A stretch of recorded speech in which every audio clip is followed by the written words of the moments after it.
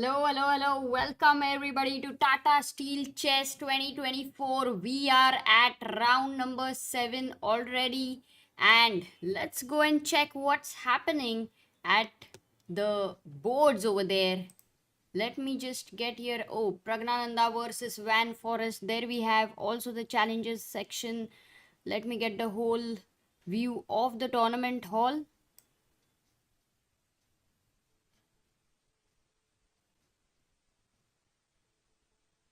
Well, we already have it. Gukesh enters the tournament hall.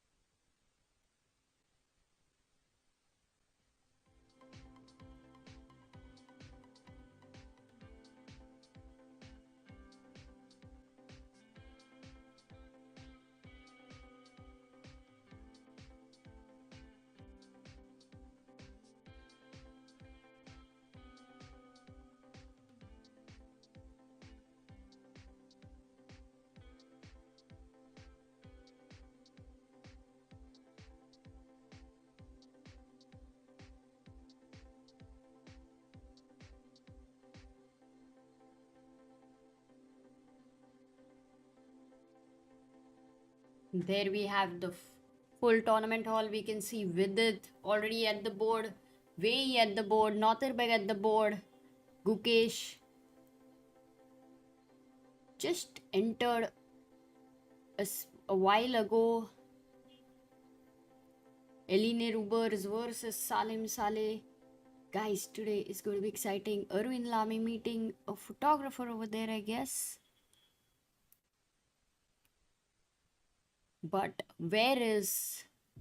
Oh, Anish. You can see Anish against Northerberg. Anish is leading the event.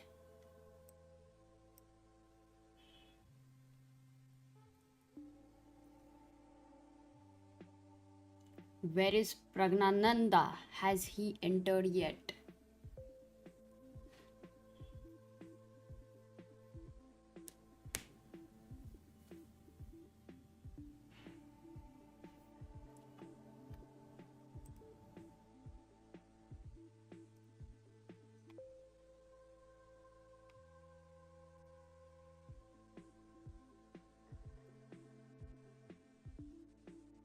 The current standings are Anish is leading the tournament. He's the sole lead with 4.5 out of 6 points, followed by Firouzja on 4 out of 6 points, followed by Pragg, Abdusattorov, Gukesh, and Max on 3.5 out of 6 points. So that's the current standing.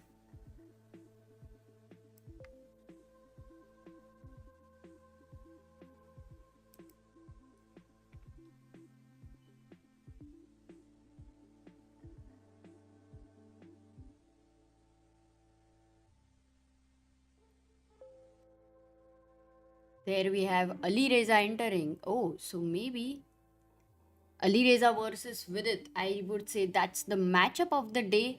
Would be very exciting. Ali Reza is black. Vidit handshakes his opponent. Ali Reza, I don't see him wearing blazer very often. By the way, Gukesh today in a blazer mode. Michael Tal. Everyone's in the chat saying Michael Tal. Why, guys? Happy birthday. Ah, is it Tal's birthday today?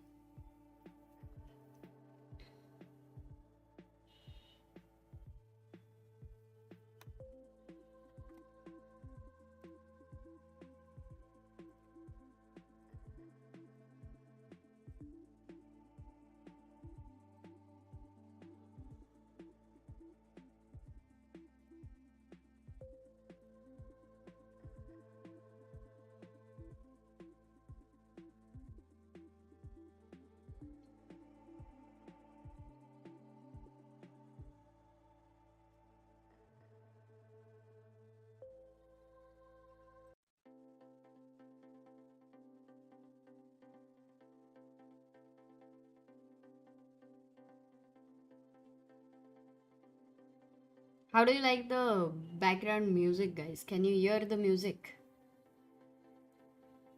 Manasvi says Gukesh is wearing a sweatshirt today. No, he is wearing a blazer.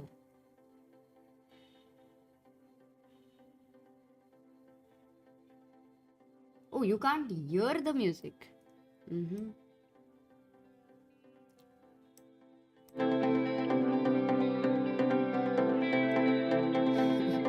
Eric says background music makes me feel like I'm in a planetarium. By the way, games are about to begin and let's just get ready. There we have the handshake. Maghsoodloo enters a bit late there. He's playing against Nepo today, so their game would also be very interesting. Shall we have a little bit of a close-up look at whose camera can we get? Just a moment, let's try to see.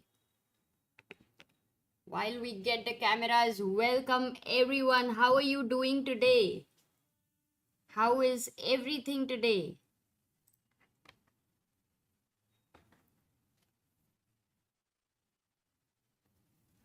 Yes, music stopped because chess has started.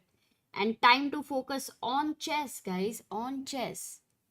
The first few minutes, photos are allowed generally, so that's a very good time, very important time for photographers.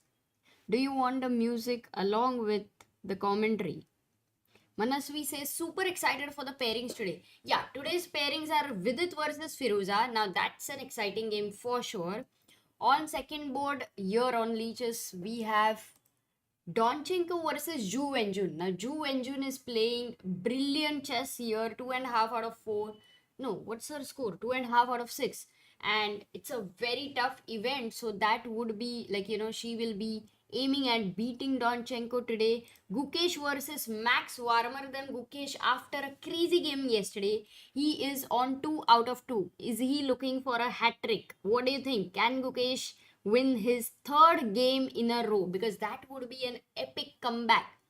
If we go to the next board, that is Pragnananda versus Van Forest. Now, yesterday Gukesh had a crazy game with Van Forest because Van Forest actually went into something which he just did not predict Gukesh would go for, weakening his king, especially for a person who loves to attack.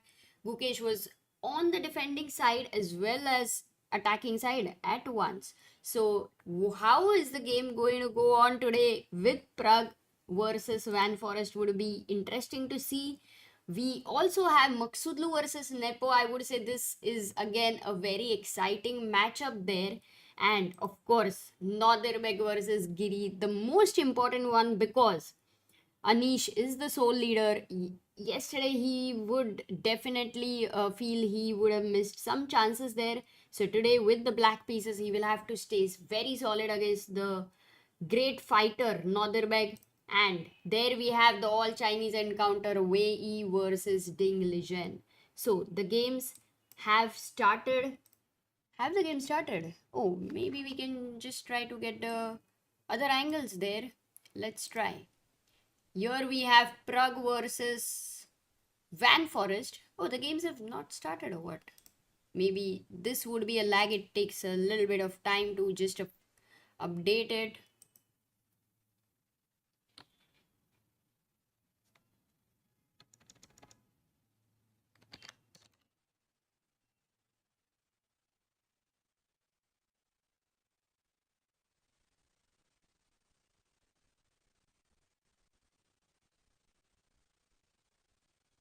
हमारी prime minister नहीं हो बाबा. I want copyright music. Look at Science Tech. He wants me to put a music where I will get a copyright. That's not happening, Science Tech. By the way, the computer goes off like it's just like a blast and it just goes off. So that happened yesterday twice, and the number of times it's happening, it's increasing. So today, Ashwin Subramaniam, who is who contributes in so many ways, he did try to help as well to check the problems, but something is with hardware. I have prepared the stream even on Sagar's laptop, so if anything goes wrong, what I'm going to do is just to have a full screen camera where you won't miss the games while the computer restarts. So we'll at least not waste 5 minutes. That's the plan. Let's see how it goes. And there we have Pragg already drinking water. A lot of moves are there, and on leeches it's still not started. Am I missing something? Rakshit, are you there in the chat? You are our, tech guru. So, chess tech guru, Rakshit. How is that ID for you? How is that YouTube channel for you? What do you think? So there we have Vidit versus Firouzja. No moves on the board. Let's go for a full screen and see. Oops. Wait a minute.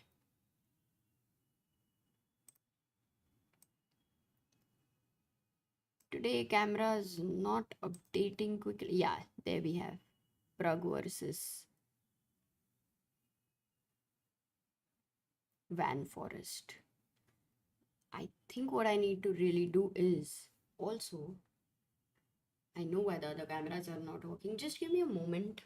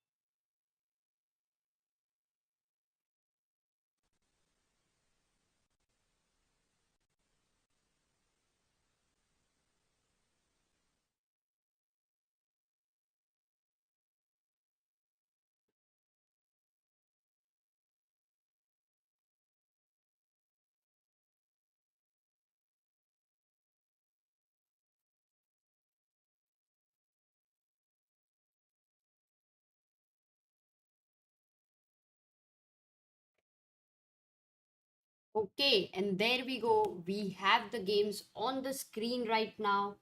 Lot of moves happening and leeches is not working. That's how it was. Arham super chats and asks, where is Sagar Bhai?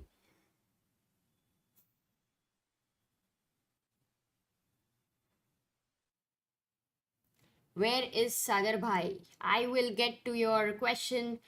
First, let's start with the games. Here we have, let's go to Vidit versus Ali Reza, because can I just have the board? Because today I think it's the third board and the names, are they set according to the, yes, they're back. They're back.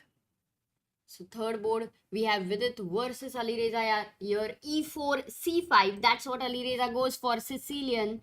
Knight f3, d6. I'm expecting knight off. But first of all, remember here, most of the times we see Rosolimo with bishop b5 check.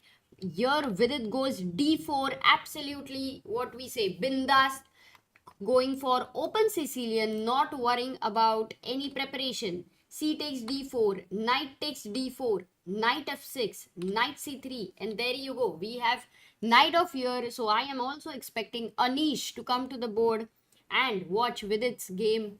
Many times he's done these courses on knight off. Vidit goes h3. Of course, he's prepared. It doesn't take much time. Ali Reza develops his knight to c6, and now Vidit goes bishop e3. Yes, he could also think of g4, that's the other line. He develops bishop e3, and Ali Reza already in some thought. He's already in some thought. Is he going to keep his pawn on e5 or not? Or which structure he's going to take? That is something he's thinking. Ding versus Wei, yes, Sakar. That's the interesting pairing. And then we go to after Vidit versus Firouzja. Yesterday we had, by the way, Anish, who is the sole leader. What's happening on this board? Board number 4. Let's just get Anish on the screen right now. There you go. He's playing with the black pieces. E4, E5, knight F3, knight F6. Oh, Anish has played the Petrov. Wow. Really needed Sagar over here. Petrov, knight e5, d6. And I think if anybody could, just risk playing this move, knight f7, which is something I'm really looking forward as a game on top level. An amazing sack, a very tempting sack there. But if Nodirbek didn't play it, I doubt anyone's going to play it ever at top level. But knight takes e4, c4 over here, played by Nodirbek. This is a normal move to start with d4. He's gone c4, of course, main line. Bishop goes to e7, and now Nodirbek plays knight c3. So actually, d4 is the main move, and he's gone knight c3. Well, if knight takes c3, whether Nodirbek is planning to take dc3, let's see. But Nodirbek has tried to, not go for the extremely mainstream thing, and he has put Anish in some thought here after knight c3. Knight is attacked, so Anish is thinking whether to defend, whether to take, whether to bring the knight back, and that's the opening on Anish's board. Let's go to Gukesh's game. Gukesh is playing with the white pieces against Max. Let's first try to get the camera there for Gukesh. Yes, there we have Gukesh on screen. Cool Center says maybe in Rapid that sack would work, but not in Classical. Yes, and maybe not even in Rapid, but Blitz on top level. Knight f7 is Crane Gambit, generally not played at top level. Exactly. That's the whole point, and that's why I'm excited to see it. But Gukesh plays c4, e6 by Max, knight c3, d5, d4. So there's no London system, but this is going towards Tarash. C takes d5, c takes d4, and Gukesh gives queen a4 check. This has been played earlier by Ding Liren. Bishop goes to d7. Gukesh takes the pawn with the queen, and you can see he could have taken the pawn on d4 directly, but instead he first gave a check. He provoked the bishop to d7, and now he took the pawn, which means that the bishop is better placed for white from white's perspective on d7 than c8. And what is the main reason for that? What could be the main reason for that?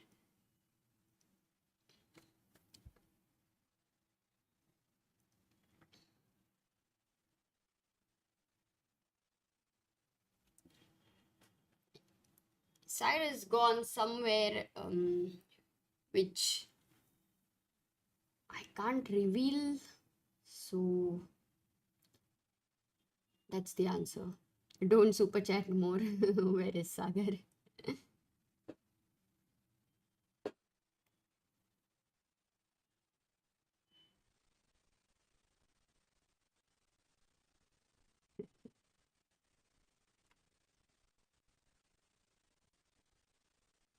C6, B5 and A4 are controlled. No, but the point is he's actually provoked him to D7 instead of C8 because the queen, you can see it's blocking the way, and many times the bishop is also good on this diagonal. So that's why bishop D7, that's a very little thing happening there. Now E takes D5 was played. Queen takes D5, and if you see if the bishop was on C8, he would have had to consider a queen exchange as well. So queen d5, look at the queen in the center, in the opening. Max says, oh, knight f6, because I really don't care about the b7 pawn. So if queen takes b7 for Max, what is it that he's thinking? What does he want to do? What's the move here which you will play? Gukesh already starting to make his games interesting. One thing is for sure, if we ask the question who plays the most interesting game, what would be an answer to you? See, most of you right now, the very natural move The natural move is bishop c6 for all of you, because that's really tempting. You're attacking the queen and you love such a diagonal. And white can bring his queen back later, intending to develop the bishop here. It's a normal game. White has a pawn up, maintains the advantage. But the right way to continue here for black would be actually to just simply develop his knight with the ideas of rook b8, developing the bishop, and getting advantage of what to say, development advantage. So that is the whole point of it, the pawn sack. Gukesh of course did not take the pawn. He went back with the queen to d1, just went back. Bishop develops to b4. Now Gukesh goes bishop d2, doesn't want that isolated pawn, so bishop d2. Max castles. You just look at the development for black. This is a position where you will feel such kind of discomfort with all 8 pieces on the king side not developed at all. Matlab, there's just no plan there. But Gukesh is prepared. He goes knight f3. Bishop takes c3 by Max. Gukesh also takes the bishop. So what is the reason that Max would have been okay to give the double bishop? Here it is. Already he answers knight e4. The bishop is attacked. Can you try to sustain the bishop? Okay, let me ask you a question to you guys to just see if you have all started. Oops. 1 second. Where is my mouse?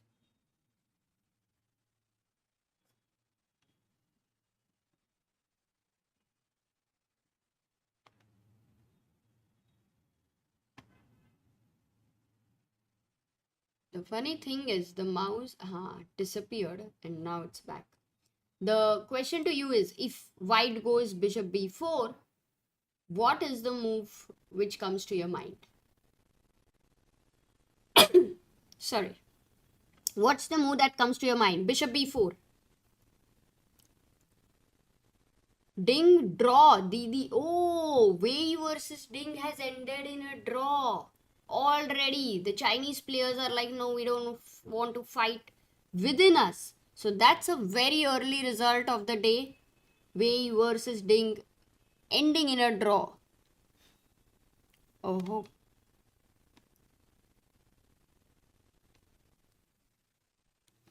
Yeah, if I look at the moves, which are suggested, then let me just show you over here. Queen b6, a5. People are a little bit confused. Knight c6, rook e8, bishop e4. But queen b6 was the thing, yeah? It feels like, once again, the mouse is disappearing. Maybe give me a moment.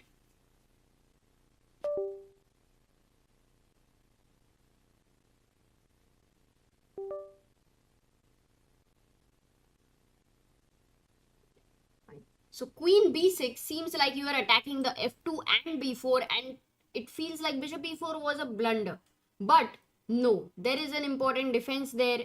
What is the defense? The defense is queen goes to d4, and it's like double attack. It's a double defense. So queen d4, and white is able to save himself. So bishop e4, if white tries to say that I want to retain the bishop, then a simple nice move would be rook e8, as a few of you have suggested, bringing the rook on the e file and just continuing your development, attacking the bishop, and this bishop is going to be in some trouble because you cannot save it on a3. The reason is the queen jumps in, gives a check, and there you go. It's all very, very uncomfortable.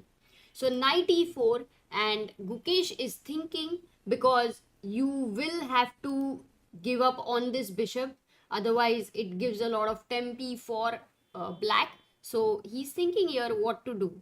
He can continue with e3, or he could also say that I don't want an isolated pawn there, and for that reason he could go queen d4, threatening a checkmate, and for knight takes c3, capturing with the queen. So this could be a likely position we might see on Gukesh's board. Going to Pragnananda's game, because we have not seen that today let's just have a look at it. What is Pragg doing here with Van Forest? So d4.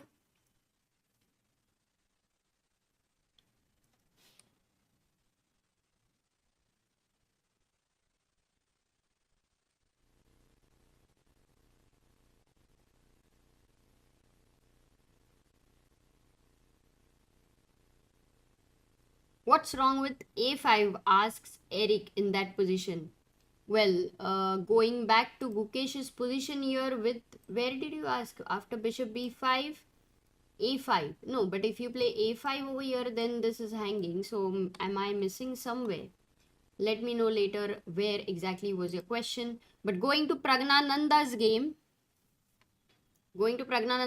here, he started with d4, d5, c4, c6. So that here we have which opening, guys? What's the name of this opening?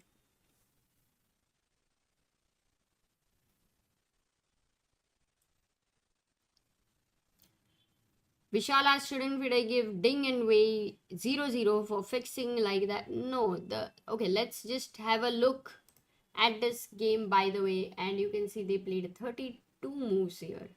And the other game which happened, that was a different one. So that is the main difference. Going to Pragg's game, yeah, what is the opening, guys? I had asked you this question. What is the name of this opening? Yes, it is Slav. It's not Karo-Kan. Karo-Kan is e4, c6. This is Slav defense. Pragg goes knight f3, knight f6, knight c3, e6. Here we have in Slav, the setup is very, very solid. Bishop g5, knight d7. He goes c takes d5. And what is Van Forest going to choose? cd5 or ed5? He takes with the e pawn. Now e3. Bishop e7. It's converted into queen's gambit. Bishop d3. Decline. QGD. Knight h5 played here. Challenging the exchange. Challenging this bishop.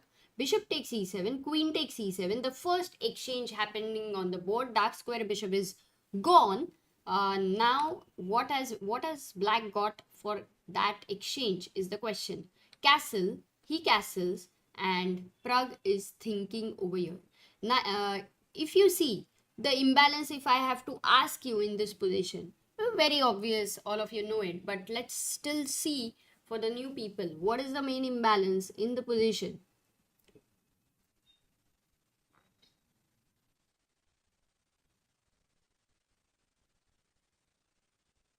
Bar. That's a good reminder there. I should try to get the bars. Give me a moment there.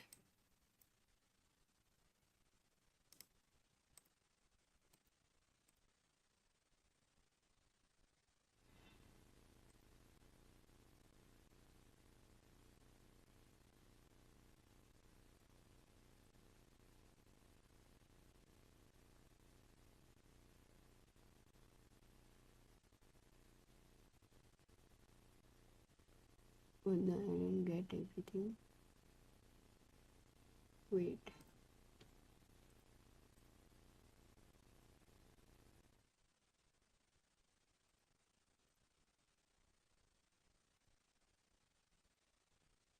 Let's get the players. Can we get actually all the bars? Let me just try to click all the bars, or will they be too much? Maybe one or two games are over.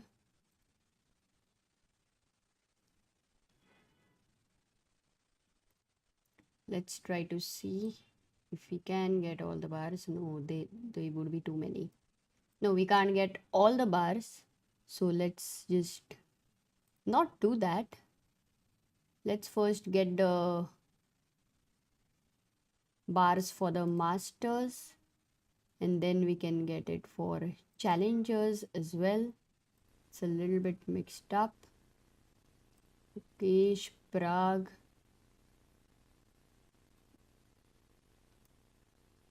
Wijk Ding Liren has ended in a draw. Oh no, now I'll have to go back and do it again. Oops. Okay. Let me get the bars properly set in a bit, but let me also look at the chat because I had asked a question. King side 5 versus 3 pawns, says Tan.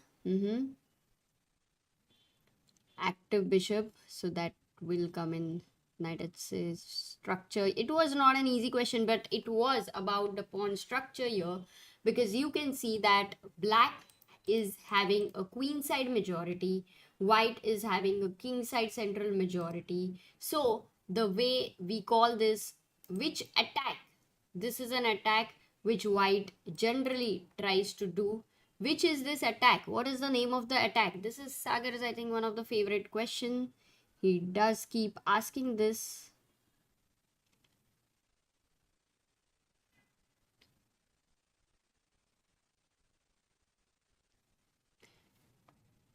And the other one is, yes, white is right now slightly better developed that way. But it's a temporary one. Yes, Pragnanda connects his rook. You can see his development advantage very, very visible. And yes, right, you guys are right. It's minority attack. Arijit, Dakshit, Mohammad, Warad. It is minority attack. So that's why Pragg goes queen c2. But how long did it think? He took 5 minutes and then goes queen c2. And you can see the threat of this move. There's a check coming up, bishop h7. So black has to decide. Does he want to take the knight back? Does he want to bring this knight to f6? Or does he want to move the pawn? h6 or g6? There are 4 options. What should we expect out of these 4?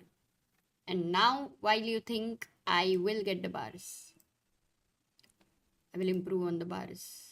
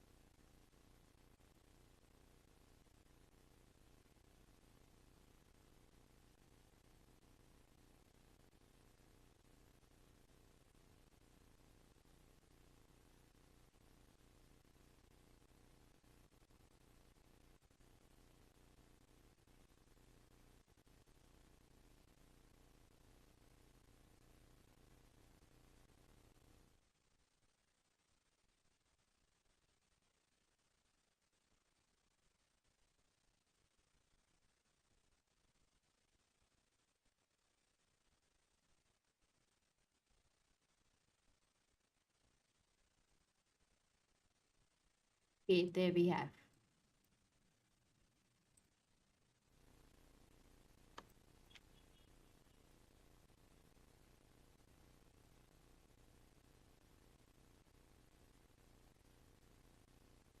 Yeah. Do you like these colors better than the previous ones which we had?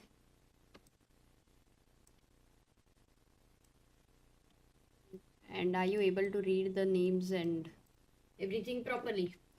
Okay, so we have all the bars set. They will get auto updated. Everything is fine. We also have reached 14,60,681 subscribers. Today's right now's goal is 14,60,700 subscribers. So we are 19 people away from it. So guys, you want to if you want to not miss something today, then do subscribe, because a lot of interesting stuff is going to happen and we're not going to miss it. The start, everything is set, sab kuch good. Himang says cool colors. Arey, nice. Chalo, then we are not gonna look back. Let's say, what is the move which people had suggested? h6, g6, knight f6. Kafi, confusion. All the moves seem like, okay, is there any problem? All of them look good. Why can't I play h6 here? You can play h6 here. Why can't I play g6 here? Yes, everything is possible, but knight df6 looks more natural because you want to develop the bishop. And when you go knight df6, Pragg has a clear plan with rook b1, b4, b5. Is he going to do that, or does he have something different, yeah, something more interesting. Is he going to keep his rook on e1? Is he going to play knight a4? So these are the questions. It's a very classic kind of a game which we are having on Pragg versus Van Forest. Let's go to let's go to Vidit's game right now, because it is Sicilian and Sicilian cannot be non-interesting. That is the fact about Sicilian. That if it is Sicilian, then it is going to be the most interesting middle game we can see. So knight c6. Let me just get the cameras there. Knight c6, bishop e3 played by Vidit, e5 played by Ali Reza. How much time did he think here? 3 minutes. This is the point where we left the board. Knight goes to b3, bishop goes to e6, and Vidit now plays queen to f3. So that's his preparation, going to f3, like it. Knight goes to b4. This is attacked, but his idea was to long castle anyway, and the rook goes to c8. You can see a pin is created there. You cannot move the knight easily, plus you will have to keep an eye on these ideas with d5. Vidit simply goes king b1. This is still opening right now. This is all theory. Ali Reza is thinking there, you cannot move the knight. But at this point, this move would be a disaster because the king is in the... In fact, it is not as good as much as a disaster.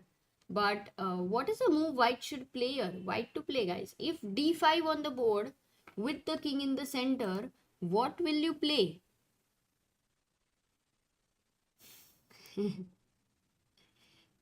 En route to Wijk. That's a good question. I can say Sicilian interesting, but Khan is the most boring line. Depends on how you play it. But I can completely understand. It can be boring for others. I do get it. I won't argue with you. Oh, Akhil says no, he doesn't like the colors. There is no contrast in the white and black bars. Okay, that one will be improved. That one actually had to be improved, but just forgot about that. Tan, thank you so much.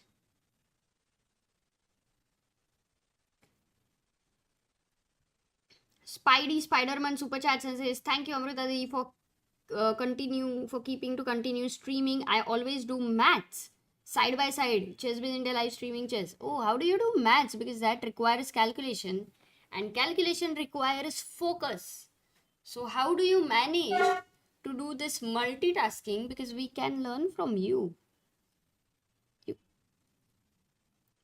Or is maths become like an auto thing for you, like how you drive and then you can, while driving, you can talk, you can hear music? Not sure, but what is the move? Nice. Mohammed, very strong there. Ayush, 6 degrees. Ayush, Vaibhav. Right, it is a3 first. First attacking this knight, very importantly. And then you can see this pawn is attacked by 1, 2, 3 and 4 guys. So you are basically removing the deflector. The question is, it doesn't stop there, because black has a very interesting idea, and this is what with it will have to be very careful about. So things like knight c2 and then d4. The only advantage here, white to play the way Vidit can defend, which he clearly knows, either he's prepared or this he will calculate on the board. White to play. So this move you find, and then you know the calculation that okay, king b1 is a safe move. It's not a problem. What's the move here?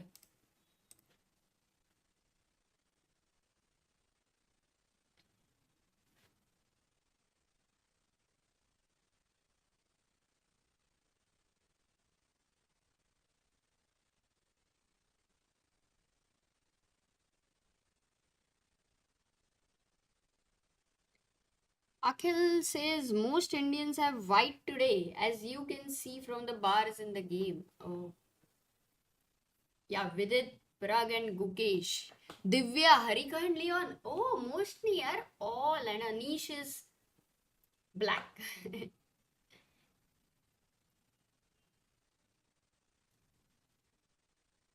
What is the move? People are suggesting. Okay, I have the chat chess moves and I'm gonna see the guys. Come on, answer. Be active. बहुत slow चल रहा है. Too slow. Come on, come on, come on. Want some active answers and the move here. No, did anybody find? Only one person. Okay, two. Wow. There's confusion between two moves, but three people have found a right move. Swankal, Viresh, Mohammed, and Kirtan. Four people.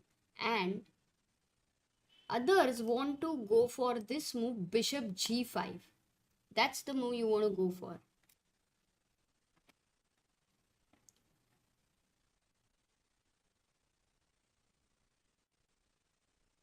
This mouse is also on. Yeah, most of you want to go bishop g5, pinning here because you think it's a pin and you have saved a bishop and you don't have to worry about this. That is what you are right now thinking. But don't forget that this is a pin. This is also another pin. So it's all so many pins here.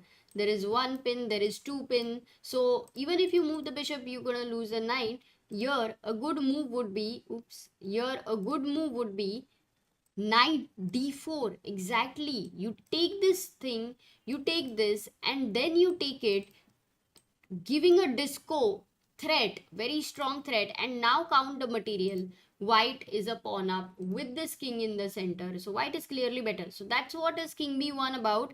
And for sure Ali Reza will, if he's not prepared, this is a move to just calculate, like you can't ignore it.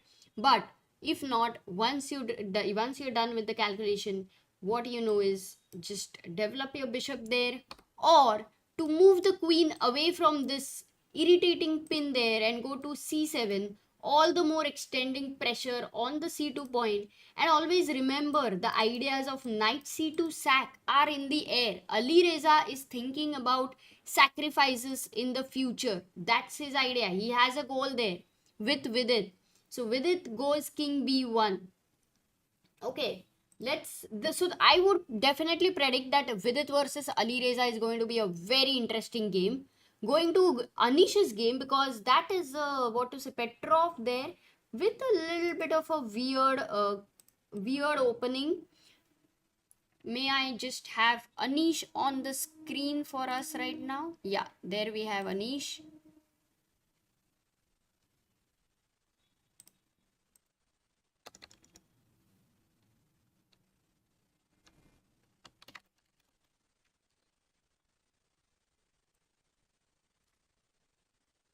Okay, there we have Anish. Here after bishop e7, he went knight c3. Anish took the knight. D takes c3 was taken by Abdusattorov.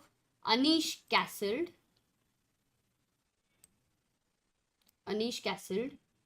Bishop d3. Nice diagonal here. But very important is for the Greek gift, you're also controlling this g5 square. Knight d7. Anish brings this knight. Now it can go to f6, c5, not e5, but yeah, it is in the air. Bishop e3. He goes to knight f6, defends the h7 pawn as well. Plus, these are the ideas later. h3 has been played, stopping knight g4 forever. And now Anish goes b6 over here. He is having 1 hour 18 minutes on the clock. Nodirbek is having 1 hour 32 minutes. And is this opening? This is an opening. How many games, any top player games, guys? Anything you are aware of through the data? Who has ChessBase 17? Can you check? So b6 has been played. The bishop is going to develop on a wonderful diagonal over here. This rook is going to come on a beautiful open file here. And after that, what? Is Anish going to take a break on d5? Is he going to do that, opening up his bishop? Or is he going to, play bishop f8 and just wait and maybe double the rooks? These are all the questions there. There is a doubled pawn over here. Like in Nimzo, if you have the c6 knight, it goes to a5 and bishop goes to a6 to attack the c4 pawn. But over here, you neither have the knight nor this pawn cannot be defended by the other pawn. So that is a difference there. But I like Anish's position. It's very, very fresh. In fact, queen c2 has been played by Nodirbeg. Anish comes back to the board. By the way, did Anish yesterday put the photo of what he was having for dinner yesterday on Wilder? Did anyone check?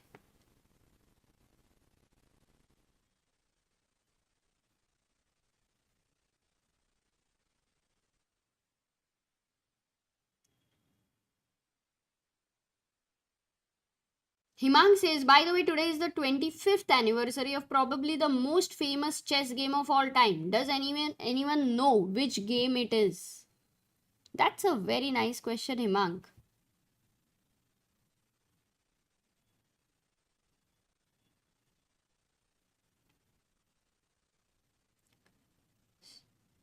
Stefan says, greetings to all the people in India. But Stefan, where are you from?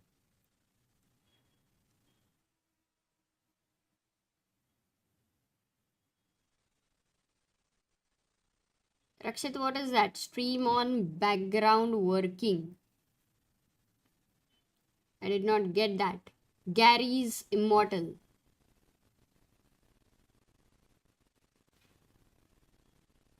Dino says, hi from Philippines. Having dinner. Oh, what's the time there?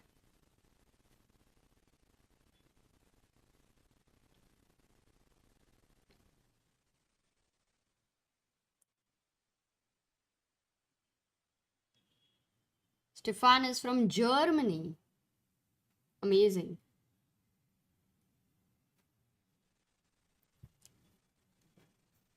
Working on something while listening to stream on background. And I believe you would be coding right now, Rakshit, who has made these wonderful bars and made it very easy for us to do a roundup. Like, just look at this. Param versus Nepo. They are right now having an equal position. Vidit versus Alireza. Oh, Vidit actually having slight initiative through the opening. Pragg versus Jordan. Yes, slight initiative to Pragg as well. Nodirbek, Giri, very unclear.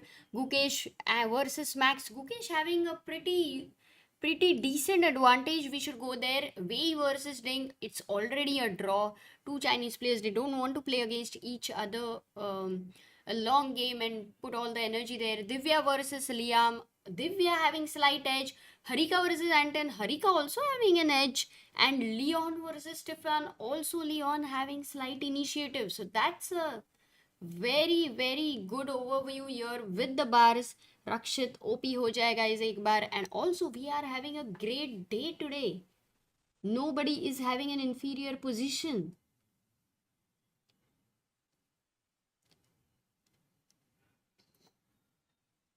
So long castle played by Nodirbek. Oh my god, we did not even consider this. Queen c2, bishop e7, that white could go for long castle. Nodirbek in a complete fighting mood. Long castle versus castle. It's Petrov. And can it be more exciting? Because Anish has to start. Anish has to start with some activity for sure. Cannot go slow. Okay, even rook e8 can be played. That's a possibility. But it looks like Nodirbek's attack looks so much more free flowing, right? With the knight waiting to jump in, with the pawns rushing in here. These ideas, they're just so free flowing. What about black? What are black's ideas there? One is to start pushing as we kind of consider, but then these double pawns here are helping white with the king on c1. We've often seen that when the c file is opened, does get a little bit risky, or even for a5 b5, but the c4 pawn is such a beautiful pawn here for such an idea of long castle that for Petrov, I think Nodirbek has really found an interesting way to continue. I'm sure this would have been played, and I think we should check it. The only worry for me is that the computer shuts down, so I don't want to do too much of checking there. So not now, but I would check this opening and get to you tomorrow. Going to Gukesh's game, because he's having pretty much of a decent advantage there. So look at Gukesh, eyes closed, Can we have him on the full screen once? Let me just go there. Oops, not this.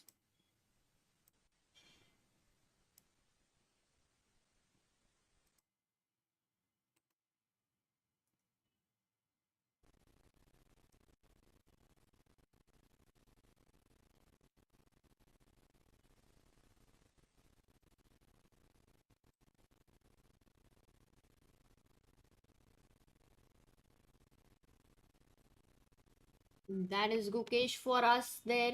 We last left at the position knight e4. We were expecting queen d4. That's what happened in the game. Max took on c3. Gukesh took with the queen. So no isolated pawn. A good structure he maintains. Queen went to e7. Gukesh just simply goes e3, wanting to develop the bishop. Rook c8. Queen goes back to d2. And rook goes back to d8. Oh, so in fact, in a way, could it be a little draw for, because if you go queen c3, firstly you can repeat, but of course secondly you can also just simply continue with knight c6 now that you have got this rook on d8. So rook d8. If you don't play queen c3, what else? Is there any disco where you have to be worried? Because you can't really stop the disco. Bishop d3 would be a big blunder. Of course, all of you know this pin. So the move is very easy here. Black to play.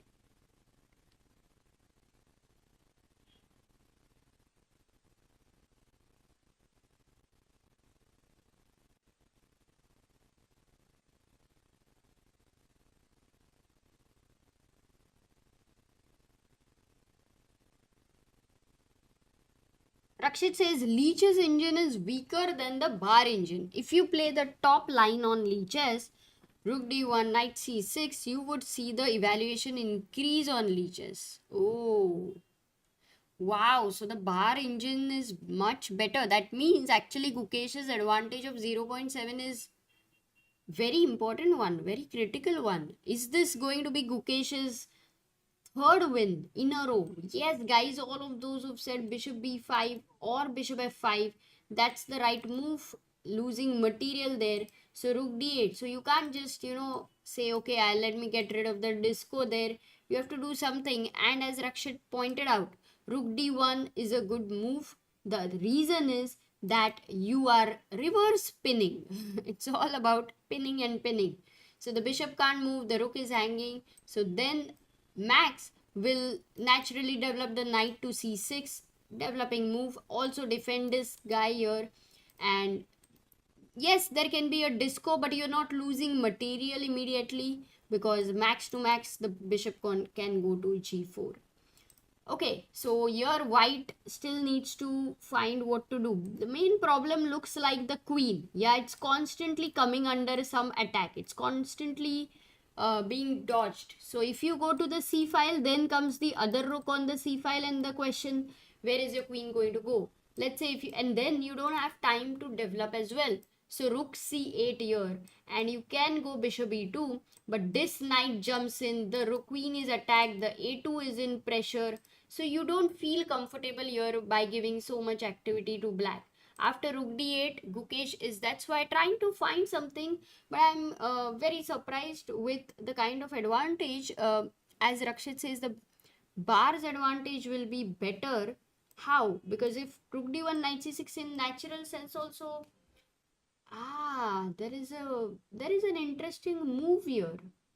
But can it give advantage? Are you guys able to find white to play? Very tough question. White to play.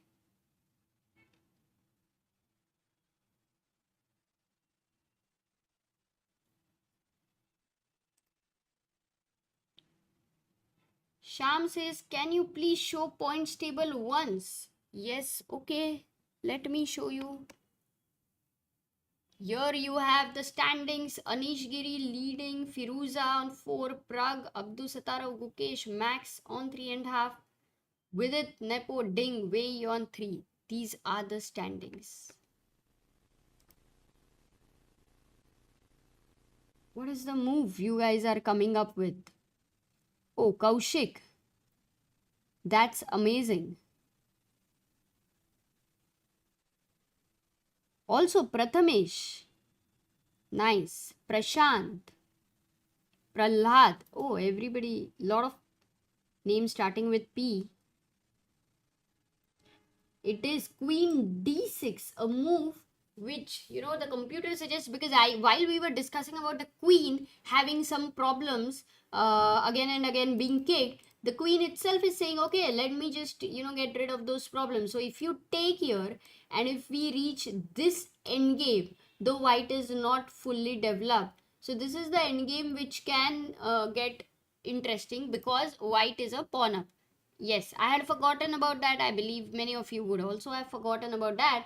But because white is a pawn up, he's very happy to reach such an endgame. So rook d8, and that's the compensation for black. Where did Gukesh, by the way, win the pawn? Completely missed that. Ah, here. It was right there. When he gave queen a4 check, took this pawn. Okay, this is where he won the pawn. To give all the compensation is in the form of beautiful open files for black. That's the compensation. Okay, rook d8. We will come back to the game. But right now, let's go to which game? Pragnananda's opponent has gone for queen c2 g6 out of all the four moves. Pragg goes rook f e1. He's not yet gone to b1. With this rook also he could have gone. Knight goes to f6, and Pragg goes knight d2 with 1 hour 25 minutes on his clock. He goes knight d2, easy eyeing for e4 break with f3. Bishop goes to e6, and Pragg is thinking. But looking at this, let's firstly try to get Pragg on screen right now. Looking at his position with his last moves, it is very clear that he's going to follow it up with f3 and e4. That's what he wants to do. So he did not go for the minority attack, which is the classic attack. This is what he has. I'm sure he's prepared well, and he's developed some understanding here for this break. VD. Everyone's saying VD because that is the matchup of today, and also the most interesting opening for today, undeniably.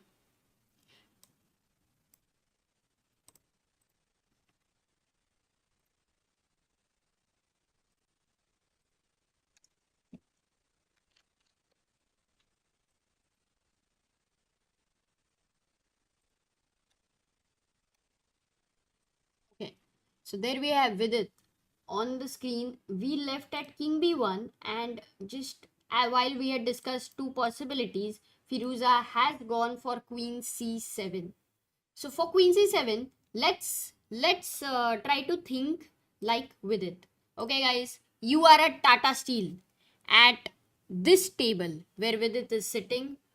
Your opponent Ali Reza is walking, relaxed, and now you have to decide what you want to play. Very important round. It's been 6 rounds. You have drawn your games, all 6 of them. You haven't been able to beat your opponent, but a good part is you even have not lost your game. So how will it, like in this, at this point you really want to win, right? You are somewhere desperate to win.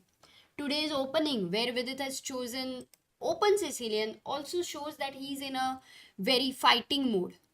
So the question is, how are you going to continue here? Because a lot of calculations there, but feel like Vidit right now.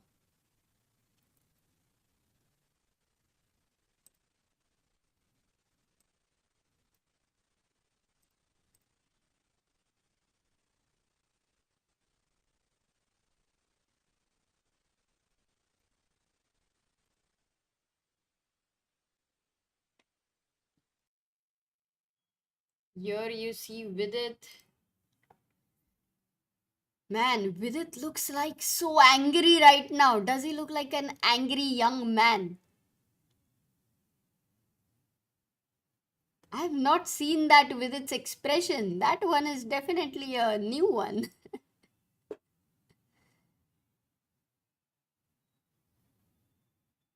Okay, there. Let me see. Let me see. You guys have suggested the answer over here. And I see a3, g4 and bishop g5. Oh, wow. a3, g4 and bishop g5 as, equally interesting for all of you. So you have given candidate moves a3, g4 and bishop g5.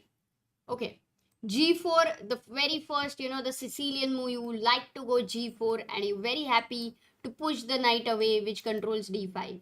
But for g4, there is a problem. And the problem is, which we were looking at earlier, which is, did you get the problem? The last move, what was the idea of this guy?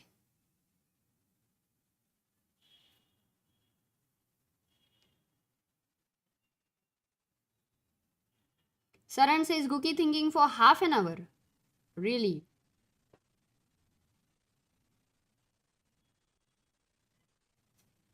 Yes, absolutely. D5. D5 will jump in. You don't have time for G5. There is knight E4 and do not forget the spin. So that is the problem there. You don't have time for G4 or any slow move.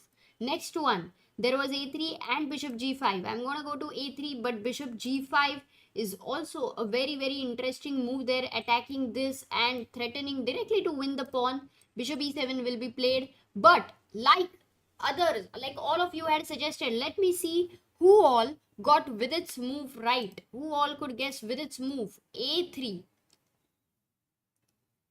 Oops, A3. Gauri, Shobha, Rohit, Vaishnavi, Vaibhav, Venkat, Kirtan, Prathamesh, Anay and Yash. All of you who mentioned A3, Vidit actually has played A3 and instantly Ali Reza chops this pawn, as Sagar loves to say, knight c2. We are having one of the most interesting games. Maza aane wala hai, guys. Total maza. For all the international audience, maybe a time to learn a new word. Maza is fun. But when you say maza, it's all the more fun than saying fun. Yes, A3 knight c2 Rakshit, you had asked me earlier, and that was a very good question there. A3 knight c2 has happened on the board, and my mouse, why does it just disappear suddenly? Okay, these are the problems of the life of the desktop right now. Another 7 to 8 days. That's fine. If I can right now live a life without Sagar, then this should be absolutely okay to manage. Oof, it's back. Okay, so king c2 played by Vidit and he's entered this pin. But why has Ali Reza absolutely given a whole piece? You can see Erwin Lamy looking at his game. What is the next move? What is the follow-up move? I'm not going to show this move because kya idea kya hai? There's nothing happening. There's no pawn which is attacking. There is no black piece which is attacking. A full knight is given. Maybe after a full night of preparation, he's come with this sacrifice. Isn't it? What's his plan? Oh, this is very interesting.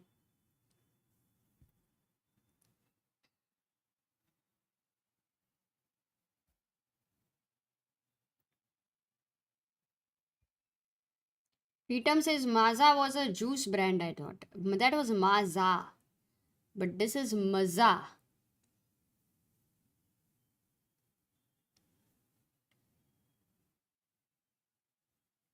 Rakshit had mentioned then b5 and b4 incoming. Okay, doesn't it feel very slow? b5 with the idea of b4. You want to go b4, but I have time. Firstly, I cannot move my king away because I would lose this piece. But I would go ahead with bishop g5, attacking your knight, and you would obviously defend your knight. And I would say it doesn't matter. I'm ready to give up this bishop here. Bishop takes f6, bishop takes f6. You have double bishop, but hey, don't forget you're a piece down. The problem is I can't go back because you are attacking this knight and my knight is weak. But time to solve the problem. How to solve the problem? Let me just go to the main screen, a bigger board there. How to solve the problem here is just move away the knight and get rid of, tying your king, feeling it attached with the knight. Now it's free. Can just go to b1. It's also easy. So after king c2, what Ali Reza found the move, has any of you found? No, because yes, Shubhi Gupta. Array, we have a very strong player in the chat, and Shubhi has found it. Mandar has found it. Rakshit, Rakshit, tell me, did you really find that? That too while coding. Because if you have found that, then Rakshit, you must play a tournament. This move, if you have found it, it is like qualifying to play a tournament. So such bolo. Venkat says queen c6 already played. Knight d2 is the best for Vidit. Queen c6 is the move. And I'm very glad that so many of you did not see the move but tried to find. Though you did not find the move, that's fine. But queen c6 is the move which Ali Reza finds. Now what is the idea of this move? Who is going to tell me the idea of this move? Ali Reza is having 1 hour 11 minutes and with it down to 1 hour 20 minutes. What do you think? Is this preparation or not? I also have a clear opinion, but let me not make you biased. Rakshit says, no, I didn't find it. I have leeches open. I'm analyzing. Rakshit, disqualified. You cannot play a tournament. Push d5. No, but all those who have mentioned queen a4, exactly. That is the idea. Because while we were talking about the knight wants to move and this knight is a problem, queen a4 is the idea. Because how do you defend this knight? This was the defender which was removed. It's such a tough idea, such an amazing idea here to learn from. And Ali Reza has found brilliant way to complicate. I mean, of course, I believe this should be preparation for sure, but it is still a brilliant preparation. Rakshit says, so now for white, yes, Vidit has to find his next move. Rakshit says was going through the top engine line. VD can only find knight d2 if he sees. Let's try to see. If knight d2, queen a4 check. Don't forget there is a pin there. So queen a4. Now king, oh my god, king d3. Look at this, which is impossible for a human. But not if you are prepared, Rakshit. It could be impossible, but not if you are prepared. King on d3. For sure, I know why Ali Reza has chosen this. Like, he would also not care about the engine evaluation, because to keep your king on d3 and to keep defending accurately sounds like a very big task. So knight d2 is one thing. Okay, let's just go back a bit. And for queen a4 check, there is another possibility, which is b3. Okay, b3. The point is, it looks very scary. Firstly, why? This c3 knight looks very weak and, kind of not having enough support around it. The friends and family, that kind of a thing it looks like. Another thing is a3 is hanging. So queen a3 feels like a stressful move there. Though the engine says, oh, doesn't matter. There is a nice move here. Not one, but two possibilities. This is a game which is crazy for sure. I agree with the chat. It's a bloodbath and we will be majorly focusing on this game until Gukesh, Anish and Pragg are able to, create complications as good as this game.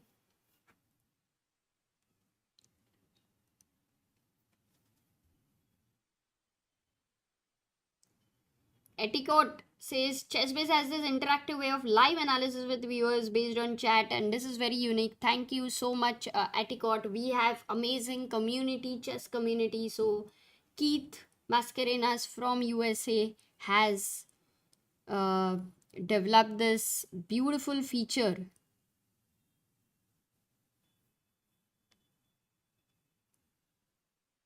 What are people saying? Rook a1, knight c4, bishop c4, rook a1. So many people want to go rook a1 over here, but the rook is hanging, guys. Can I not go queen a1? Yeah, you can. No, I can't. Oh, of course I can't. They had a trap set there for me while doing streaming and multitasking, and that's what I missed. Good one there. So not queen a1, but for rook a1, yes, I completely blundered. But for rook a1, there is an important intermezzo. And that intermezzo, guys, it's all about tactics.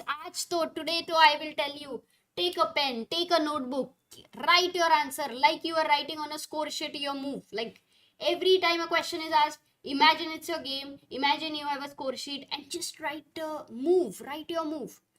And like in the game, you can write only once. I mean, you can play the move and write only once. Make it like that. Not like after listening to the answer, you scratch it off. Yes, rook c3 there. Rook c3. That's a nice intermezzo because then you capture with a check. So that's the whole point of it.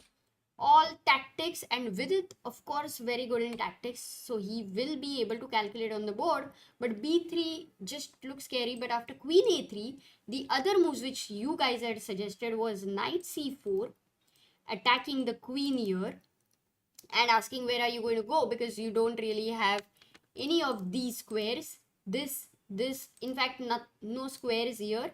So you will have to go to b4. That's the only move, and this is the position which white is better. That's what the computer thinks. The reason is, but with crazy analysis, and I don't think you can find this unless you're prepared. Sometime you are trying to recollect, because when you've prepared, you do face such situations where some moves, you know, oh man, this is such a crazy idea, this is an amazing concept, and I have to keep this in mind.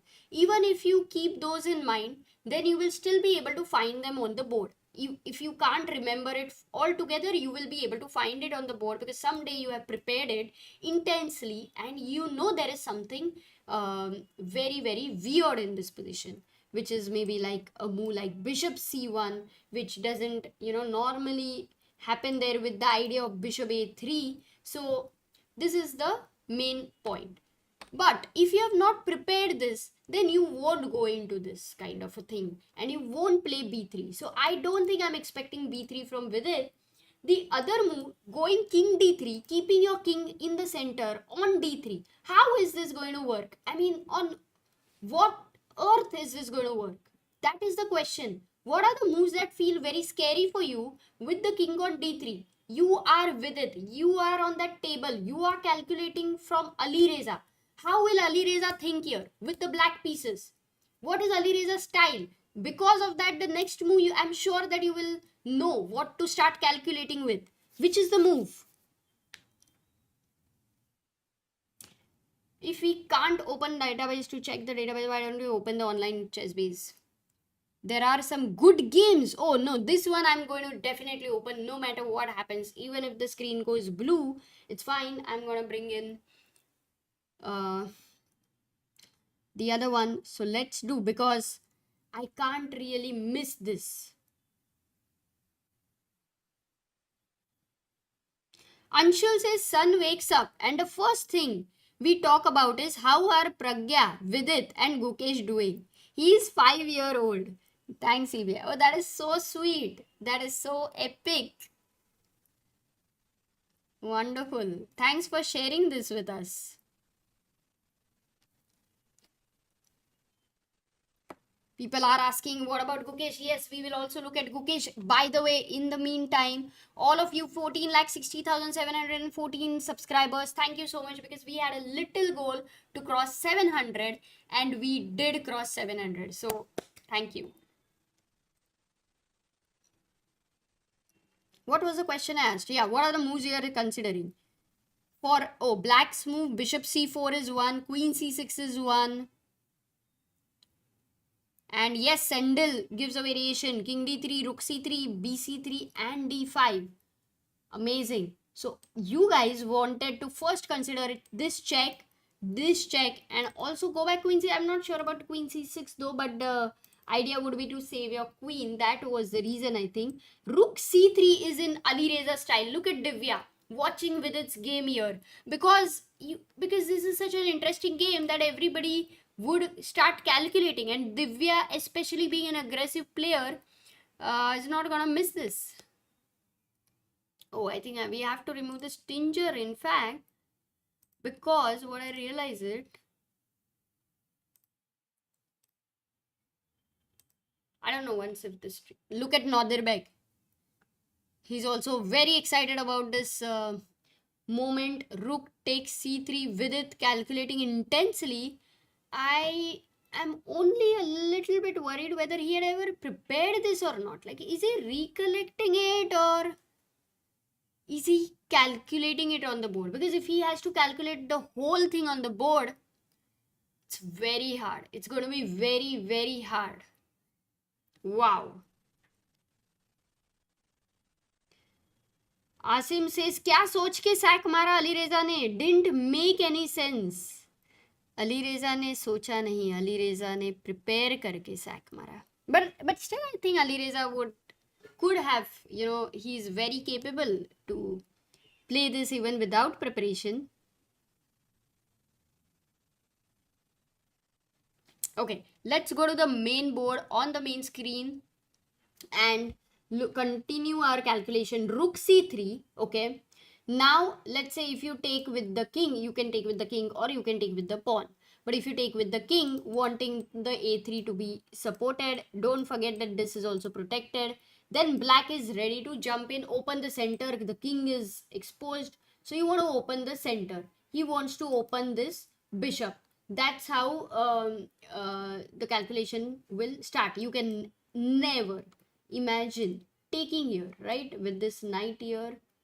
Oof, I can still imagine. I mean, e4, and we reach all sorts of crazy analysis. Okay, so d5 is one option. So king c3, that's how Vidit will think. If you take with the pawn, and now if d5 comes, there is a difference, and the difference is very, very nice difference, by the way. Next move, let me ask you, can anyone try to guess? I will bet you can't guess, but still I should give some benefit of doubt there. White to play.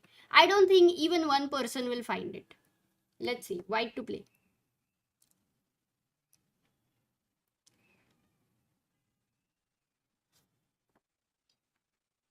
I think I'll bring water until you guys find it.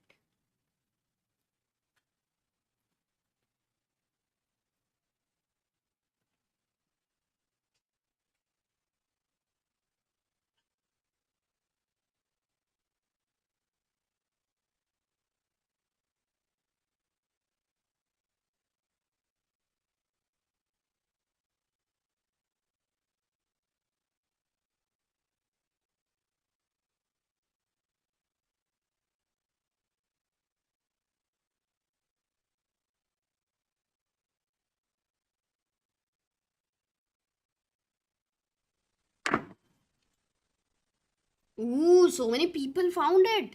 How come? What? 17 people. Vaibhav, Saket, Sigma, Himnish, Bharat, Vedant, Stark, Sachin, Animesh, Vishrut. So many of you have found it. Rook b1 and e5 were other moves. But king going to e2. That's the move. Your king is running away to completely another side. Man, can you believe this? And then you want to go king e1, develop this bishop. It is crazy. Again, it is so unrealistic way. Like, you cannot even imagine to play this. I doubt Vidit is going to go for anything like this. Look at him. He's going to need a lot. Oh, did he play? Oh, he goes 92. Oh my god, guys, Vidit is gone 92. I want to see how Ali Reza wants. But Ali Reza, I don't think he will react. But look at the audience there. The crowd there.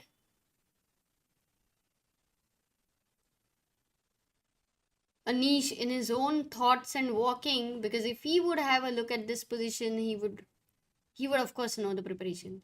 Ali Reza back on the board. Is that like a slight smile on his face or what?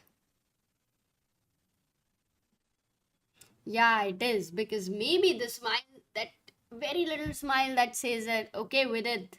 So you are also prepared. I got it.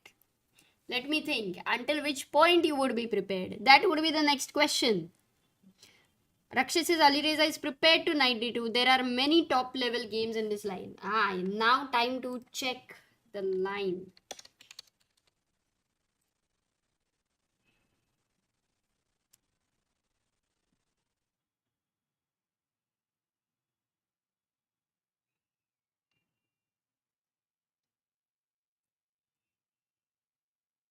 So we have an amazing prep on the board.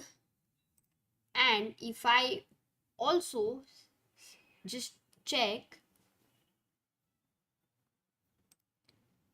just also show you, give me a moment there.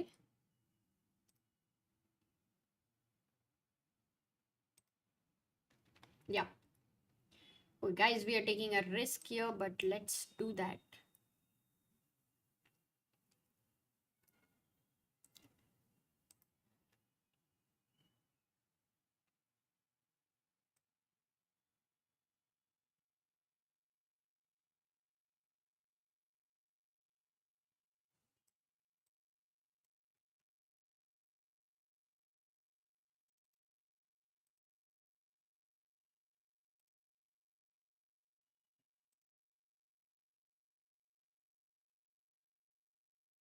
So here we have the board, and here we have the moves. So e4, c5. Let's get the moves. e4, c5, knight f3, d6. What does our ChessBase 17 say? d4, cd4 takes, this is knight off. We have like 4 lakh games here. No, 40,000, 4 lakh games here. h3, knight c6, bishop e3. Okay, knight b3. And now we've reached only 44 games. So where is it that, oh, knight c6. So this is the move order over here, where there were, after h3, knight c6 has been played. Not a very common move. Who has played it? Korobov has played it. Firouzja himself has played it, in fact, against Sindarov. Oh, it has been a draw. So g4. Oops, no, let me restore the game. Bishop e3 here has been played. And e5, knight went to b3. Caruana Arjun has also played this, by the way. Bishop e6. But the main point is about queen f3. Queen f3, Carlsen has played it. Arjun has played it. After queen f3, knight b4 has been played by very few people. Short castle, a long castle. Rook c8. King b1. Queen c7. a3. We still have these games by Karyakin. That was back in 2014. Oh. And knight c2. It's like a old line has been revived here. Karyakin, Lajnishka. Who else? Yeah, these are the two players, of course, I know. But black, Wojtaszek has played it. Wojtaszek with the black pieces has played it. And the games have ended in a draw here. So if king c2, queen c6, Vidit goes knight d2, I think what we can expect, let's just have a look at Karyakin's game where he went d5 and the queens got exchanged. Oh, it could actually also fizzle out like this. Or if we look at Wojtaszek, then even he played d5.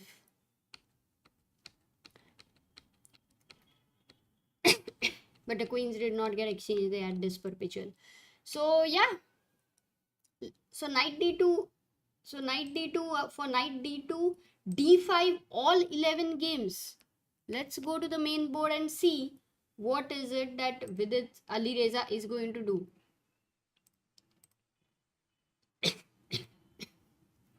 He went knight d2. By the way, only move for Alireza according to the engineer, d5. So Alireza needs to play d5. Let's go to other games and we will come back here. Pragg. Okay, let's go to Pragg. Pragg versus Van Forest. And if Ali Reza makes a move, maybe we can have the camera here for Ali Reza so that we will know, because it's a very critical move. F3. Where did we last? Yeah, we left it rook f e1. We left it knight d2. Bishop e6 was played. And knight b3. Actually, we thought that Pragg wants to go f3 here. But Pragg went knight b3. So, confusing there that, oh, you're not going for f3, e4. Knight g7 was played by Van Forest. Rook a d1. He brought the rook over here, clearly behind a pawn where the center is closed, which means that he's clearly trying to prepare that center is going to get opened. That's where the rook here will make sense. Rook f e8. Now he goes f3. Rook a d8. And now he goes queen f2 with 1 hour 3 minutes on his clock.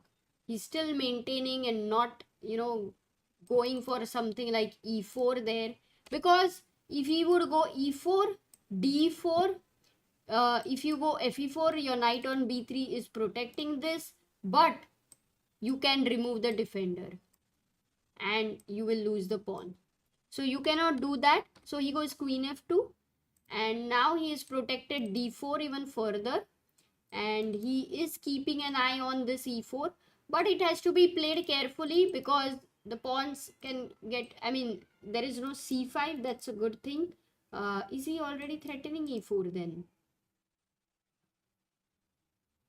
Looks like that, because what if a move like bishop f5 where you want to challenge the bishops to exchange? Then a move like e4 will be considered. So it's not so easy to just play that. Or if you try to bring your knight to f5 here, then I can't go e4 because d4 is under attack. So knight f5 could be a possibility for black to play. So this is Pragg's game. While not Ali Reza is thinking, let's also have a quick look at Gukesh's game, because that one was also very interesting. We left it as, because Gukesh had won a pawn. Shall I just, do you want me to change the camera? Guys, can you help me to let me know? Otherwise, I'll change the camera and then people will be like, oh, come on, that was such a critical moment. How can we do that? Rakesh says Gukesh under 30 minutes already. Are you serious? Okay, now we need to. Rakshit says, by the way, due to new engine theory after d5, d5, knight d5, the main move is now rook c1. According to the Stockfish 16 gives edge to white.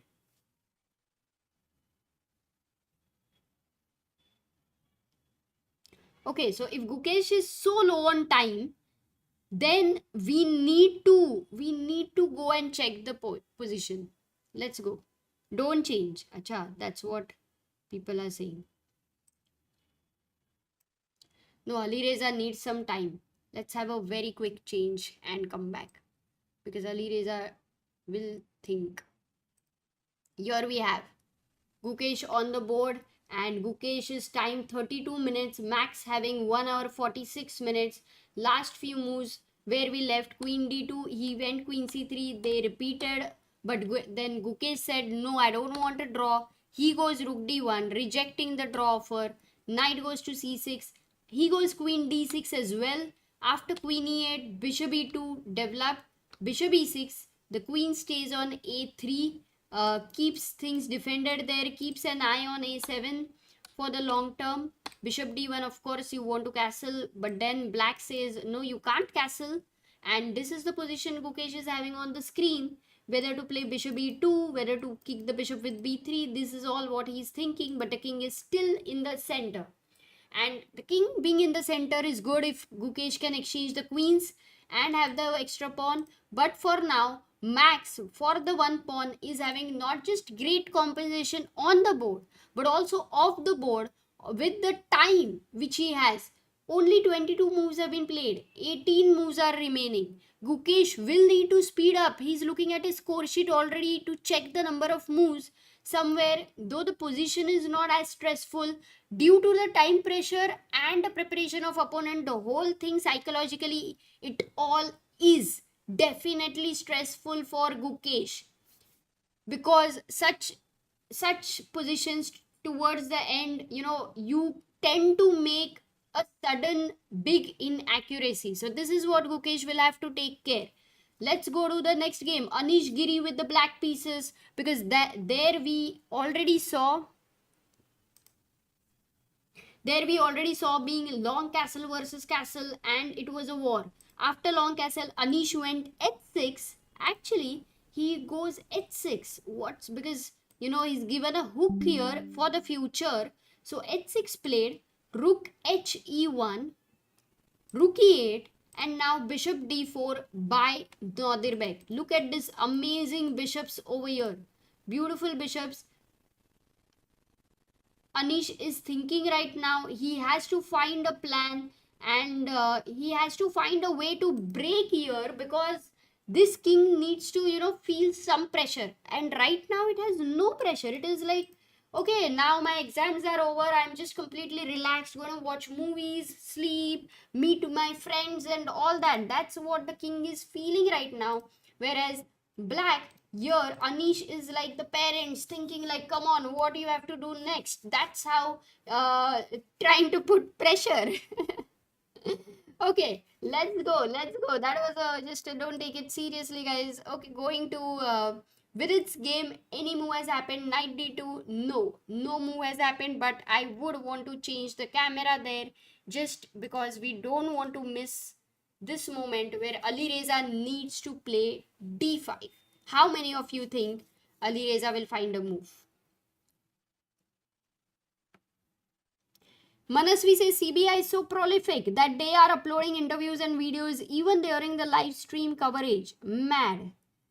Oh, Manasvi, yes, a lot of things are going on everywhere. We have Nikhilesh at Dubai. There's this Blitz tournament going on. Ronak Sadhwani is playing. We have in Bangalore tournament is going there. Aditya is there. We have at home people working. Shahid is editing videos. Every lot of you can see Himank over here. So there's never a stop. There's never a pause. And thanks to all of them right now.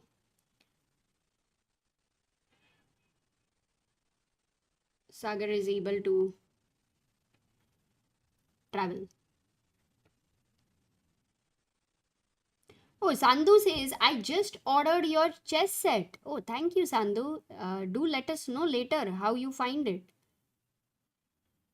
How many rounds? Oh, this is a very long tournament. 13 round. Manish says Ali Reza is yawning. And he's also smiling. How many of you think he's smiling? Or is it only me who is thinking that he's having this, smirky smile on his face? Sendil says, I think Ali Reza is thinking, should I go d5 or queen a4, which is prep. There is this also these stories which were, yeah, he is yawning. Man, what a position. This is the position. He has sacrificed a full knight and he is yawning. What now, guys? Just tell me, was I not right when I mentioned to you, full knight Ali Reza prepared to sacrifice a full knight? This is the proof. This is the proof. Yes, Mridul says he's smiling.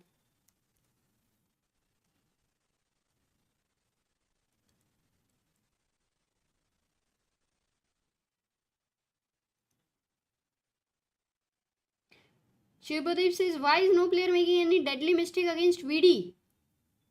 All his opponents playing solid like him. Prajwal says you already received it and it's high quality and you're loving it. Oh, that is nice. Thank you. Kishore is from Malaysia. Kishore, we used to play this tournament in Malaysia, which was Dato Open. It used to be held in August and it used to be held just, I think, just into a mall. So that was very nice.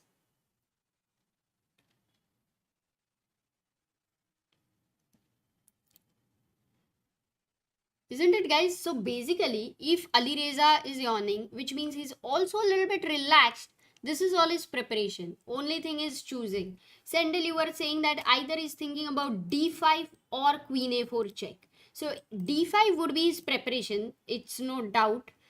Sometimes what happens is when you reach a position, you start thinking of something else other than the preparation also. which you really find interesting. And he would have analyzed queen a4 in his preparation as well. And maybe sometimes he decided, okay, on the board I will go for d5. But at times, there have been situations for top players where they suddenly felt, oh, why not this move? And they have deviated from their preparation, you know, or deviated from the decision they have had already before the game. So if because of that Ali Reza is thinking queen a4, could be a possibility that no matter what, king on d3, black is very happy to, play something like this. Now he would be thinking whether Vidit will be able to defend this or not, because for sure the tempting move is queen a4, then d5. So that is the question. The other thing he's thinking is, after d5 he is recollecting the preparation, making sure, because it is such a position that after giving a piece sacrifice, you cannot just mess up the opening. The stakes are just too high, absolutely high. So you can't do that. That's why Ali Reza is right now taking time. He's down to 55 minutes. This is move number 14. This game is going to get under severe time pressure if they don't end, if it doesn't end in a perpetual like draw or a 31st move draw. Freedom says the acting gambit. Jay says, this game reminds me of Dubov versus Vidit at Tata Steel 22. Oh, great memory. I don't remember though. But when you say Dubov, I'm sure that it would have been crazy.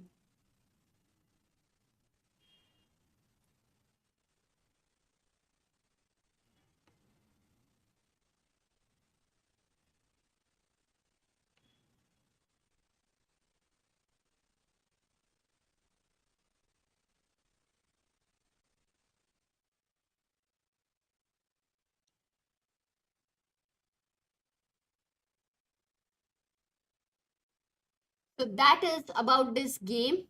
Shall we also have a little bit of a look? Like we can go into very detailed analysis. That's one option. Would you like that? Or shall I shift to other games? Let me know.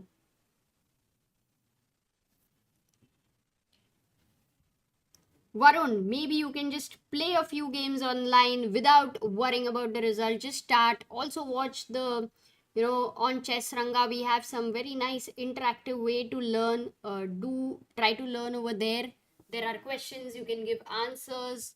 Also watch the beginner series Chess Principles, which I have made the 4 videos, very small ones, 5 minutes, totally 20 minutes. Look at that, Nepo watching Ali Reza's game and reacting. Ooh. Okay, so what's your answer? Should I go to other games? Yes, other games. Okay, that's what people are saying. Let's go to Anish's game, because after bishop d4 Anish needs to find a plan. Okay guys, you are Anish right now. With it you will go to with it later, but right now you're Anish because you are leading the tournament. Okay, you are a sole leader and you want to maintain your lead. So how do you continue here? How do you think here? How do you start your planning over here with the black pieces? Things are not clear. Every time I ask you a move and it's like, oh, of course, bishop d3 check. This is the move. I am winning material and all that. Here, nothing is clear. Absolutely nothing. So how are you going to start your thinking process is a question.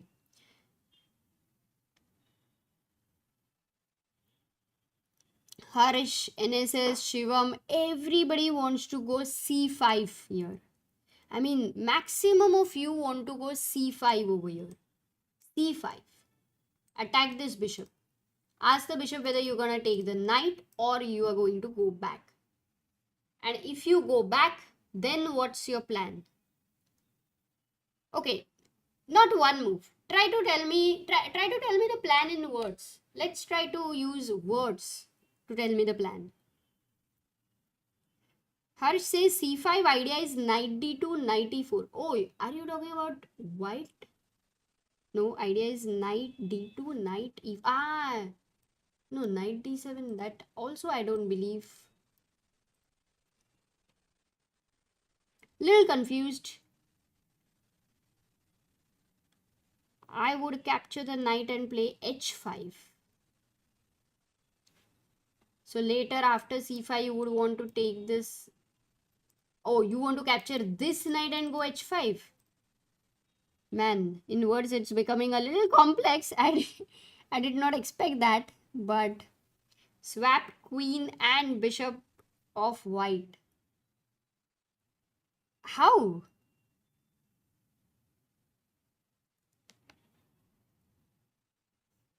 Disconnect the light squared bishop and the queen. Guys, plan is like realistic. Like in what ways? What are your ideas?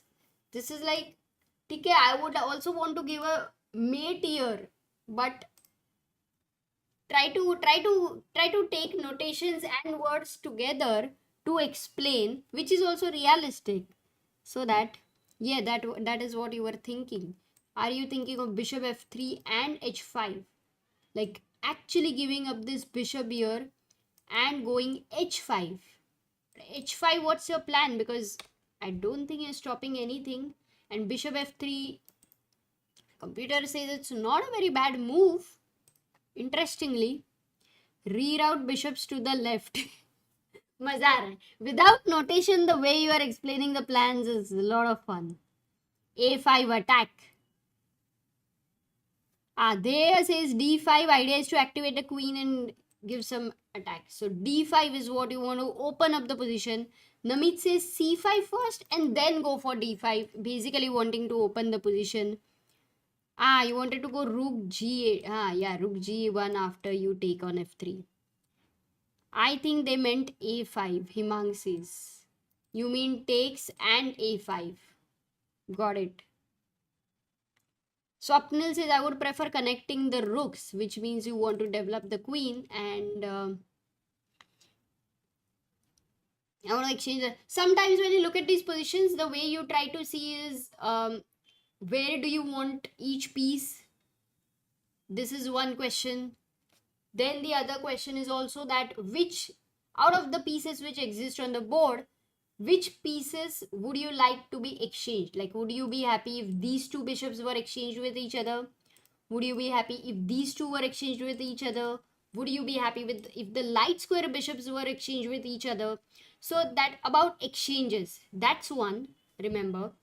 Then where do you keep your pieces? Like how do you improvise your pieces? How do you find the best squares for your pieces? That's one. And where do you want to take the pawn breaks? That's another one. So these are the questions, and especially when the long castle has happened, how do you break on the king side is surely one question. So Dakshir says bishop on d4 is very strong, so that's the reason he wants to kick that away. And I believe this is the reason most of you wanted to play c5 with the idea if bishop e3, later also to keep d5 in hand. Though for me it feels like I don't want to even think of d5 wanting you to open the file. The rook is already placed here. Instead, if you go back, I would try to maybe break with something like this. This would be the idea which I would consider. And also moving the queen away from the d5. So c5 is a very nice suggestion by all of you. A very good one. I think Anish would be thinking of that. Yes, dark square bishop, it does feel it can be a good idea to exchange. When you say, oh, I would love to get rid of this bishop, another move which comes to the mind is going knight d7. So you would like to exchange this bishop this way also. That would be a point. Only thing you have to take care is the open file and exchanges, and also the along with it precise calculations. In general, otherwise after bishop d4, Anish, if he wants to start with, look at this move which computer is suggesting. Okay, it's like the mysterious rook move. Rook b8. This is the move. which the computer is suggesting that Anish can actually play. Isn't it interesting? With the idea of a6, and as like we were talking about the pawn breaks, b5. That's the idea. And remember, this bishop will have a choice to take on f3 if it wants at the right time, or just keep that tension there if needed. As of now, yes, this bishop is on a long diagonal, but you when you try to think how can it contribute to the attack, you don't immediately find a way. It doesn't have any possibility as such. But if you think that, oh, this knight is going to become dangerous, then you have a choice to give up the bishop. And you are anyway planning to open here. Anish goes c5, the move all of you had suggested. Anish goes c5. And he puts the question on Nodirbek, what are you going to do? Whether you're going to take or you're going to go back. We will see what Nodirbek does, but I believe that Anish is going to follow up with a6 ideas for sure. Let's quickly move to Gukesh's game because he really had less time there. And after bishop e2, maybe I can just have a quick look at the cameras there. Here we have Anish thinking in the position. There we have Pragg drinking water. Just let's quickly go to his game. Queen f2, b6 was played by Van Forest. Pragg goes h3, still keeping all the tension and going into planning. But Van Forest says no, that's enough. Time to strike in the center. He goes c5. He goes c5 already and says now e4 is not going to be easy, boss. Pragg says no problem and simply takes his bishop out away to c2. Now you can see the rook on d1 protecting the d pawn. Both the rooks nicely placed. The queen on e file must be a little careful. And another plan which Pragg would be looking at is actually never e4, but instead he might want to create attack with g4. Wow, that's going to be super cool. Also look at this knight here, 2 pawns away. The g4 is taking away important squares. So g4, Pragg is in an aggressive mood. Absolutely. Let's go to Vidit's game. If we have any move there, Vidit playing the most interesting game. No, Alireza is still thinking after knight d2. In fact, how long it has been? After queen c6, Alireza has taken 20 minutes. Good that we were shifting on other boards, because otherwise 20 minutes we would not have seen any other games. This is the game of the day, the matchup of the day, the opening of the day, everything of the day.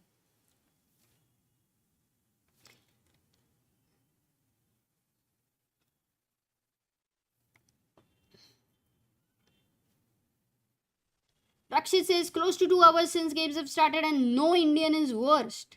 Array, nice information for sure. Let's go to Gukesh. Just have a quick look at his camp. Because he's down to 20 minutes. He has to make 15 moves. And the last 2-3 moves were a little bit b3. Bishop went to a6. Gukesh still can't castle. Gukesh went bishop e2. Now if bishop takes e2, he's very happy with king e2 and he remains a pawn up. Rook comes here. Most probably the rooks get exchanged and Gukesh will be a pawn up. So queen e4 was played with the idea of queen b1 check to the king. Gukesh goes queen c1, stops the idea. But you can see black's pieces are definitely very active there. Now, here Max is thinking. He's finally started thinking, in fact, with after queen c1, it's 6 minutes since Max has started thinking. Is he out of his prep now? So he would be thinking what to do, and I'm sure that it will take a bit of time here. But I don't think that Gukesh will remain a very healthy pawn up. I believe it would fizzle out and should go towards equality. or it could even land up in a dangerous situation for him given the time pressure. Okay, that's about Gukesh. Going to Vidit's game, he's still thinking after knight d2. Alireza still thinking. Can we quickly have a look at challengers games? Let's go to challengers game. The first game, Divya Deshmukh with Vrolik Liam. And this is the position right now. The last few moves, if I must just go back, was bishop h3, knight c5. Divya got the knight on the outpost. The outpost is this open file protected by the pawn, a nice square. Rook takes c5, bishop g2, king g2, two moves and two minor pieces exchanged. Rook went to e8. You can see this was at, oh, it is attacked actually thrice but defended only twice. So can Divya actually take the pawn is a question, because you are even attacking this. And after knight takes e5, can you take this knight with the rook? Rook takes e5, bishop takes e5, and find a move black to play. A question after a long time. That would be a big blunder. Black to play. Wake up. So that's why Divya is not winning a pawn right now. But yes, queen d5. Absolutely right. You lose a piece there in the check, double attack. You can't do that. Let's go back. So Divya didn't play that. After rook f8, she went queen a1, and actually now she's threatening to win the pawn. That's why Vrolik went e4. He went e4, but wait a second. A lot of things look a little weak. Firstly, you don't have time to take this because it is a check. E takes f3 is a check, and you will lose material. You can't do that. Second of all, if you take the pawn there, then the knight jumps in with a tempo. You don't have time to take on g7. And once you move the rook back, then there will come queen g4, also protecting g7. So e4 is a very nice move found by Vrolik, and Divya is thinking right now what to play next. Most probably she might go knight e1, so that for takes, knight takes d3, if rook takes e2, that would be a mistake. Wow, would Divya have calculated this? White to player. What has Divya calculated? Can you guys try? Can you guys think like Divya?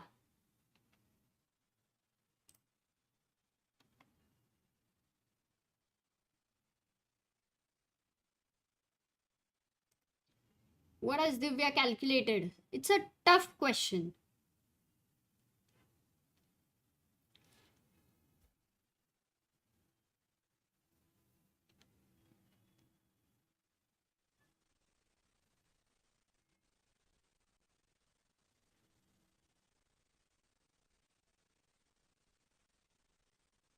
Rakesh says Pragg and Gukesh similar position. Here today, because not today, I guess. Okay, I think people are right now confused between two moves.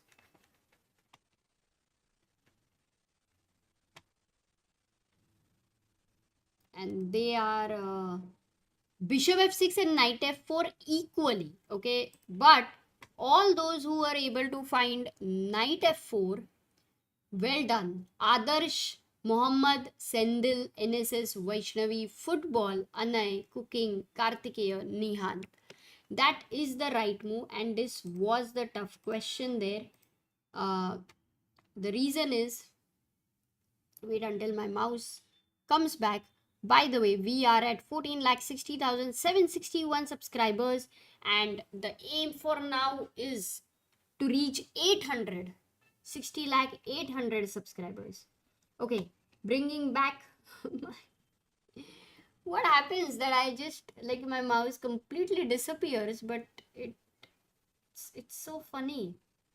The kind of problems which can happen in IT are so funny.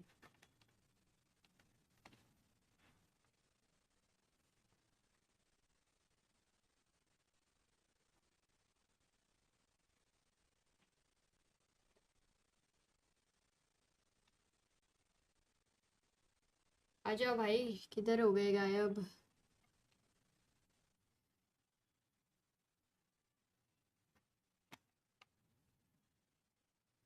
Has it ever happened to you that your mouse suddenly disappeared? Like you can't see the. Ah, it's back. God knows what happens to it. But anyway, the move is knight f4 over here. All those you had mentioned, bishop takes f6, g takes f6, and I think you wanted to go queen takes f6. But the problem was queen d3 and you lose the piece. Yeah, queen h6, and you might think, oh, rook g5 is a mate threat over here. But you can defend. You can defend with rook e5, a nice knight there. That's not working out, and hence knight first save the knight, now threaten bishop f6, and you cannot move the knight. g7 is hanging, so this is very good position for Divya. That would be a very good position for Divya. So e4 has been played, and I believe Divya will find knight e1. She will find knight e1. uh, let's go to let's go to the next game, Harika versus Korobo. Korobo is a very interesting player. Harika yesterday beat Stefan with the black pieces, and this is their current position. She started maneuvering this knight. Knight goes to d2. Okay, it looks sort of equal, which will be a good result for Harika if if the game ends in a draw. Going to Leon's game, he's playing with the white pieces against the opponent whom Harika beat yesterday. And just look at the position: rook for a rook, knight for a knight, and two pieces for a for a rook. But these pawns look like absolute passers over here. They look deadly. So are these two bishops better than the rook and essentially it is rook and one pawn if you count the material. The only thing is it feels like rook and three pawns because they are passers, though this bishop is stopping all the pawn pushes. So e4, king c7 played, and now for Leon, he is having e5. He is controlling an important square where the black rook cannot go. So it does feel that these pawns are very well under control, which means that the black king can get in danger, and as of now Leon is having a clear advantage. So that's about the challengers. Going back to the Masters game, Vidit versus Firouzja. Firouzja still thinking. It's been how much time? Look at this, 1 hour 11 minutes, and you're almost half an hour. He's been thinking for almost 38, 37 minutes. A long time. A long time. And Vidit actually needs this time to also calculate and recollect, and you can see him, if you see him right now, he is making sure to recollect the preparation, not to just keep walking, but to use this time which he's getting, and he's having now double time in fact than Firouzja. Can it get more interesting?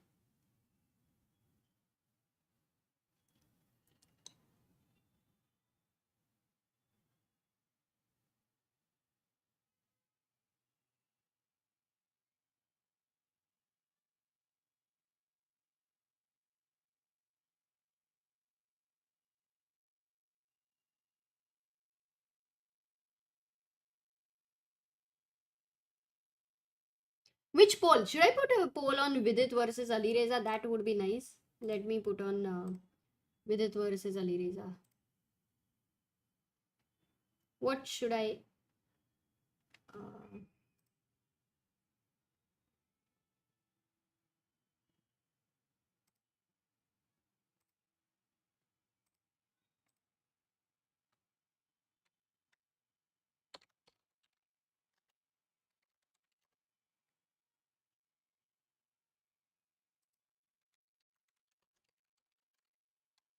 what will be the result of a crazy game?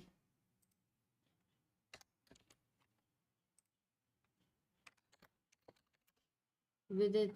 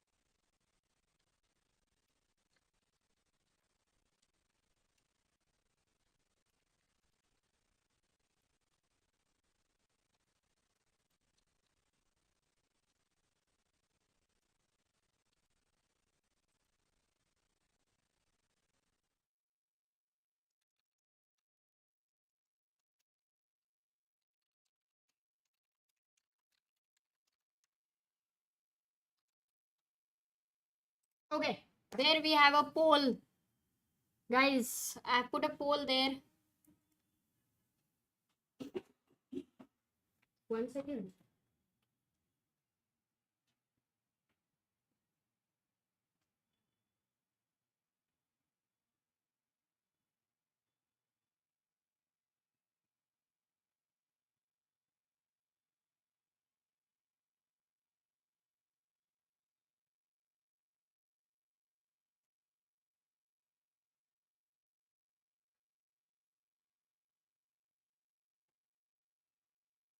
Okay, so there is a poll there, guys. Yes, exactly. The third option will be a draw. I thought that you can guess, but we have 70% people saying Vidit will get his first win. Firo Knight Sack wins. That's only 9% think that, and will fizzle out in the end 20%. So majority for Vidit. That's the thing. Okay, let's go. Let's go. Let's go.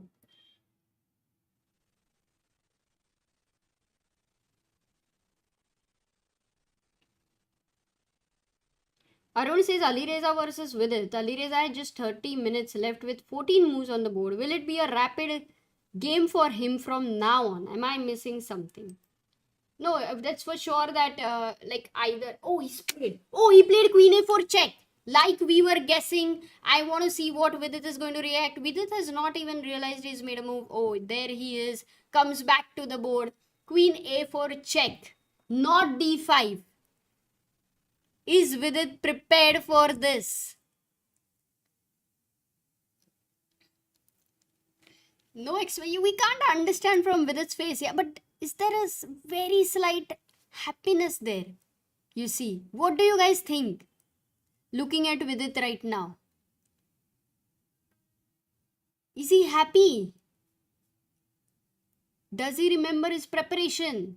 Like I had this doubt that it is very tempting to push the king to d3. Is it an on the board decision by Firouzja that he would have decided d5 and then suddenly feels very tempted to push the king to d3? Man, crazy. Can't get crazier than this. Guys, time to poll. And also time to change the title of the stream. What are your suggestions for the title? Oh, thank you, Divyanshu. What is the title for the stream? Look, Vidit right now has two moves. One is king d3 and one is b3. Okay, these are the moves for him to have advantage. But let's look at the other move, which is more natural, which is going back to b1. Okay, this move. Can Vidit get his first win? Harsh suggests that's the title.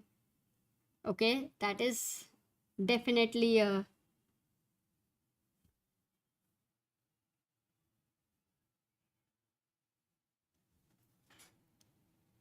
Yes, that's possible.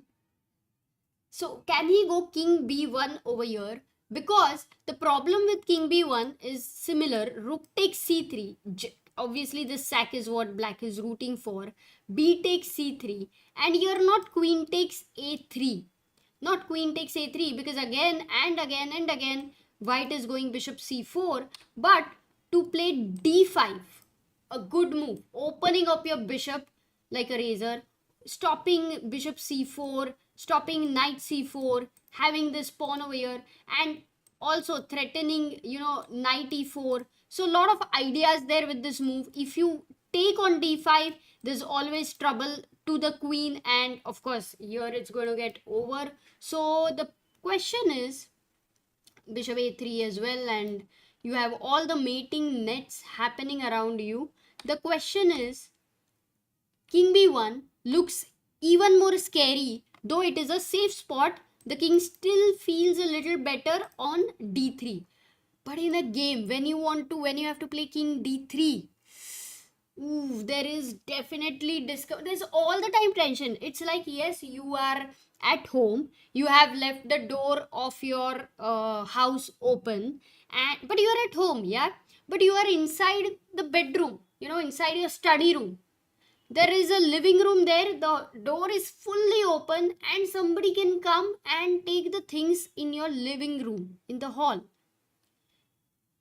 You are safely doing your studies, but at the same time you constantly worried that somebody will come in, that kind of a pressure is the pressure the king is feeling.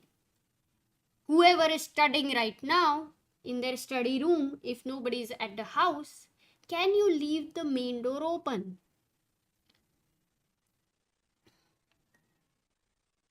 Of course not. I mean, don't do that to test your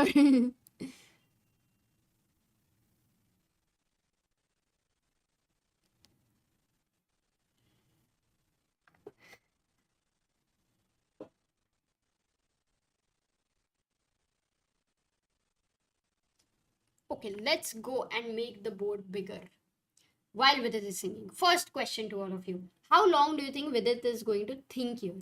He's having, after queen a4, he's having 1 hour, 3 minutes. Ali Reza thought for, look at this, 30, 41, 42 minutes. How long Vidit will think? Pratichi says he looks like he has seen something definitely. But what? Yeah, that's his expression, right? I think I agree with you, Pratichi.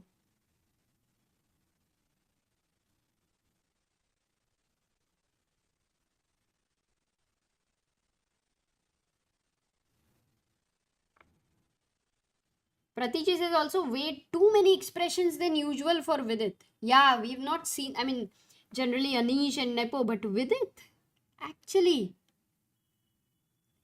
really expressing, I would say. 6 degrees says, why does my 14 core 20 thread processor die when I turn on Leech's engine? I don't know that a core and a process, that kind of a name. I just know i7 and i9 and Muralidharan says that's the victim Amruta speaking for house robbery.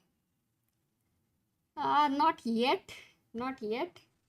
But there have been times, I would say, that have done this, in fact, left the door open. Earlier, when I was young, my parents would do that. 10 minutes, says Gauri. Vinod thinks 20 minutes. Nihan says 15 minutes. 15 minutes. 30 minutes. Okay, but if Vidit thinks for 30 minutes in this position, that's like, of course, I mean, it is better to think than to make a quick move, which is a bad move. So that way it is sure. But he loses the time advantage. Whereas if Vidit is able to, let's say, he has used most of the time while Ali Reza was thinking, because there was obviously, if he has gone for something like this, he has prepared this, and if he has prepared this, he knew that d5 would be the main move. That is for sure. Now he would also know the move queen a4, but while Ali Reza was thinking, let's say first 15 minutes of Ali Reza's thought, Vidit would be calculating d5 because that's the main move. Next, he would think, okay, why is Ali Reza thinking so much? And then he will start thinking about queen a4. That is how he would shift his thinking and say, oh, is Ali Reza, it's the same questions where we were discussing. And he would start calculating for queen a4. But that would be like roughly around 8-10 minutes and maybe not at an extreme depth. So right now in this situation where everything is weighing so much on one move or two moves, he would need to give it a thought. I don't think Vidit will make a move within 10 minutes for sure. I think most of you would agree with this. But yeah, I think to be on the safe side, it does feel that 15 minutes for sure. Vidit is going to think 15 minutes. And if he manages to make the next move in 5 to 7 minutes, that would be epic. I mean, that would be something out of the box. That would create even more pressure on Ali Reza.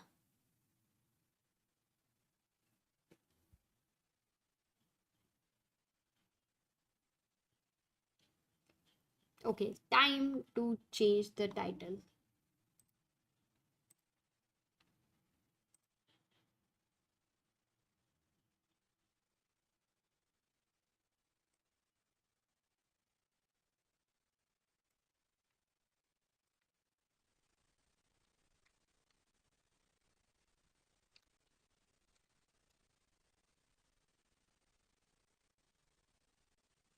But don't change. Maybe it's a little early, huh? Or no? Okay, let's wait for the next 10 minutes and then we will decide. 77% people think now Vidit will get his first win. That's the voting. Let me do one thing. Let me quickly go and check Anish's game. By the way, some moves have happened. Anish has played c5. Vidit is not going to make a move for 5 minutes. Should I switch the camera, guys, to Anish? Or we should have Vidit here? Okay, here we have Anish. Just to give you a quick look there. He's also looking pretty intense in the position. But let's have Vidit. Let's have Vidit's camera. Okay, no. So we'll have Vidit's camera because this is like a unbelievably happening game there. C5 was played. Bishop f6 played by Nodirbek against Anish. Bishop takes f6. And now Nodirbek gives a check. Bishop h7. What is his idea after king h8? His idea is to go and exchange this bishop. Basically what he's saying is after the two pieces got exchanged, I believe that my knight is stronger than your bishop. That's what he's essentially saying. But did you look at this? What he did, this little addition here. Bishop h7 check, king h8 and then going back instead of directly going bishop e4. So this was one thing where he believed that pushing the king further away to h8 is in his favor.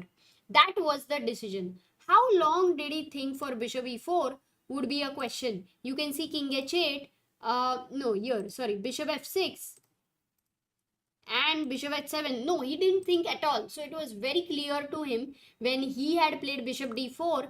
This was all calculated by Nodirbek. Takes, takes, takes, and now Anish goes queen d7, keeps the rook here on this file. Knight goes to d2 and Anish plays a6. So I think what Nodirbek is also having later is to bring his knight to e4. That is one thing. Because, no, there is another interesting square for the knight. Guys, would you love your knight? Where would you love your knight to be? E4 or d5? Because d5 is a nice outpost protected by your pawn. So where will you love your knight to be? E4 or d5? That's the question. Yes, we will move to Pragg's game after this.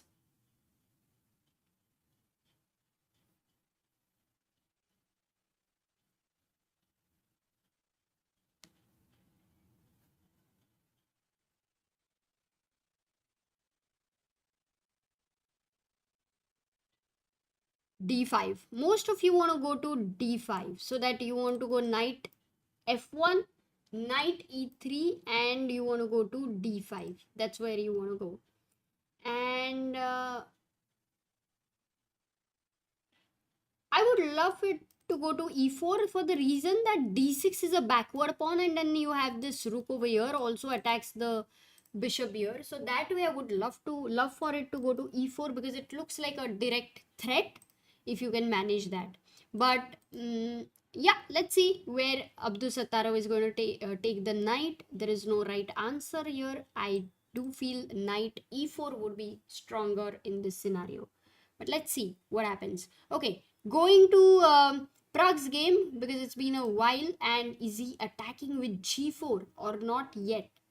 Not much has happened there, guys. Not much has happened.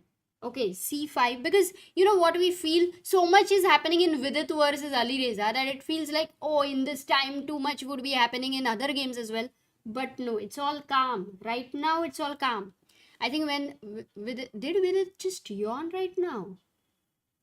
What's happening to both of them? I mean, are they really so intense in the game that sometimes you're so tired with this calculation and then you just, you feel sleepy? That would be so tiring. Oh my god. I think this is the Alireza yawning and Vidit yawning would be, and the game position just doesn't match, yeah, at all.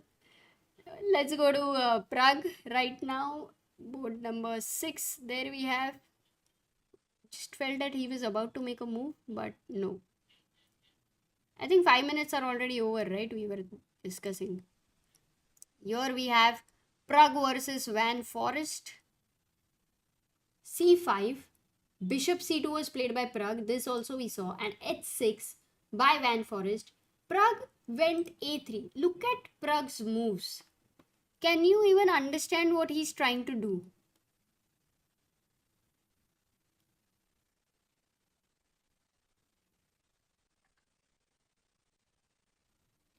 Can you even understand what he's trying to do? Harsh says, hence proved, yawning is contagious.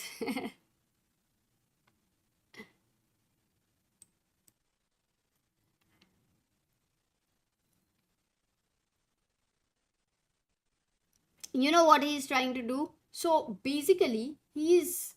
Oh, Vidit is about to make a move.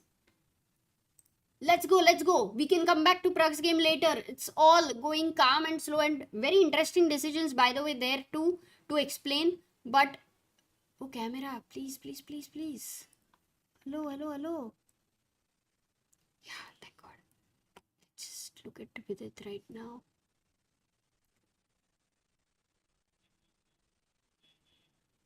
Whoa! King to d3, right in the center with it. Super confident. He's a piece up right now. He's all okay with the crazy exchange sacrifices with rook c3 and whatnot. So with it, for sure, in a different mood. And it does seem that today is going to be his day. Alireza just doesn't know that Vidit has made the move, because you see Vidit, as good as, unless you look at the position or the clock, you're not going to realize that Vidit is not thinking. There he is. Alireza comes back on the board, writes the move king d3. Wait, let me see. Is he going to drink water? I do think Alireza, I mean, this is the best response. So if there was anything else, he would have been slightly more happy. But it's king d3. And here he has a task to do. Is he going to take more time? Because, or for 42 minutes when he thought about queen a4, at that point he had calculated all of it. You see Gukesh also walking there, and Gukesh doesn't usually walk a lot. He's sitting on the board more often. So that's where Gukesh is walking, and we'll also have a look at his game. But Alireza, back to the board. Maghsoodloo. For Maghsoodloo, this surely is a very interesting game. Alireza keeps giving this very, negligible smile, which feels like, oh, of course, Alireza knows all the preparation, but we will see. The result will show. Harsh Kumar is saying Alireza will take a long time now. What did Maghsoodloo just do? Rakshit says, wait, the line I told about actually happened. Exactly, there it is. And shall we go to the main board? to see that king d3 is the move, 15th move we are at. Vidit thought for 15 minutes. Yeah, we had a question. And he thought for 15 minutes, which is very decent for this position. 15 minutes. And Ali Reza down to 26 minutes. If Ali Reza thinks for even 10 minutes, he will land up in a situation to make one move per minute. And it would be very complex. Not recommended, Ali Reza. You will have to play very fast over here. So what is he going to do? Because engine says this is winning for white, but for that the engine is considering all the accurate moves with white. I will tell you, practically it is not a position to play all moves accurately unless you are so well prepared and you also remember it. You also need to remember it. So this is the question, how much is Vidit going to remember? It would be completely insane if later in the interview or something we hear Vidit saying that, no, I wasn't prepared. Then it would be like, Vidit ke pair chuna hai, that's it. That's it. Once Sagar is back, I will have to tell him, Sagar, please touch Vidit's feet. You need his blessings. That's what I will tell him. So king d3 has been played. Here we go. This is the move Ali Reza will play without any doubt to follow up with the move queen a4. And for Vidit, it would be an important decision, but if he has gone king d3, for sure he will take with the pawn. And he will be saying that, Ali, I am a rook up. You can count the pieces once. I am a rook up. What do you have in mind? Ali will need to prove himself. The first thing is all the time the move d5, which we have been thinking. And remember, I had asked you guys a question. The next move is impossible to find, but many of you were actually able to find. It was this move that Vidit, if he has gone for king d3, whether he will go ahead with the follow-up idea, which was, do you remember? Do you guys remember the continuation? Shashank says Leon also winning. A quick look at that game. We just had a look, Shashank, a few minutes ago.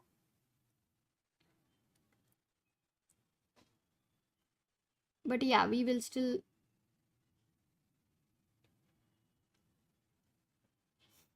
Charville says now queen b5 check.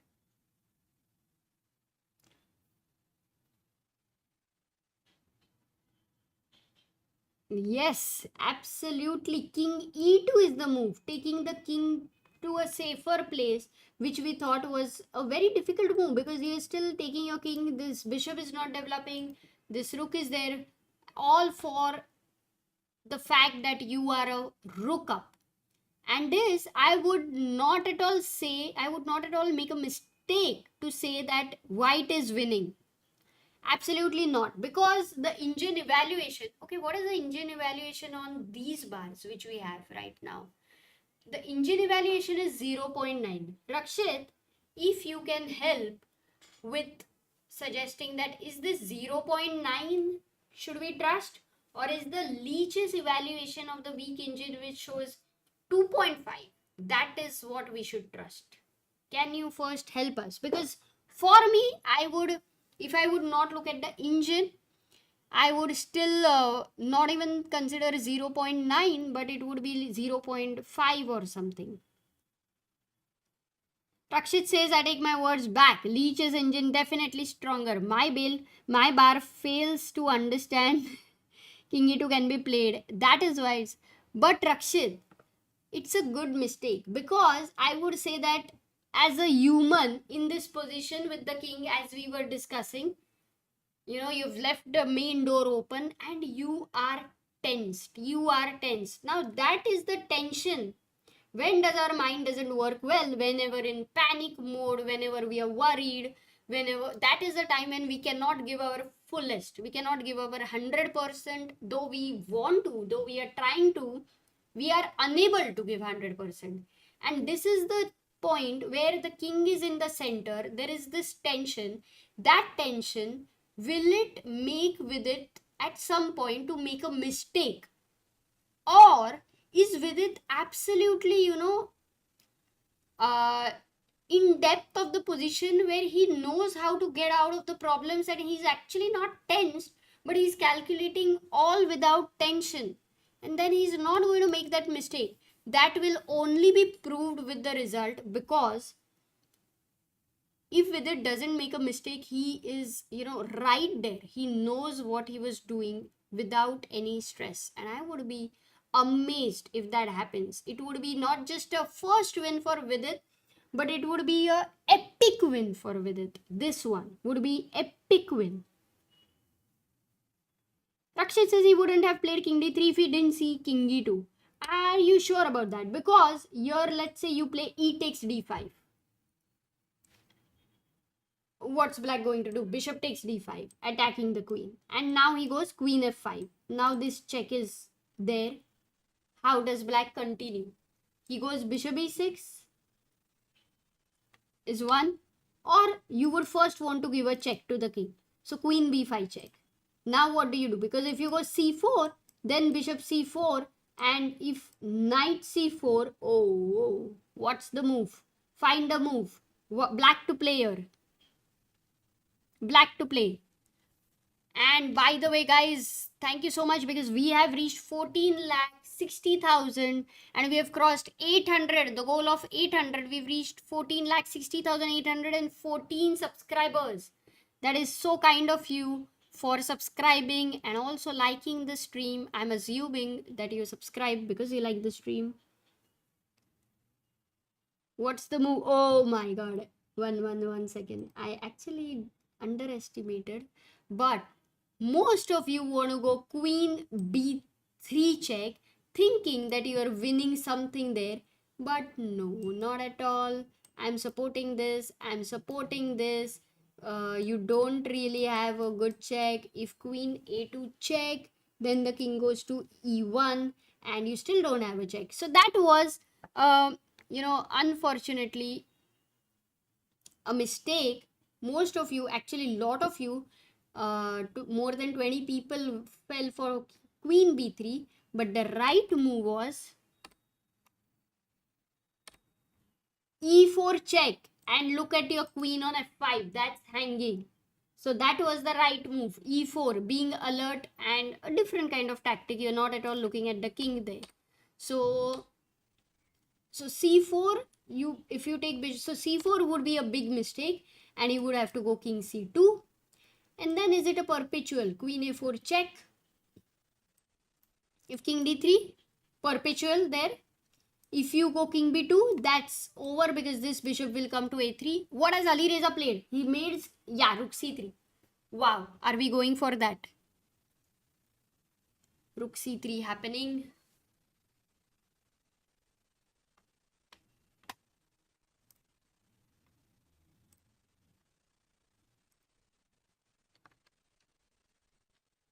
He takes the rook, and Vidit is now a full rook up.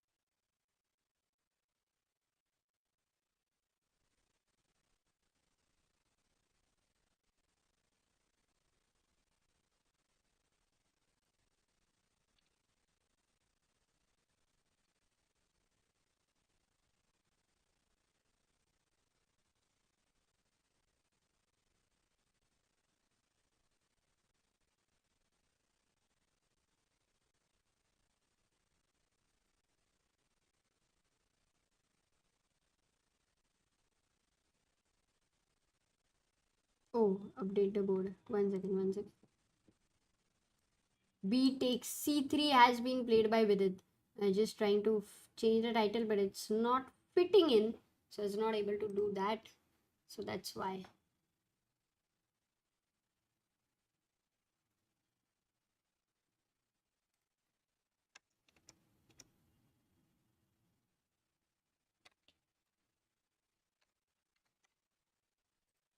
Okay.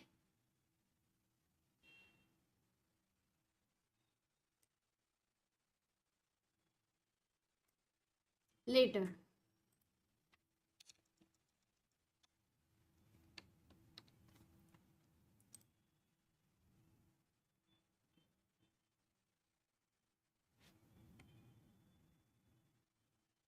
Zain says people here underestimating Ali Reza by seeing the bar. But guys, oh my god. Okay, but yes, one inaccurate move and you're gone. That's how it is. That's why Ali Reza has gone for this line. Rakshit says if doesn't win, I will give 5 ChessBase India memberships. So my money is on VD. Oh, Rakshit, betting on VD. Arey, kya baat hai? But what a game. Maza aaya. So the question is whether Vidit has seen King E2 or not. And I guess most of you do think that Vidit is going to play King E2. Oh, D5 has been played. D5 has been played. Vidit, will he find King E2? Let's have the full screen, guys. Keeping full screen.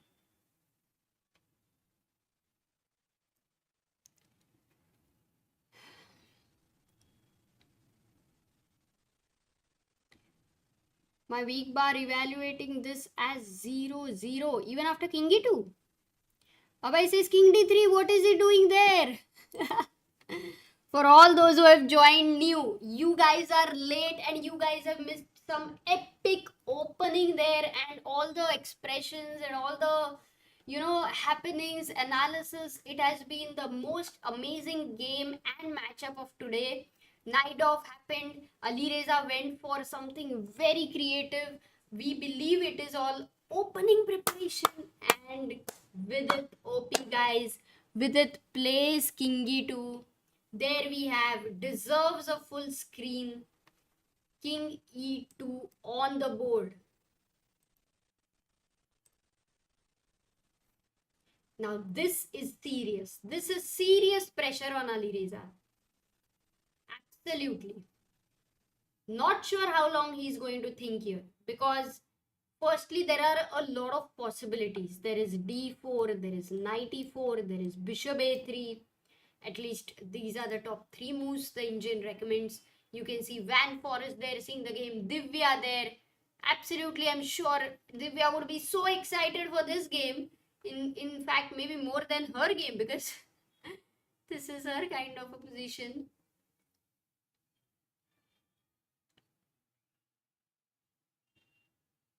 And with it, the way he's walking, he's relaxed. I do think he's figured things out. Absolutely. Is it that this whole preparation also with it also remembers, and in that sense it's winning by preparation. You will be able to see something like you win by preparation, but even such a preparation to recollect on the board is a very hard thing. I'm not sure. I doubt whether he saw this yesterday or it was done before or if it was done at all. It would be a very important question to ask with it. Amruta, did the bar correct itself after King E2? Possible, Rakshit, possible. But how is it 0-0 is a question. What is the variation is that your engine is giving? Pratiji says, now I can go have dinner, be back in a bit. Arey, absolutely. Now you guys can be relaxed. In fact, Parth says, I will also give 5 membership if Vidit does not win. Ah, you mean if Vidit wins? No? Did I get it wrong? Harsh Kedia says, Vidit showing his candidates prep. Yeah, some point it can be like you want to save it for your candidates, but then it's like no, it's not even sure that sometimes you prepare for years and years, and even after 5 years the position doesn't arise on the board. It's a true story, guys. It's a true story. So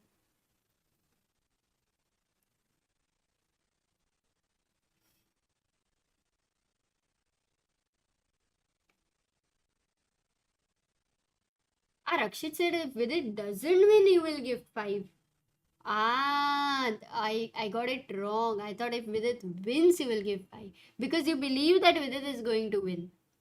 I got it. Nice. Ridul says I'll have dinner and watch stream at the same time. Does that mean I can have my dinner and watch the stream? How long is Ali Reza going to think? Maybe I'll keep the aloo parathas to, heat and then bring them. What say, guys? What say? Yeah, let Ali Reza think. Let's have a full screen. And no, Ali Reza is not happy. Maybe you can keep watching Ali Reza to understand if he remembers what is he thinking, what is he going to play. And let me bring the phone because if he plays, I really don't want to miss that.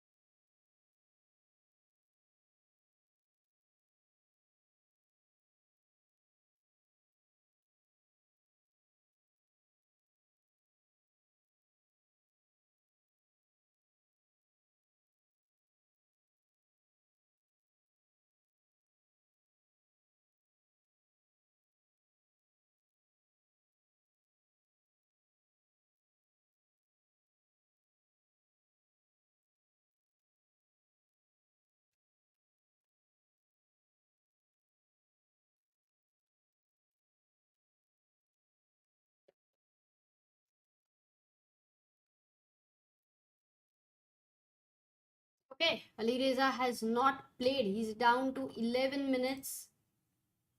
Yeah, it's a tough position. I don't know when he's going to play. It's really a tough position. 23 moves more for time addition. Yes, absolutely. 50 minutes he will get.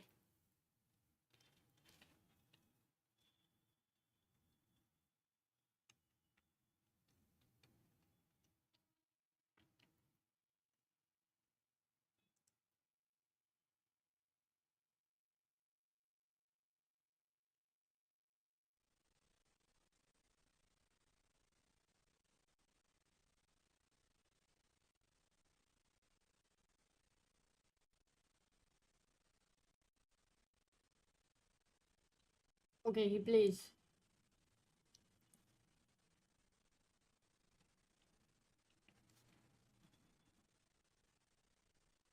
Okay, Vidit has to play the only move, but it's a forced move, no? Where else will he take his queen? Only square for the queen. I think Vidit will play very quickly.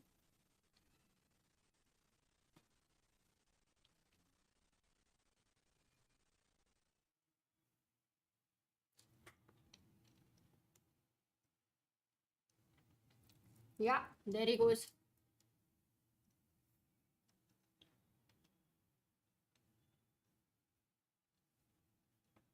Now what's the move for black? What are you considering?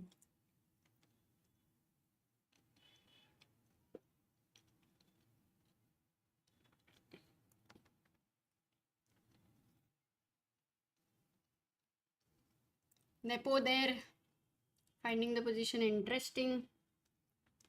No, this game is crazy. Game of the day.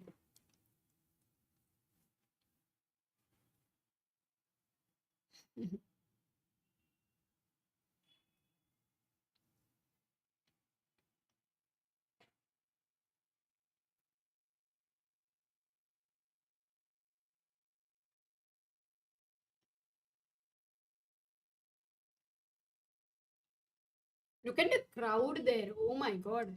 Today it's so full. Oh yeah, they're looking at the screen.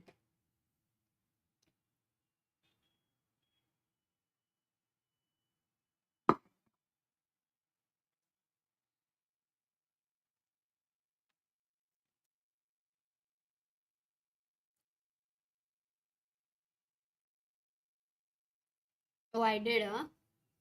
What did he do?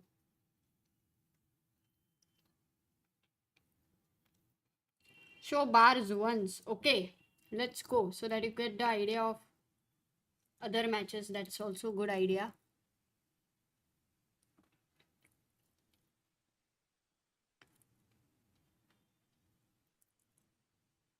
Oh, Harika's game has ended in a draw. Leon dead winning.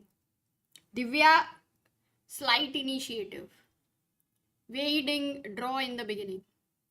Gukesh slight advantage. Initiative you can say. Nadirbek, oh, having advantage with Giri. Pragg also.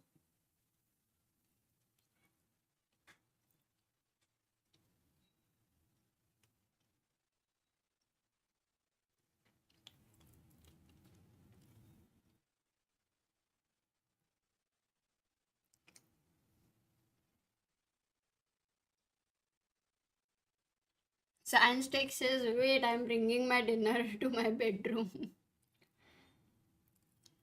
Yeah, I'm just trying to, predict that Ali Reza is going to take some time here. He's going to think. During that time, I'll have my food so that I have all the energy at. Oh, he makes the move. Bishop e6. At the critical moment.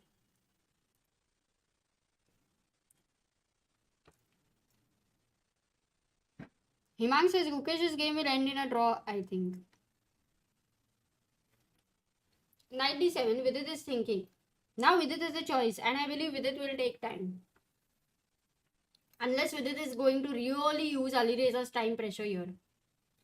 So, can we quickly go and check other games? Here we have Anish.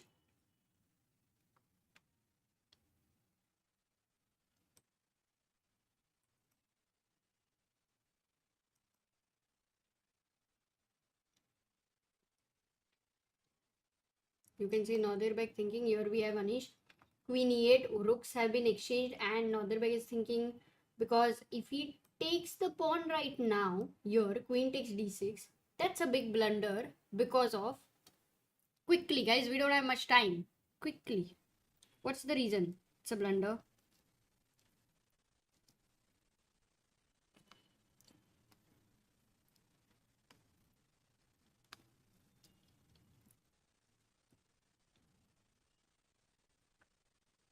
Yes, absolutely. That's the X-ray there, rook d8, and you lose the rook. So you can't take. So Ali Reza, Abdusattorov will continue with the plan of knight d2.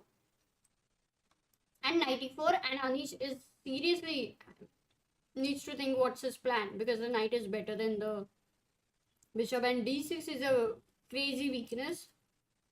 Going to Gukesh.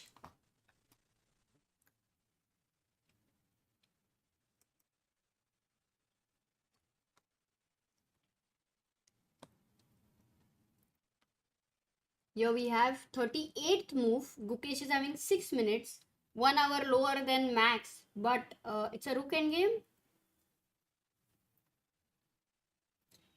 and he's gonna win this pawn. Oh, and then Gukesh will, yeah, it should end in a draw, but it should end in a draw. So not much there. Going to Pragg's game.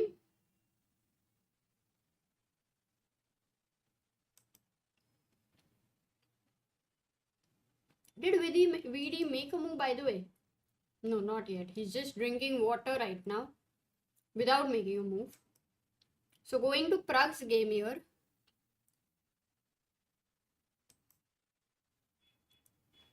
Yep.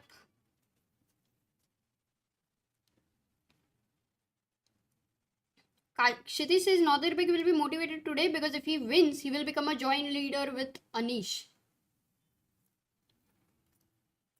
2 bottles finished by Ali Reza, you can see there.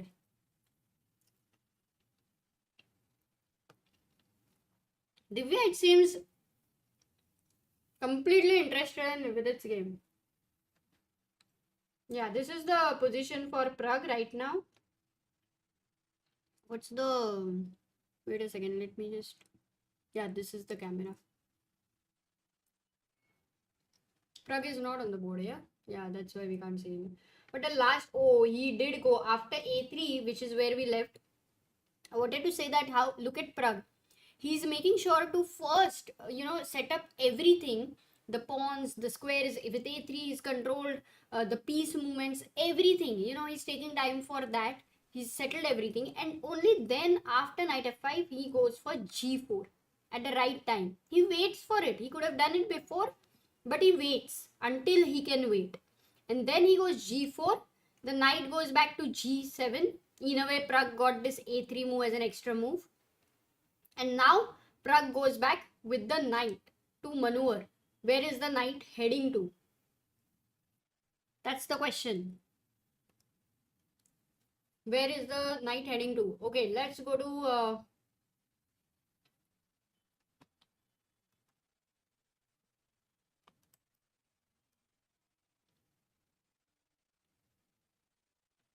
VD game. What did he play? Oh, Queen G3 97. Come on, guys, he didn't play. He didn't play it. But here the question is, where is the knight? F4, E5. Ah, sorry. You are saying the knight is heading to F4 or E5. I read VD moved and then I read F4 or E5. Right, travel with Nikhil Roshan after a long time, but this is the right time because Vidit is traveling right now in an entirely different space, you can say.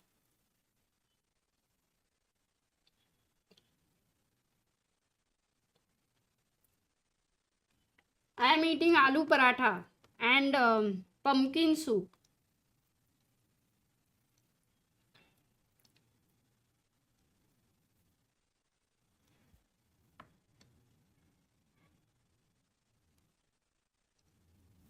Sagar doesn't like pumpkin soup, so when he's not there,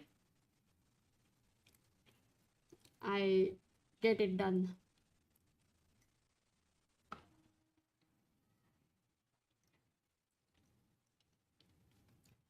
Okay, this is Pragg's game. He's gone knight c1 and it's gonna go on. He has 32 minutes.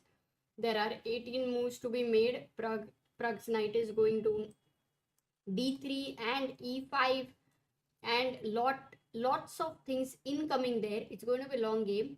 But right now, time to go to Vidit's game and see if what is the next move he's going to make, and also start thinking, because our analysis of the previous positions is finished. It's a new position. What should Vidit play here? If again you are Vidit, you're playing with Ali Reza, this will be your first win. that to an epic win, if you're able to manage with that extra rook. Right now that rook is like, let's say you have a house somewhere, let's say if I'm in Mumbai, I am having a house at some very far off place where I cannot reach easily, you know, so I can't really stay in that house. Now the house is full of snakes suddenly because nobody is living there. It's useless until I have to really do something to get the snakes out and make it livable and all of that. So that's the state with his rook.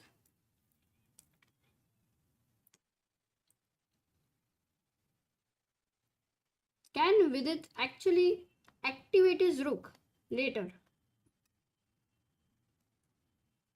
But that is not the question right now. The only question is, how does he keep his king safe, get rid of the attack? Rest is automatic.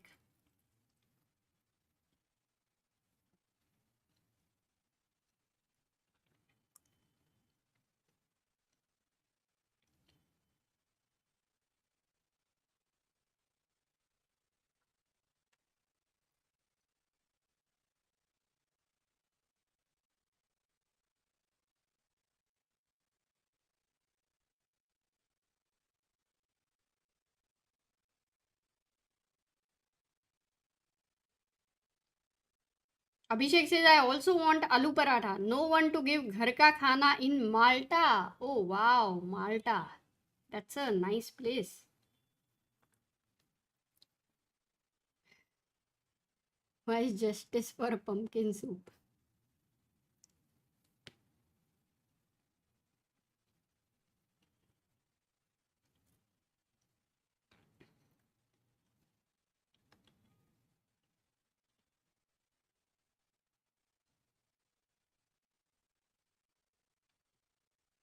So the suggestions are f4.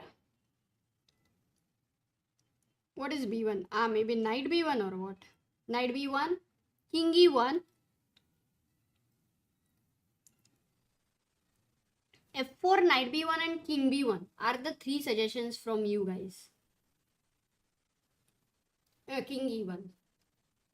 So king e1 looks natural because you want to move the bishop, you want to develop the bishop. f4, very interesting. Not afraid of the opposite. Oh, I like f4, it's so active. Very nice move. Cool move. Will Vidit find f4? But if he plays f4, again it's a top move of engine. High chances that he is remembering his preparation.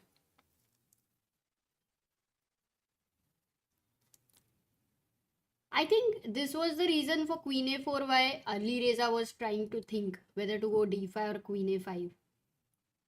You know, sometimes in a way it's more like gambling, thinking whether your opponent will be prepared or not prepared.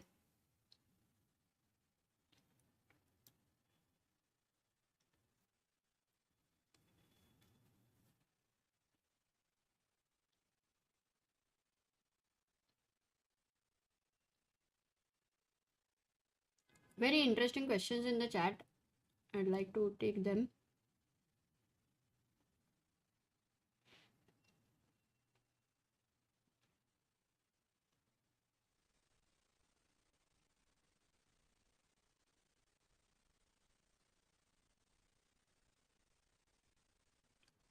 Venkat says, I think they both well past prep.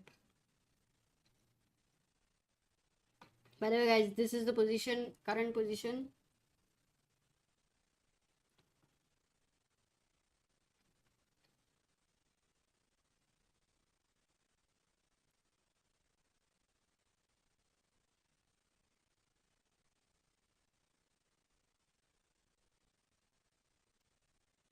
Harsh says, how to assess these positions at 1700 ELO without the bar?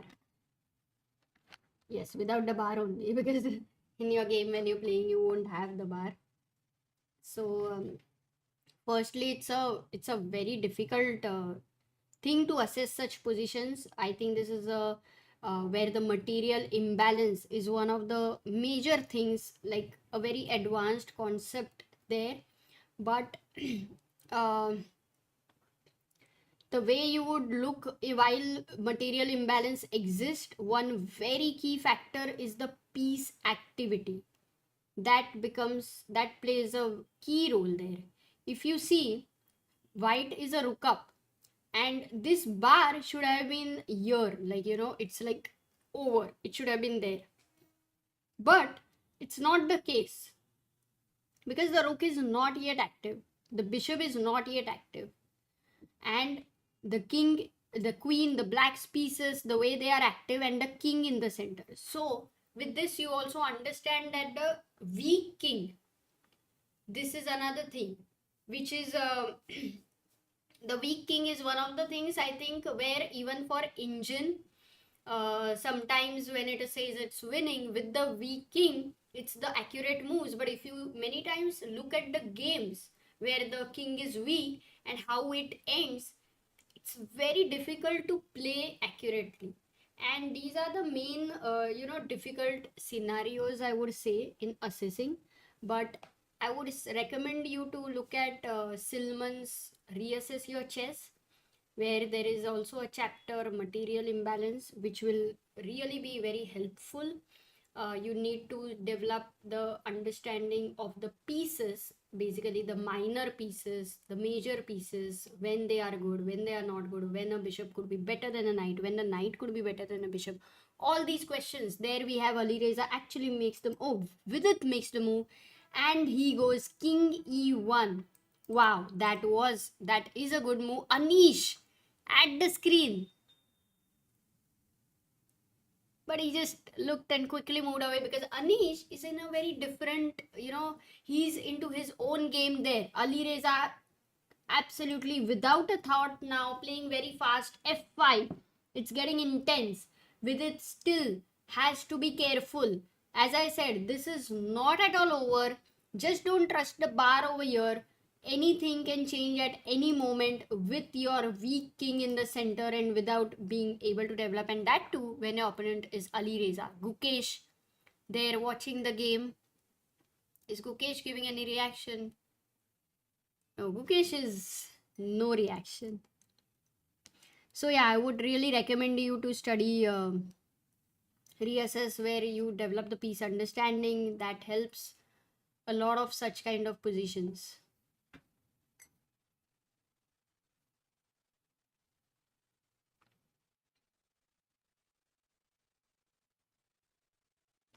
Okay, you want to see Gukesh's game? Let's quickly go to Gukesh.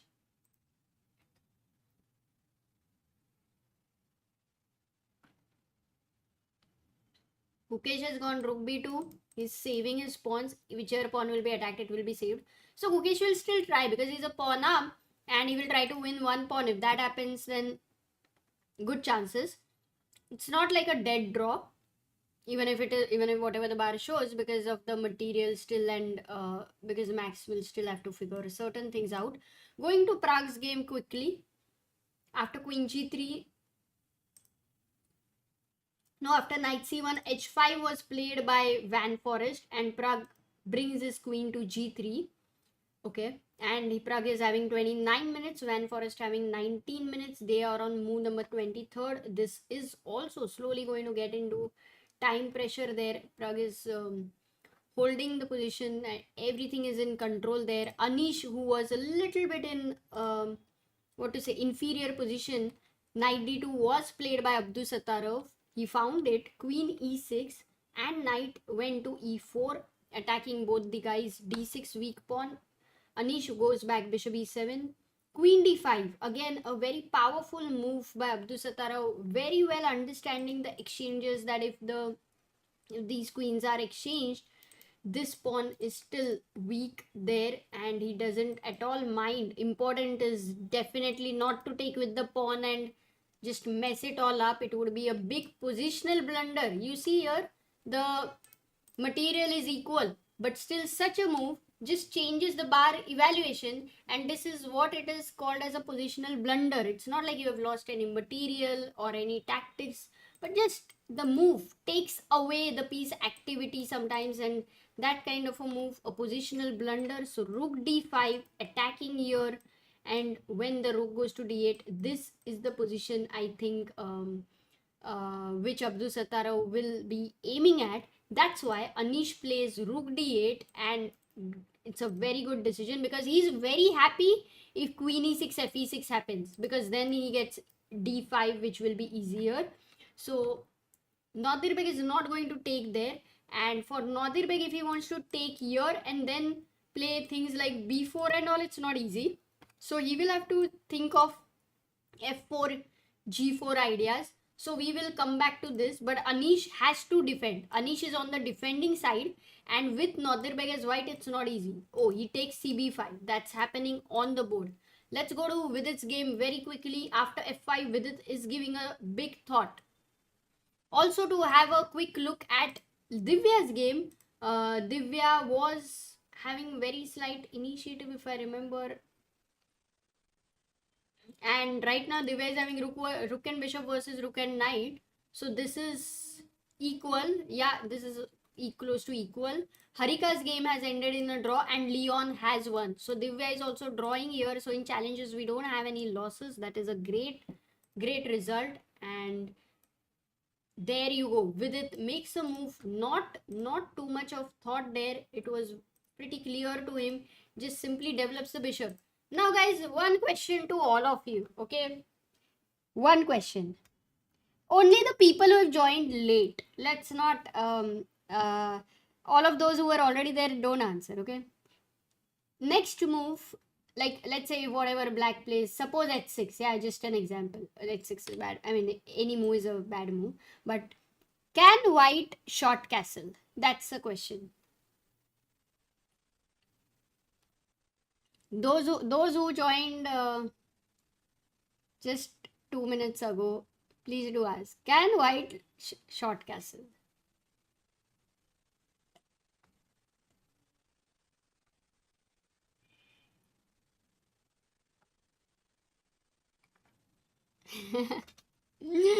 Okay, that was for fun. Maza aa gaya. Just trying to, pull your leg. But yes, the answer is no. White cannot short castle because this king has had a whole journey there. Oops, long castle karke. In fact, all those who have joined late, very quickly, somebody wanted to see how did this happen? How was the opening? In one go, let me just show you. It was Sicilian knight off which happened on the board, and Vidit went for open Sicilian, not anything like Rosolimo or something like that. And in knight off, Ali Reza went knight c6 here. After that e5, so the move order was not a very normal one. Queen f3 as well. You don't have too many games in comparison to knight of the famous lines. So long castle there, rook c8, and with it went king b1. Now you see there was huge pressure on the c file. Queen c7 was played. With it goes a3. This went slightly loose, but nothing like that. Only for Ali Reza it was a little loose. Knight c2, there goes the sack. Knight c2, king c2, all depending on this pin and on this weak knight. So he goes queen c6, another out of the blue move with the idea of queen a4. Don't forget that was a pin there, and this is in trouble. So Vidit moves his knight to d2. Here Ali Reza thought for 42 minutes and he could have played d5, and that is how many of the games have gone, and it's very complicated. Maybe we have to check if it ends in any perpetual draw or something like that. But Ali Reza goes for queen a4 because Vidit had to go king d3, which looked so uncomfortable. So Vidit thinks for a few minutes and finds this move king d3. Either he's prepared, very well prepared, or he finds it on the board. We will find out that later because we don't know that. So rook c3, another sack comes in, an exchange sack, and by now you've realized that Vidit has got a full rook. He's a rook up, d5 there. Ali Reza still trying to complicate matters. king e1, Vidit, while trying to make his king safe, Alireza gets some moves, f5 incoming with the threat of f4 right now. There is a double attack, but Vidit goes bishop e2. So what's the plan for f4? What is Vidit's plan for f4? White to play.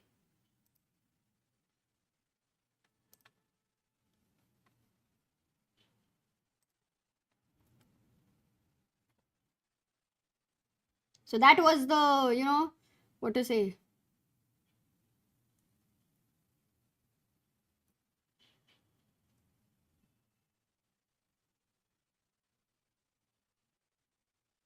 Flashback.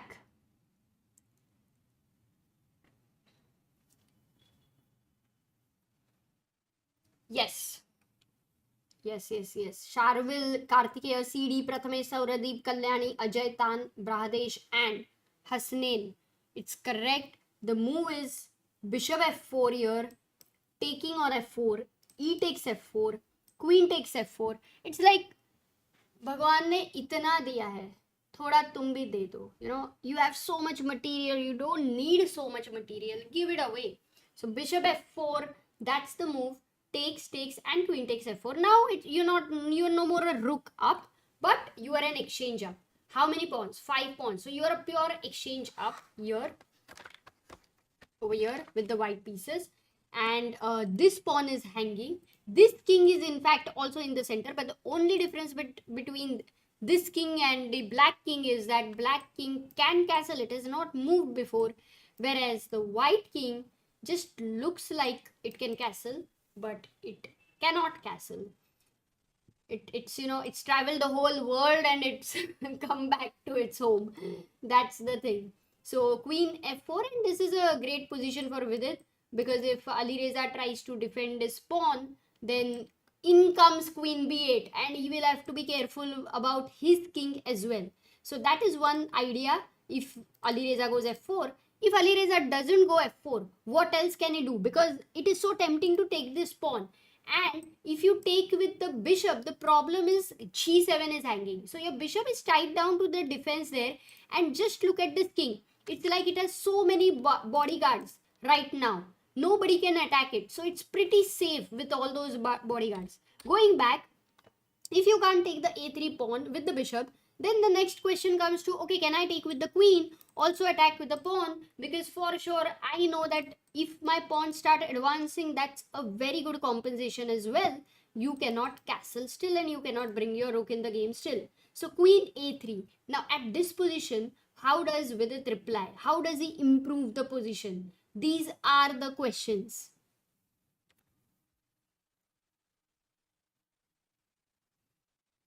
Moves and time left for Alireza. Yes, time to... Oh my god! What a good question. Alireza is having only 2 minutes. Only 2 minutes.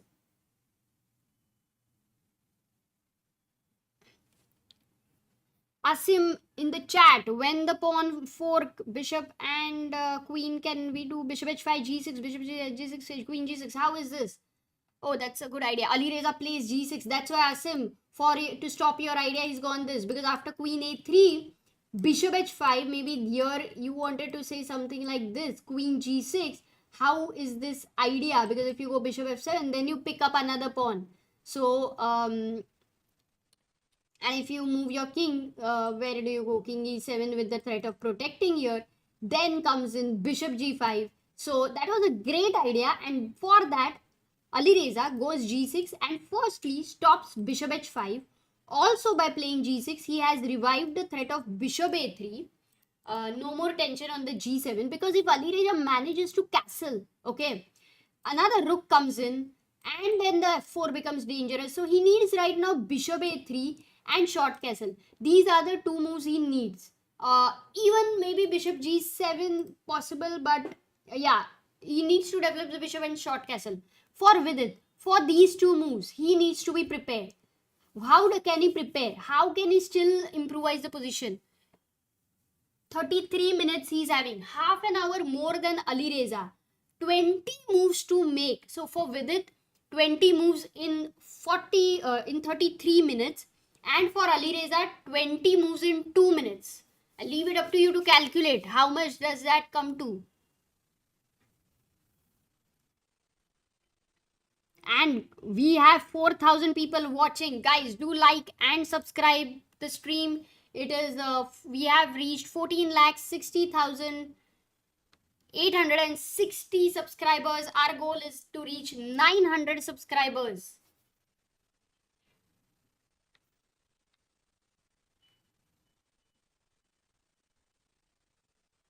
Aditya asked, do you think if Alireza is risking too much in his Wijk games? That's how the player is, Alireza. Thank you, Sharvil. Yes, that's a very nice album. I can show it to you guys at some other time when the games finish early. 8 seconds per move. Arya. Arey, kya baat hai? Abhinav says 10 seconds. Roughly 8 to 10 seconds per move, but they get 30 seconds as well. So that comes to around 40 seconds per move. That's the time Alireza will have for each move in such a crazy complex position. What Vidit, if Vidit is able to keep his time management really well, then not just the position advantage but the clock advantage also makes it all the more what to say, +1 advantage. So that is something Vidit also knows, that he shouldn't, he should use Alireza's time pressure for him. But the first very important goal is for yourself to play the best moves. So here, what is the best move for white? Let me ask you this question. Tell me any two moves which you will consider as a candidate move.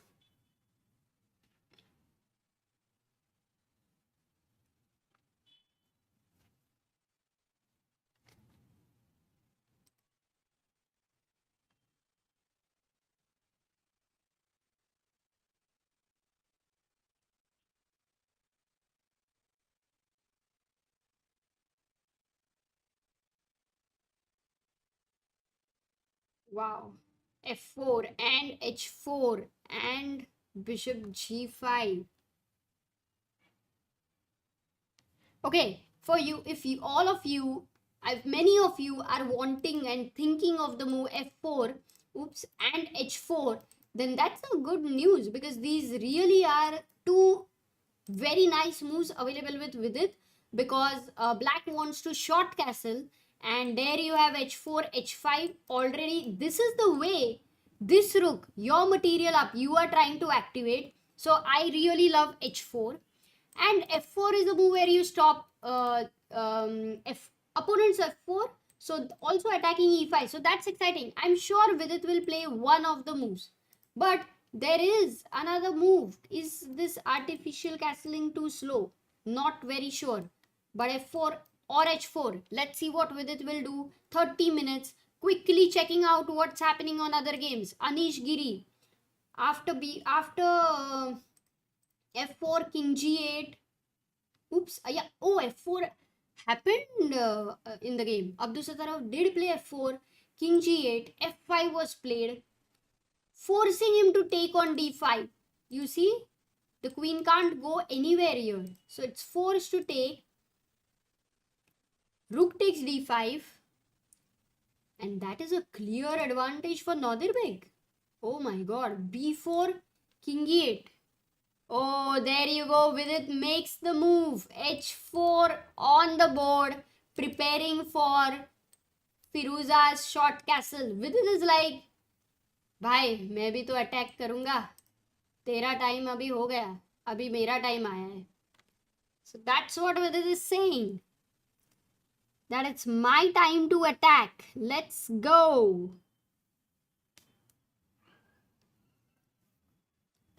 Also, the reason I love this move better than F4, whatever the engine said, is because it just feels good that you're thinking about the rook as well. बेचारा अकेला नहीं है अभी.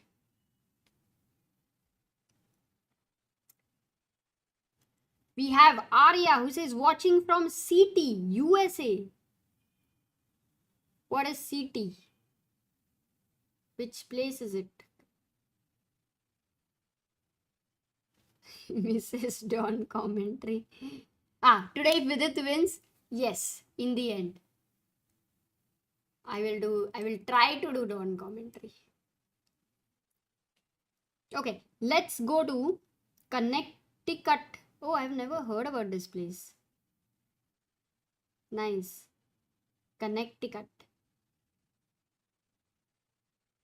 Wow, so many of you know it. Nice. It's in New York City. Okay, Ali Reza makes the move. He develops the bishop on e7. Neither g7 nor bishop takes a3. Wait, was there a problem if he would have taken the pawn on a3? Just that it's way far away without giving any threat. Whereas with bishop on e7, it's at some points, this bishop g5 ideas which were coming. So that's the reason bishop e7 is the move, keeping an eye. So after bishop e7, next for Vidit, isn't h5 move looking very natural? But the computer doesn't like it. Oh, that's the idea of bishop e7.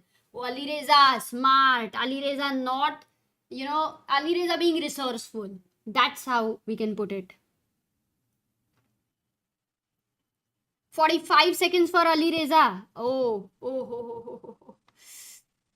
Ooh, and all of you guys, we have the bars on the left side, but you see, this game is super drastic right now, what is happening, whereas no other game is currently going super drastic. So we will have time for all those games after 40 moves.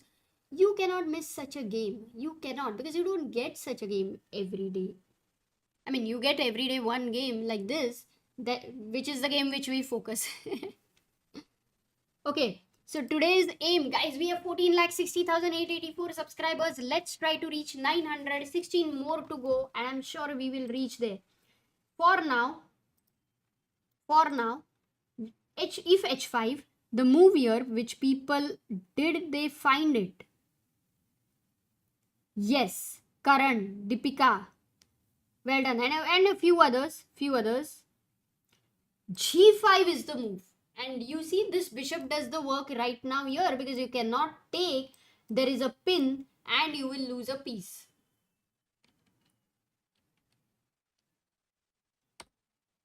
So not h5. Then what? Now again you have to find something. You see, last move for whether it was h4 with the idea of h5. Now bishop e7, which has stopped the idea, you find something new. Or you find something where later you can go h5. Either of it. So what is it? What is the move? You guys can suggest for Vidit. At this moment, 8 more to go. For our subscriber base to reach 908 more to go. Whereas for Ali Reza, he has 40 seconds for every move now. That's it in such a complex position. We can only hope that Vidit does not land up in that time pressure as well, at least in the first few moves. Towards the end, it's going to be hard, because he will land in that time pressure. Imagining every move he will be taking at least 2 minutes. He will land in time pressure.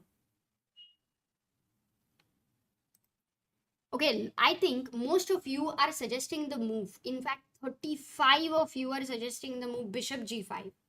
And the rest of you, like others, f4 and queen h3. And we have a lot of candidates, because the position is very interesting. By the way, candidates, when I say candidates, I mean, oh, that's a nice number, 6888.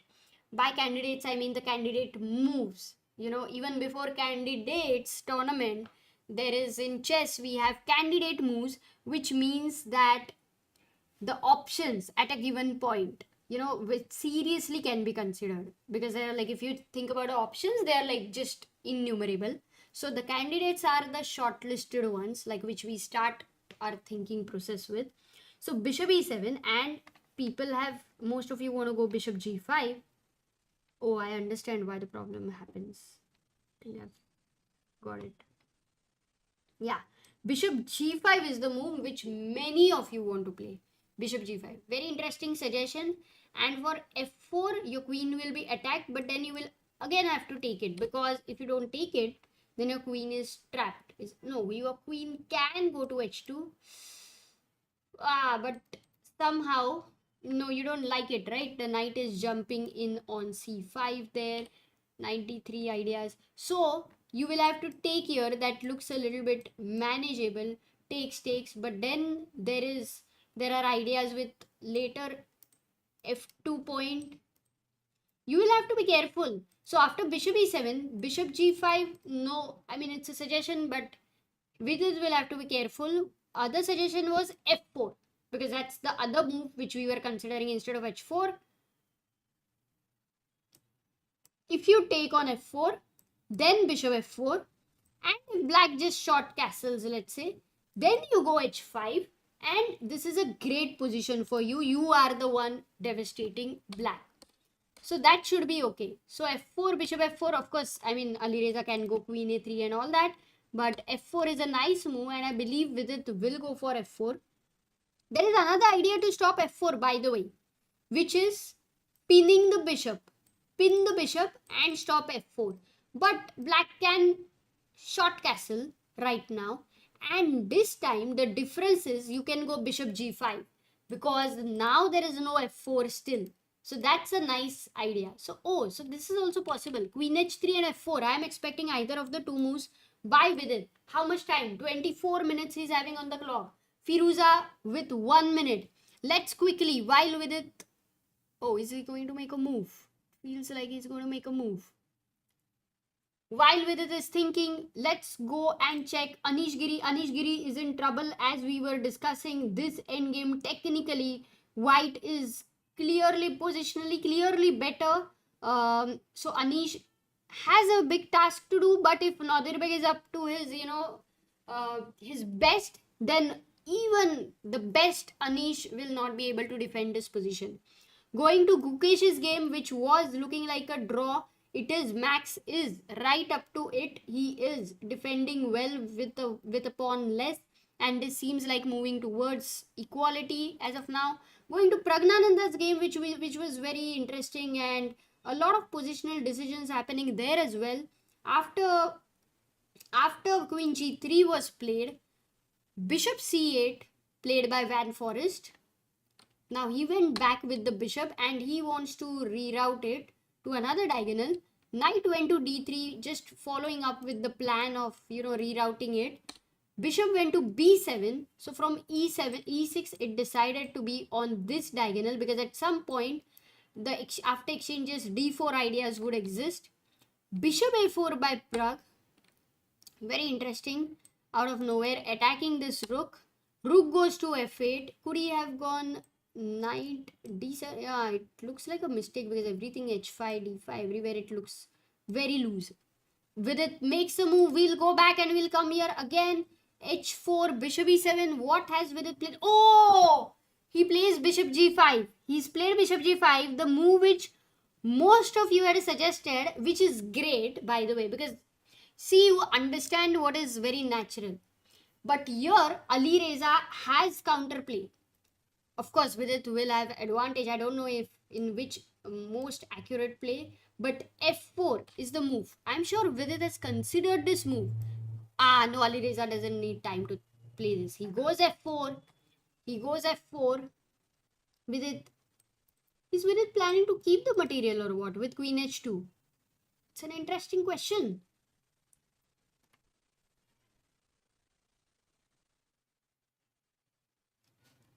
Yes, Siddharth. He has to make 90. In fact, he had to make 20 minutes. 20 moves.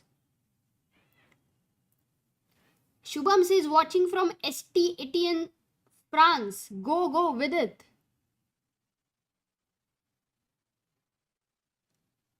Viraj asks, why not rook a1? Then bishop takes pawn. Then knight c3 with the idea of bishop c1. Okay.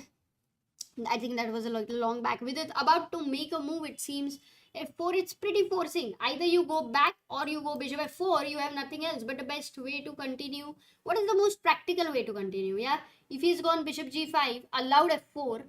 No, he did plan taking this. Did he kind of provoke it then? Maybe he provoked it because this simplification he thinks is good for him. Because for now, Alireza cannot short castle, yeah? So here Alireza needs to think. What does he come up with? Does he play rook f8 and say, okay boss, I'm also not castling. Tera king center mein, mera bhi king center mein. That's what he says. Or does he say that, wait, I will make your life still very tough with it. And I will just defend my pawn here on e4 with bishop d5. But then it looks so scary. I mean, I really understand why Vidit went bishop g5, because all these moves are so tempting. Without castle, it looks very tempting. So that's what I think. Practically, Vidit's decision looks great. Rook f8 on the board by Ali Reza. He doesn't have much time to think. But then, chop this pawn. Just take this pawn right now. And then what is the material? One pawn extra. But if you count the material, exchange up. This rook still cannot activate itself like this. The king still cannot castle. But the rook doesn't need to get activated because h5 is always there. Yeah, with it plays queen takes e4. Queen takes e4. Let's have a full screen right now. Oh, the queens are exchanged. 1 second. What? Ali Reza took the queen. I'm surprised. But what else could he have done? Maybe we will come back to it. But the queens are off the board. With its king would be dancing right now. Literally dancing. And we have reached 14,60,911 subscribers. So we reached our goal of 900. That is very, very amazing of all of you new subscribers. Right time to subscribe while Vidit is playing an epic game and he's moving towards maybe his first win in the Tata Steel Wijk after 6 draws. That too with the craziest game, I would say, of the tournament.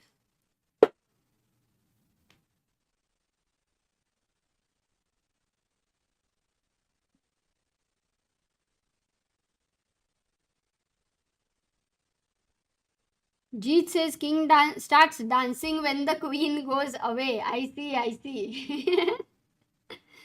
That's a good one, Jeet. Asim says, aren't you scared of pawn pair of black? Which one? This one? Or was it before these all exchanges? No, I'm not scared of this pawns from black until I have this. If I didn't have this, yes, I would be.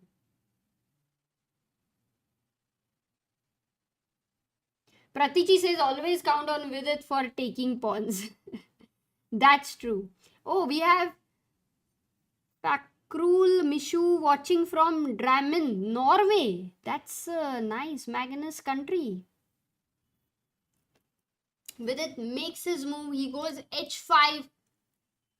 This game is, I think it's going closer towards a finish. I think the time pressure, if you see, however interesting the position was, and even if Ali Reza would have still found certain things to, fight better, but the time doesn't allow you sometimes. It just doesn't allow you sometimes. And I am extremely curious to know how much of this was with its preparation. Totally.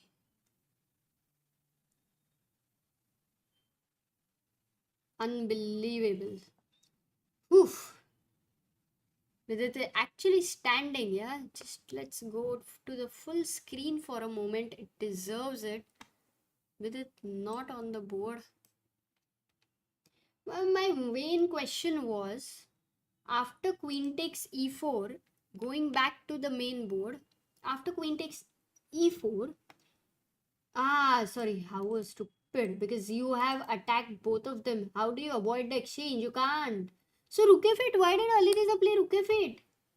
Why did he not support this? And here is the answer. Yes, h5 and everything is coming. So also some time problem.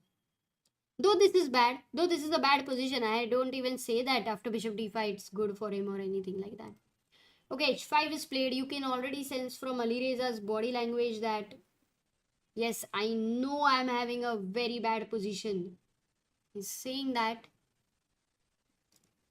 Bishop f5 played, but now you have knight d6 and you can pick either this bishop or you can force this bishop. So all the more better with knight d6. So Vidit is now definitely time to change the title.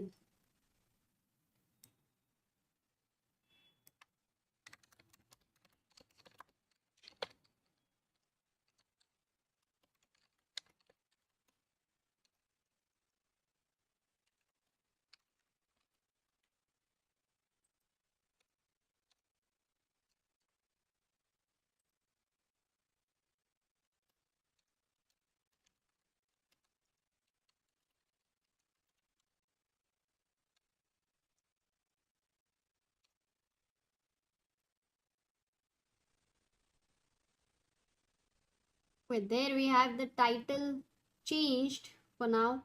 And going back to other games as well, because right now this is cleared out in some way. Vidit has good enough time for the +3 advantage, 20 minutes. Ali Reza having 1 minute. This is a dream scenario there.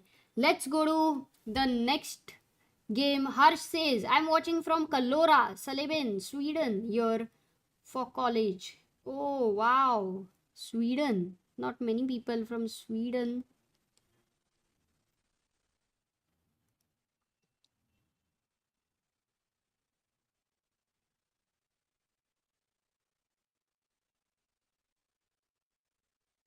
Would an idea, Linet asks, would an idea of a rook sacrifice on rook d6 be crazy?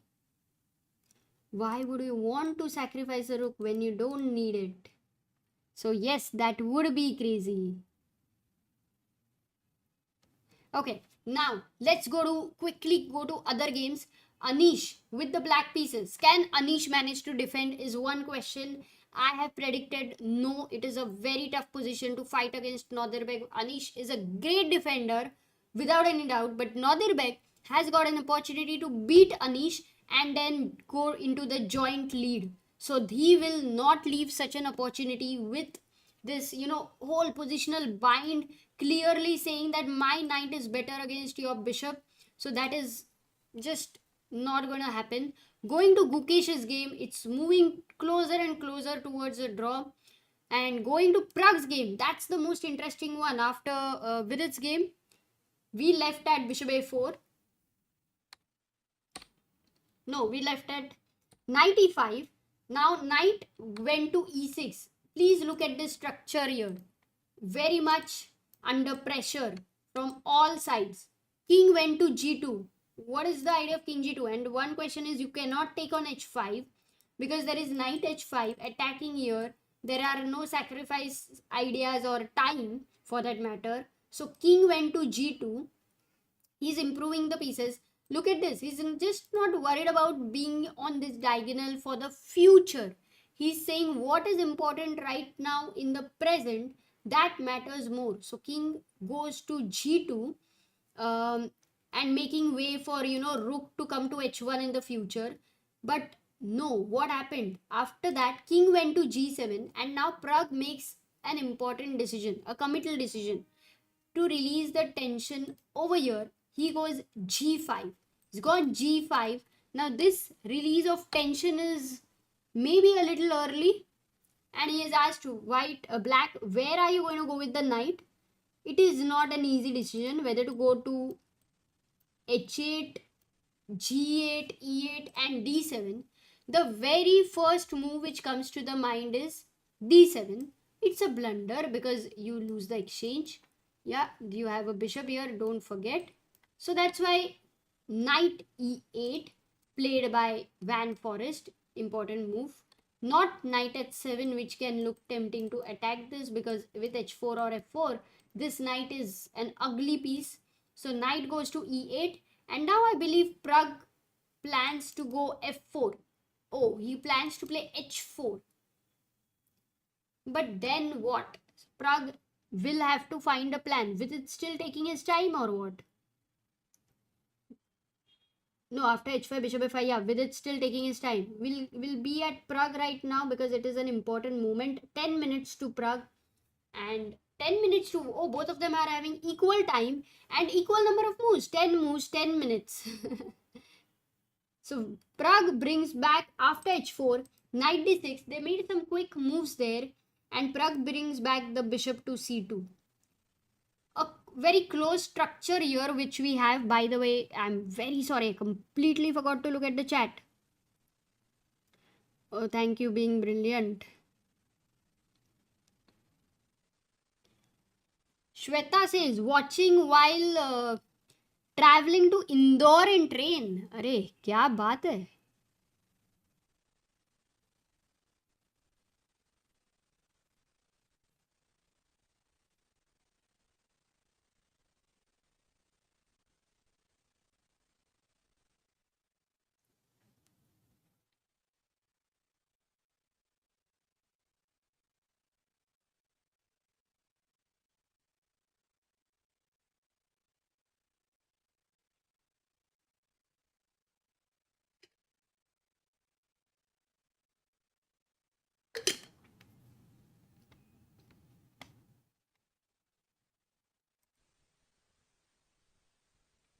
Pragg, we're just not finding him on the board today.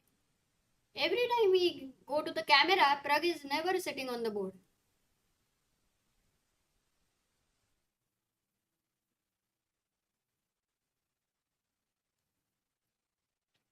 Oh no, this position was old. I think now it will get updated.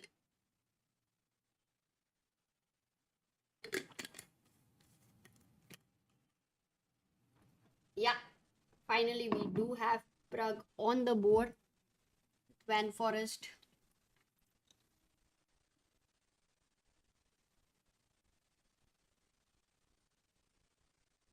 Okay, going back to, we'll keep Vidit's camera because that's absolutely the game of the day.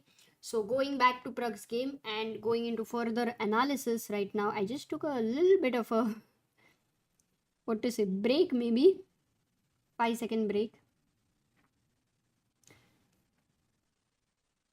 Oh, there's another one who says I'm doing maths and watching commentary. Hats off to all of you guys who can calculate while listening to something else. I can never do that. Oh, Vidit makes his move. He's gone rook d4. He doesn't give a check there. Knight d6 check. So he goes rook d4. What's the idea? No, there's, I don't think, any big idea as such. Basically, he wants to get the king out to d2, and just as soon as he can get the rook to the b file. Maybe that's what the idea. No, of course, your knight was hanging as well. So while we were looking at knight d6, that was not a problem, but this is where he supports. Okay, Vidit in control. Ali Reza on 10 seconds. Come on, Ali Reza, you need to make a move. Is he going to resign or what? 5, 4, 3, 2.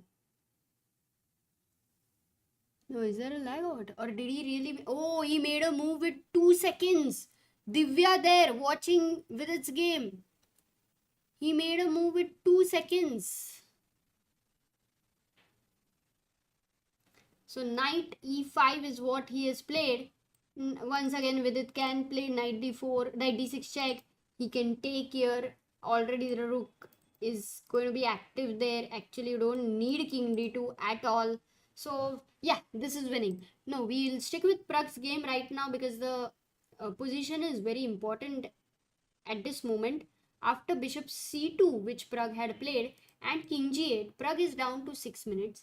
He needs to find a new plan because he's completely blocked the whole thing. And how is he going to take a break? Or is he planning any sacrifice here on this structure? What is his plan? Is he going to play f4 here? Because that looks like very committal. You don't want to give up this square. It looks like a positional mistake. I'm surprised that it's not a positional mistake. Though this knight goes to g7 and but you just don't feel good. Yeah, you don't feel good with f4. So you don't want to loosen up the squares. Forget about e4. You cannot think about that ever at least not ever, but at least for a long time right now, with the center opening up. So that would be really bad, which means it's a closed structure and you have some time to maneuver, but still it's not too much because there are black is waiting to sometime open things up. So how do you continue? Oh my god, it looks like such a tough position here to find a move, to find a plan. How is Pragg going to continue? Guys, any suggestions?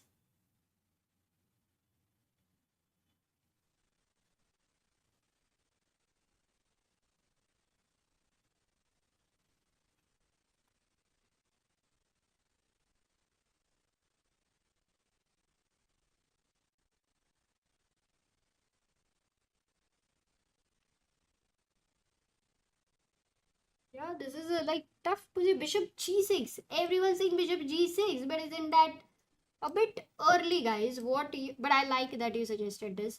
Now there's a 4. Queen goes here. By the way, Pragg has made a move and takes and not rook f8. This is hanging. So queen f8, king f8. So this is a position where I think the idea which you guys have is that you have these pawns which are rolling. That's what you think.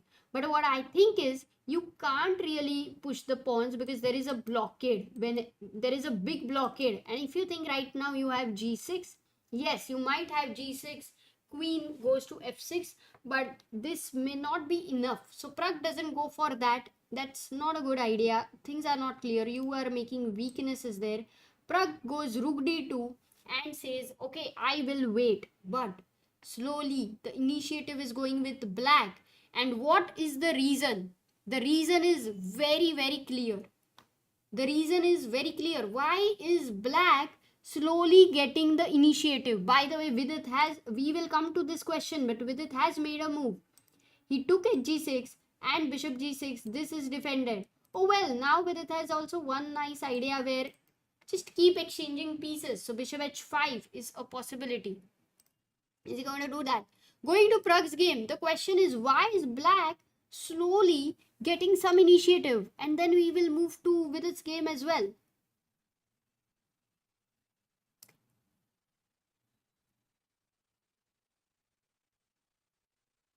Two knights. Huh? No.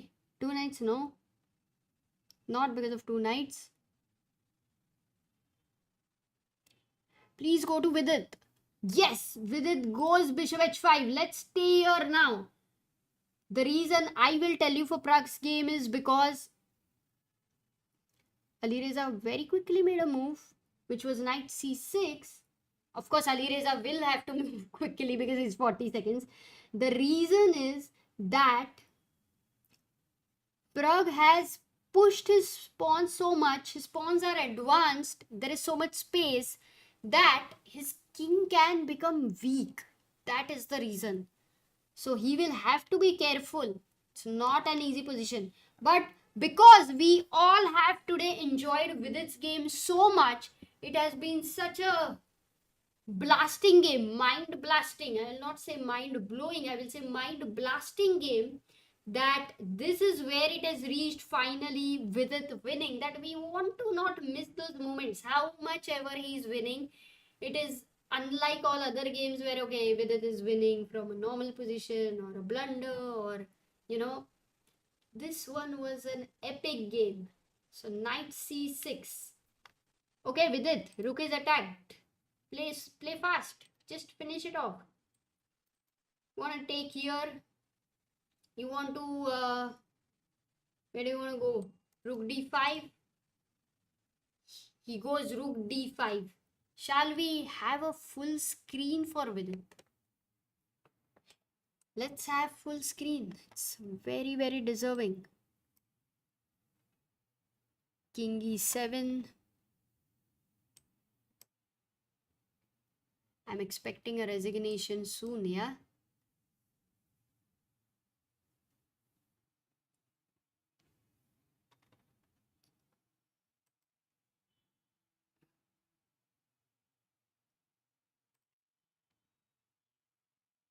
Yeah, Alireza is making quick moves.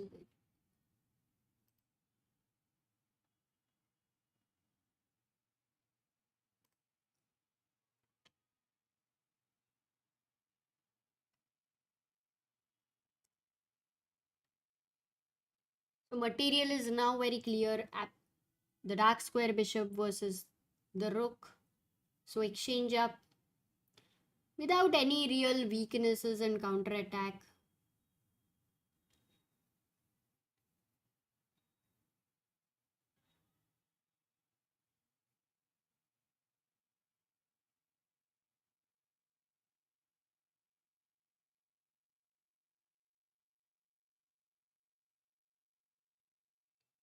$5,000 people watching. Can Vidit score his first win? All those who have joined late, you should know Vidit played a mind blasting game today.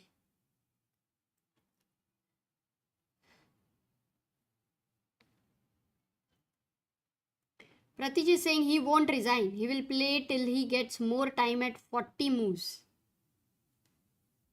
Okay, that's your prediction. How many of you think the game will be over before 40 moves? Yeah, it's exchange down actually. It cannot get over. And that too with Ali Reza, who is very resourceful. You can see with its size already very red. That's what I say, that with intense games, intense long games does that. I have often seen after the games. Uh, it's not very obviously seen, I think, while I took photos and all, but it was in person, it is very obvious. It's very normal.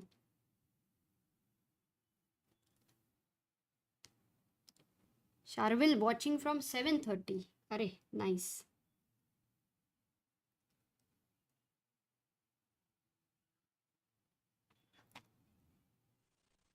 Yes, I can give a roundup for sure. Here we have also time to show you the bars for all those who have joined late. These are the bars which say it all. Oh, by the way, we have Harika's game also ended. That's ended in a draw. Leon's game, Leon has won. Divya is better. Oh, Divya is clearly better. We should go there because we were expecting a drawish situation. Where you were sitting ended in a draw that was very quickly. They did not play much. Gukesh having slight edge against Warmerdam, but I believe that is as good as a draw.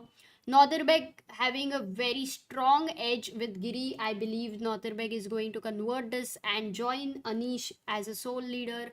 If Anish manages to defend, that would be really amazing because it's a very tough position to defend. Pragg fighting against Jordan Van Forest, and Van Forest is making things difficult for Pragg slowly and steadily. Param versus Nepo, you see there things are Nepo has slight initiative, but with it Ali Reza has been the game and the matchup of the day. They have had Sicilian on the board. The most the most complex opening happened. The line, the preparation, the thing they had on the board for us to witness. Hats off. We all really enjoyed with it finding some ultimate moves there. That is a question whether he was prepared or did he find some of the moves on the board.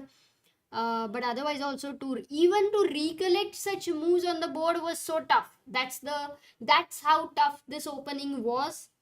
And with it finally having done great time management, is now having 7 minutes for 7-8 moves, but a completely winning position. So that's the roundup for today, guys. That's the roundup, and things are going on. And Pragg, oh, Pragg has drawn his game. Did they repeat? Just to quickly go to the end position. King g8, rook d2, queen f4, and Pragg offered a draw here. It seems because the last move was of white, 33rd move, and this has ended in a draw. A great result for Van Forest actually, because not much Pragg could do here. So that game has ended in a draw. Quickly going to Gukesh. Yes, this is also going towards a draw. Anish, oh, completely lost. The rooks are exchanged. My goodness.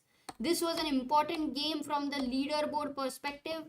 Takes, where did it all changed? King d8. King d8 was a very bad move because c4 is the move which Anish missed completely.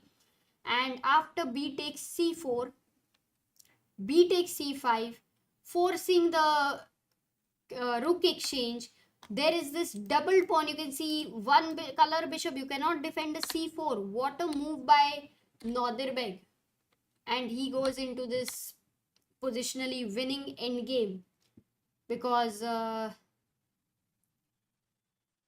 wow, this is positionally winning. He's gonna create zugzwang. Going to Vidit's game. Vidit plays rook h7 check. Very quickly, Firouzja goes to e6 and attacks d5. You don't have time to take the pawn on b7. By the way, there we have moving towards 14,60,956 subscribers, and actually 44 people to go, and it will change to 61. 14,61,000. Oh, that would be a big change.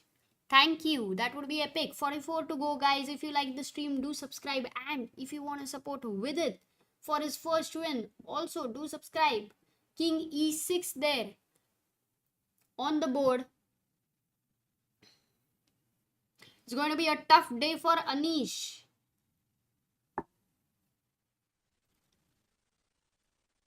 How can someone join someone else as a sole leader? As a joint leader. He can join as a joint leader. So Anish was on 4.5. If somebody else wins and gets to the same score, it becomes a joint leader. King e6. Vidit's rook is attacked. Vidit, why are you thinking no matter what? By the way, look at Firouzja. He's gone to 2 minutes. Though the position is bad. I think Vidit will take his rook to the 7th rank. That looks really good. You always dream of the rooks on the 7th rank. Chess dreams are like rook on the 7th rank, knight on f6, you know, creating mating attack, bishop on the big diagonal, and a queen here. You know, these are the chess dreams, the dream scenarios. Milind says watching from Ujjain. Oh, a spiritual place, I believe. Rook g5 is also suggested by you guys. Attacking the g6 pawn. Yeah, that's also a nice move there. Rook hd7 is also being suggested there. Yeah, but I don't like because either you would love this or you would love this. But rook d7, then you are tying both the rooks down. If you had a check, it's different, but you don't. Knight c5 check would be a blunder. What did he play? Rook d d7. Yeah, Vidit goes rook d d7.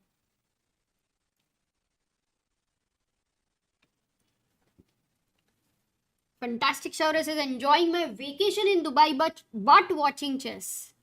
What do you mean by but? Are you with your family? Who doesn't want you to watch chess? Niroshan says watching from Sri Lanka. That is nice.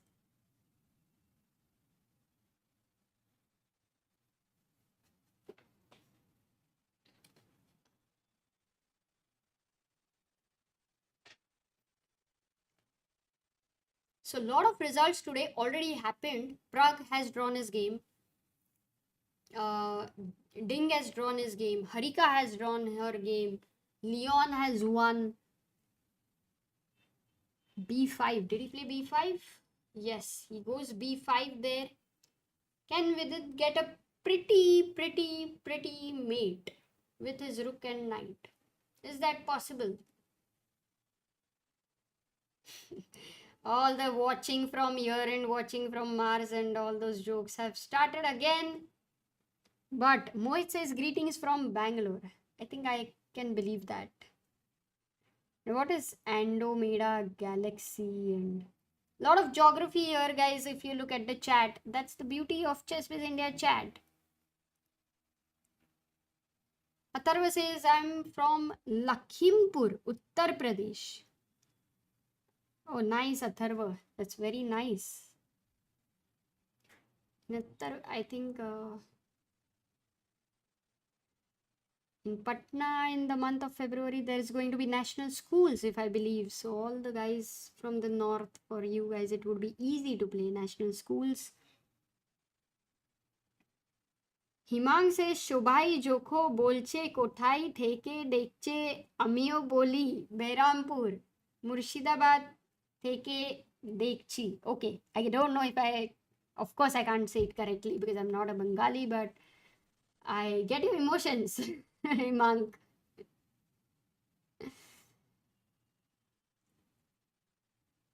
oh man now it's impossible to epic Bengali. Cool. Then I can actually, somebody was asking me, are you Bengali? Are you Bengali? I can't say to him, look at Nepo there. He's like, looked at the position and yeah, it's over. It's like that. That kind of an expression. Ki khattam. Oh, what a crowd. The hall is so full.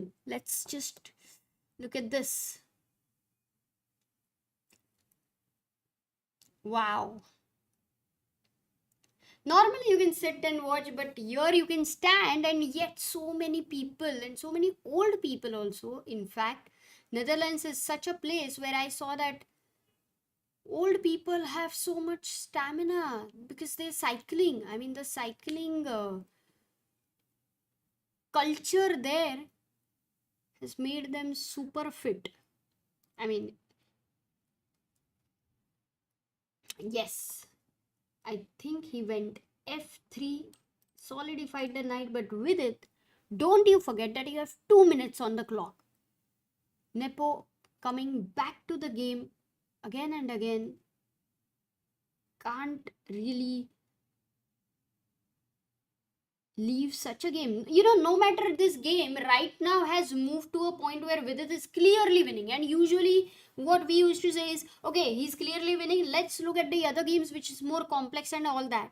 But this game, if you have followed the story from the beginning, it's like, oh, you don't want to let go of what happens in the end. It's like you have watched the movie, the whole movie. Now, though you know the suspense, though you can predict ki, of course this is going to happen. Of course, two lovers are going to meet in the end. Of course, they are going to live happily ever after. Still, you keep watching it, yeah? It's like that. This game is like that. You can't just move away from it because it's a story today. I have never had to scroll the chat so much in this less time. And it's amazing that 5,000 people are actually mentioning that where are they watching from. Hero says watching from Netherlands. That is something I can believe.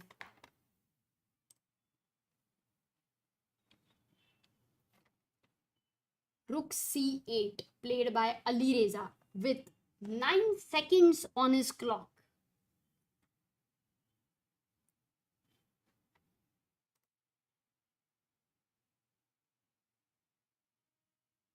By the way, we have moved to 60 lakh 966 subscribers. Nodirbek there watching the game. Erwin Lamy also a very good friend of Vidit watching this game. To beat Ali Reza is firstly not easy. That too in his own style is absolutely not easy. That too for Vidit, who has been, we have been calling him positional genius all this while. This kind of a game was crazy. Boston. One thing is clear. My geography has improved because of CBI chat.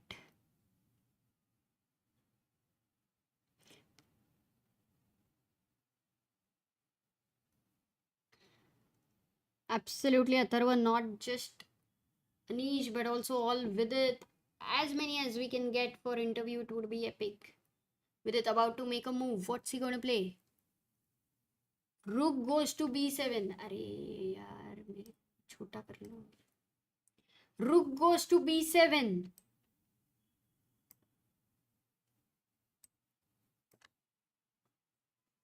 Is he threatening anything? What's the threat? Let's, even if he's winning, because we know how much we mess the winning positions, let's still try to understand the moves. Ajay says greetings from Shugon, Netherlands. All of you guys who are in Netherlands, please go to Wijk to see such an event. b4 by Ali Reza. So now What happens if I just simply take this? Is there any problem? If you take with the knight, I have a check and you lose this. If you take with the bishop, can I still go to b6 there? Oh, it's a check. I completely forgot about my side. I don't like king e2, knight d4 check, but okay, there's nothing to worry. It's just a bluff. King d3, that's fine. So b4, c takes b4 is a possibility. Well, if you don't want to take, is there anything to, yeah, can you not attack this guy? Rook g7, just attacking, can't defend. And if you go king f5, there is g4, I believe. Yeah, g4, not the most ideal, but yeah, possible.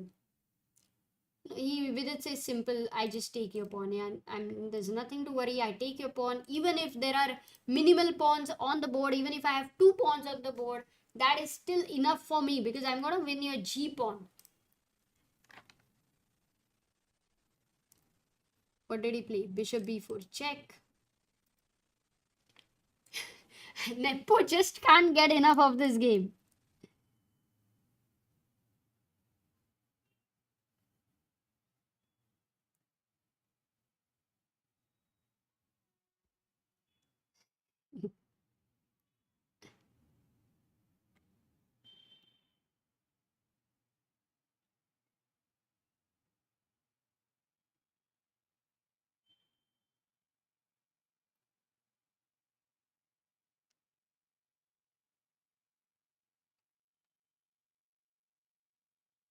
Oh, by the way, very quickly, no, he's gonna make a move. We can't move right now.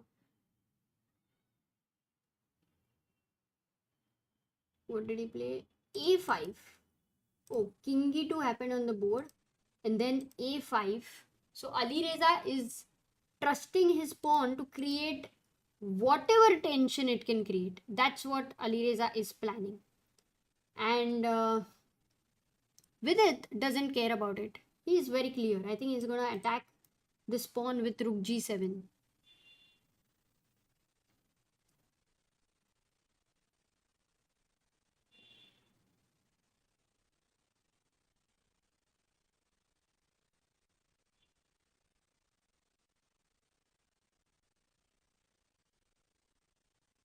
Everyone's saying Anish resigned, but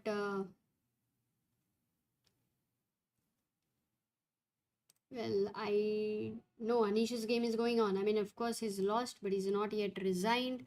Coming back to Vidit's game, he's gone rook g7, attacked this pawn. Is the game going to get over before 40 moves? For that, this is the 39th move, and we will soon know after 39th move what is Ali Reza going to do. Do you think he'll resign now? No, he's not planning to resign at all. He goes knight e5, defends the pawn, but with it, knows to remove the defender, to deflect the guy. No, to remove the defender. Guys, it's not a lag. I hope not. It would be a disaster to, if the computer goes blue screen right now, that would be a disaster. 6,000 people watching with its final moments.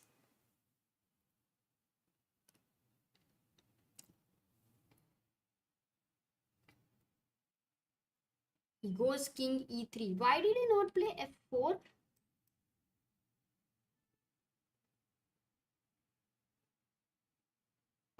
For f4, maybe first there was bishop f8.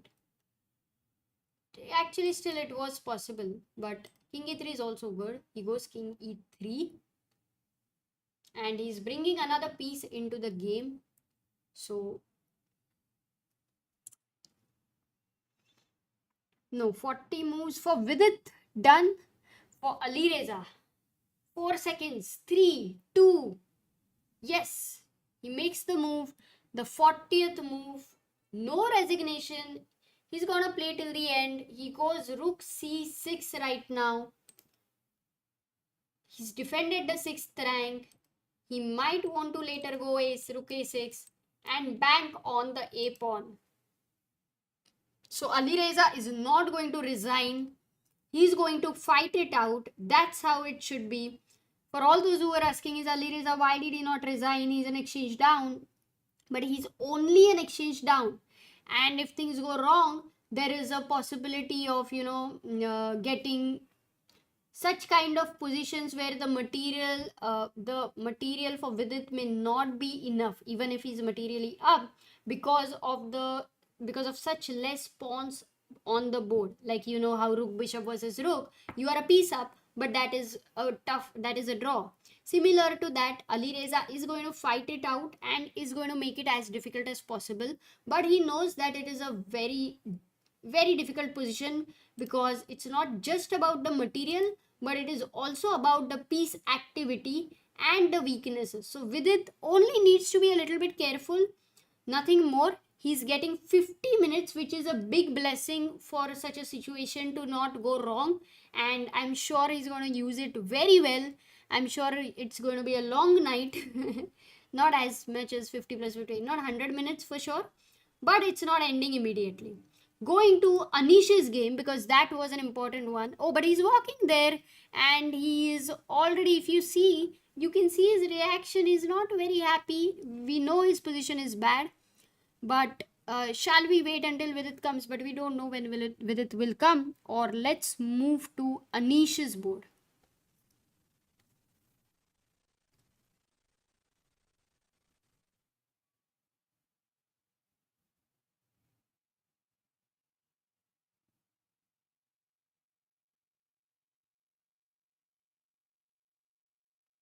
Reso says, watching from Buxar, Bihar. Please read it aloud so I can connect with nearby players. That would be nice. All the people from Buxar can come together. Brian says, sending love from Ligma, California, CA. I think CA would be California if I'm not wrong.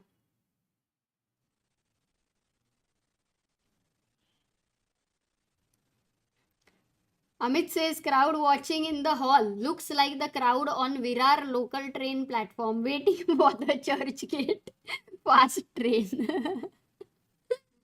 Oh, that is so funny. Oh, that is so funny.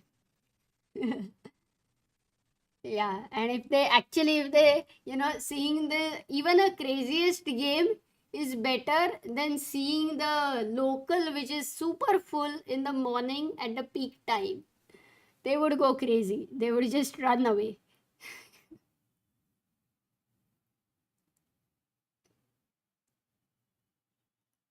So many people are watching from Bangalore, and guys, there's a very interesting tournament happening in Bangalore right now, so you may want to visit it. Yes, Vidit is back and he's eating something. Of course, time to eat something. You have a long game with it. It does seem that he played a very intense game today, very complex. But if you look at his energy, he has it still. You can see and you can feel it. He has all the energy, which he will use it well. But he's saying, like, I don't need time and I don't need energy. He's just gonna flow. He's just going to flow. So with its position, he's about to make a move already after rook c6. He's all figured it out. What's the move? f4. I like this angle. f4 is the move, because with f4, what he's trying to say is, knight moves, then this is problem. So there has to be a check, either of check, let's say. And if you give knight c4 check, then there is king d4. You don't have a check, which can, save the pawn, because bishop c5 will lose this. So that's fine. And if you give this check with on g4, then there is king f3. Once again, the knight max check is here. You don't want to go there. So this is fine. So f4 is the move Vidit is going to play. And if he wins this, I guess, then maybe Alireza might resign. I'm not sure. Let's see. f4. But 40 moves have not at all changed the speed of play for Vidit. He's like, I don't care about the 50 minutes. I just don't need the 50 minutes. And there he goes, f4. Is Alireza going to make a move quickly? Because I'm sure that Ali Reza is not going to keep thinking here. There's just no point.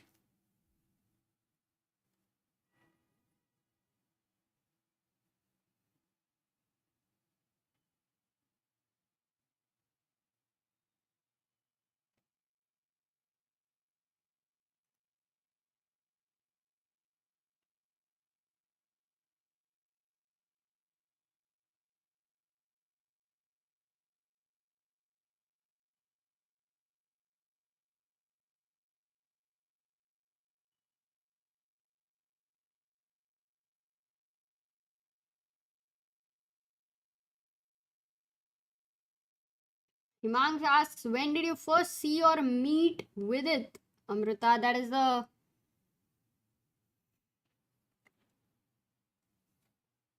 Oh, Knight G4 check. That's a very, very tough question, Himang, because he was very young. And I remember he coming with his mom, and Vedika was so little that time. Uh, oh, it must be long, long back. Very hard to remember. But I guess, I think I saw Vidit much before Sagar, I would believe. But they were in the same age group, so maybe not so true. But yeah, don't even remember. That's how long I would say. Ah, it's pronounced as Bakshar. Got it.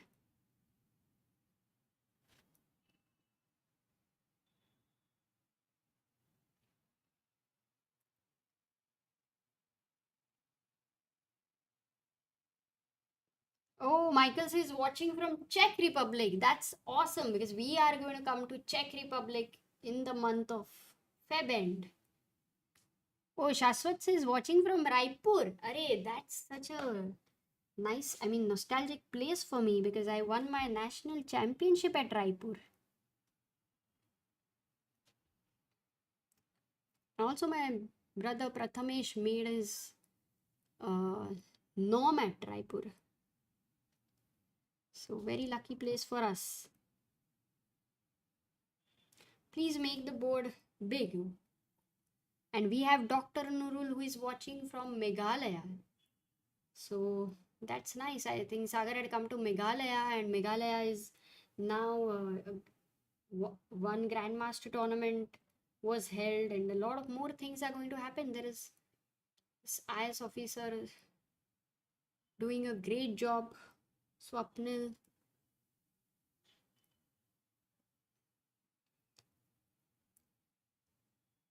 And Vidit plays king. What? He still goes king d4 or what? And Ali Reza resigns.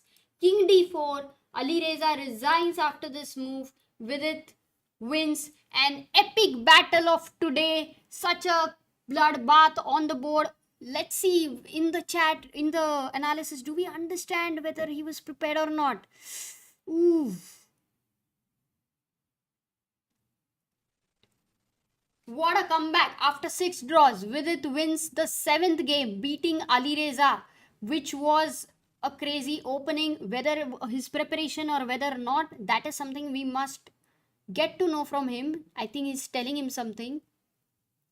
And look at him. After the game is finished, he's eating something. And he has it in his hand. Does he know that his opponent is going to resign? So funny that he just eats something immediately after the game.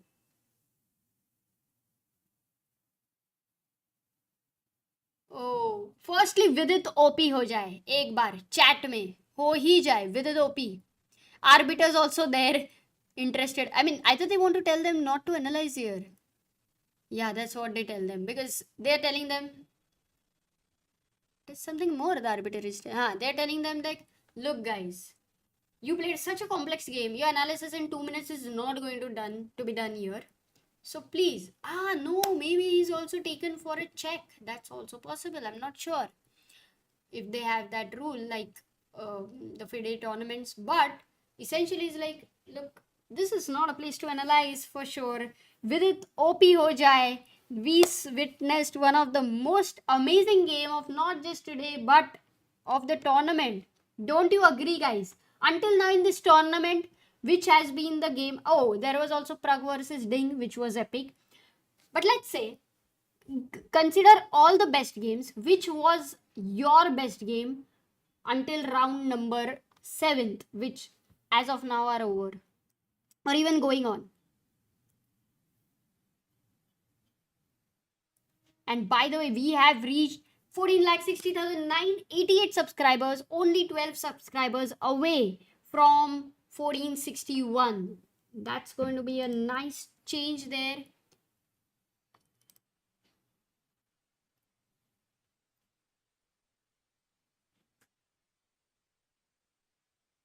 Nashik का आशिक.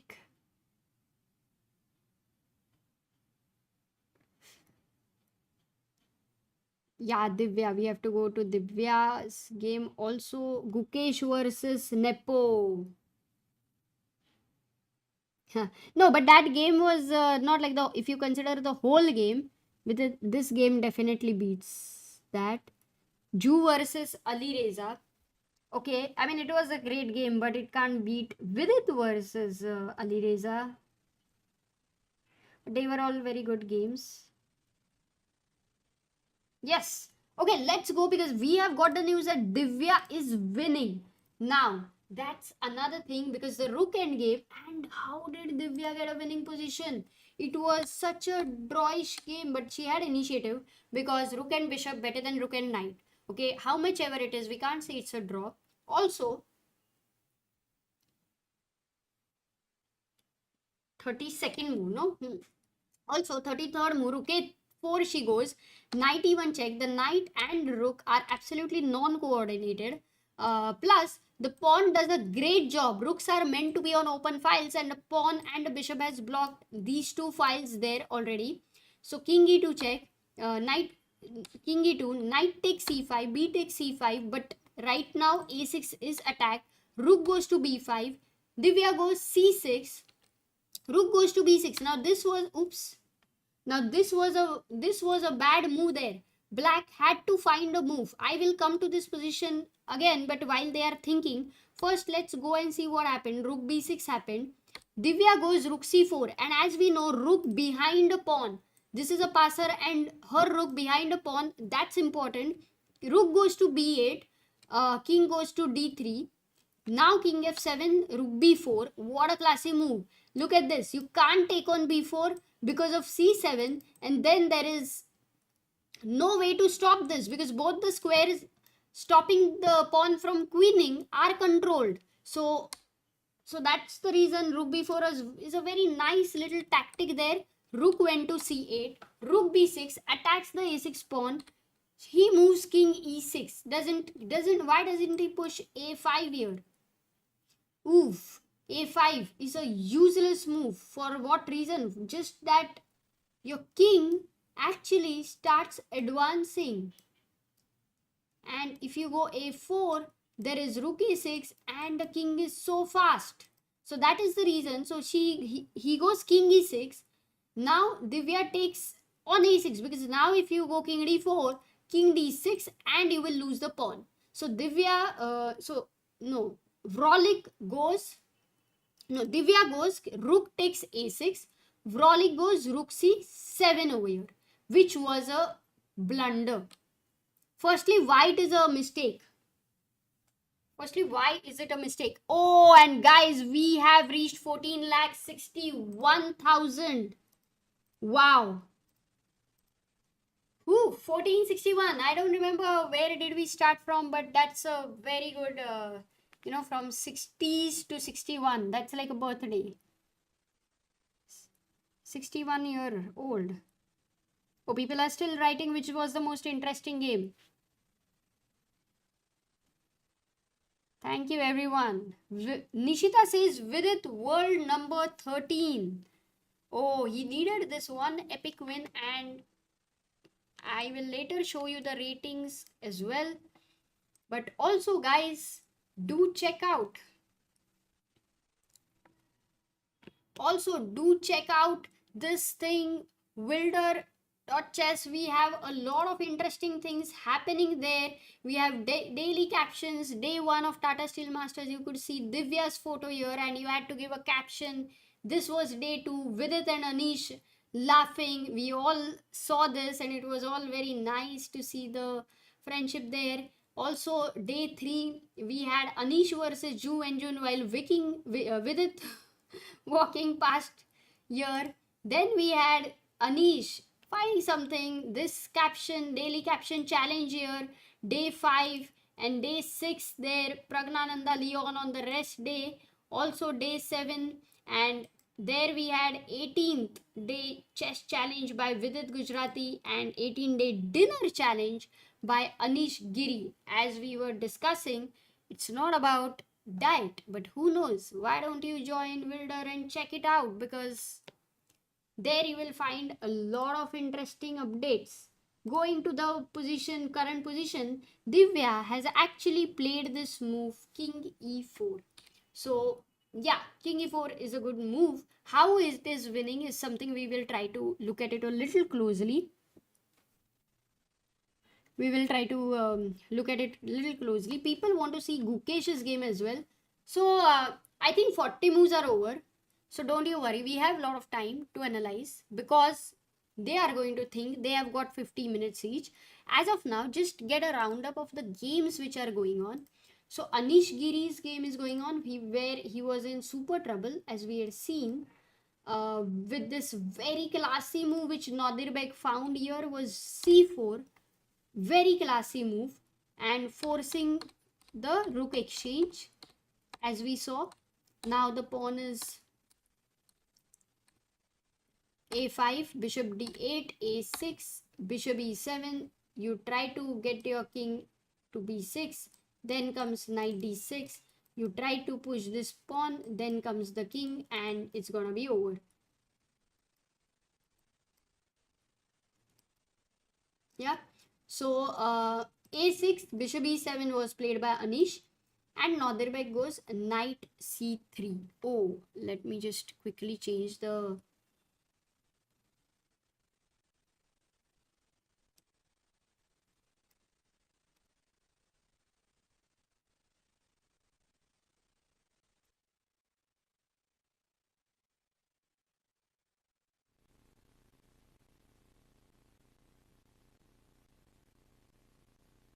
yeah. So that's there we have Anish. Knight c3 has been played. That was a full tournament hall there. So knight c3 has been played, and Anish is thinking what to do because he can't go king b6. That would be a blunder. What else can he do? He can move the bishop there, but then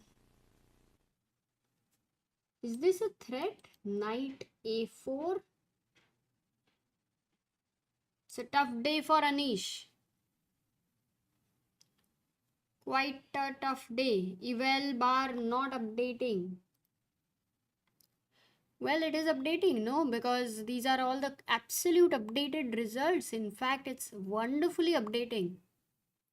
We see Harika drawn her game, Leon drawn her game, Wade drawn his game. Nodirbeg winning, Gukesh winning. Ah, yeah, bar, the evaluation, you mean.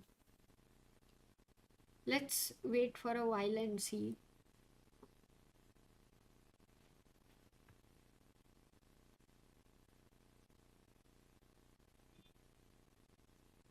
Okay, taking 30-second break.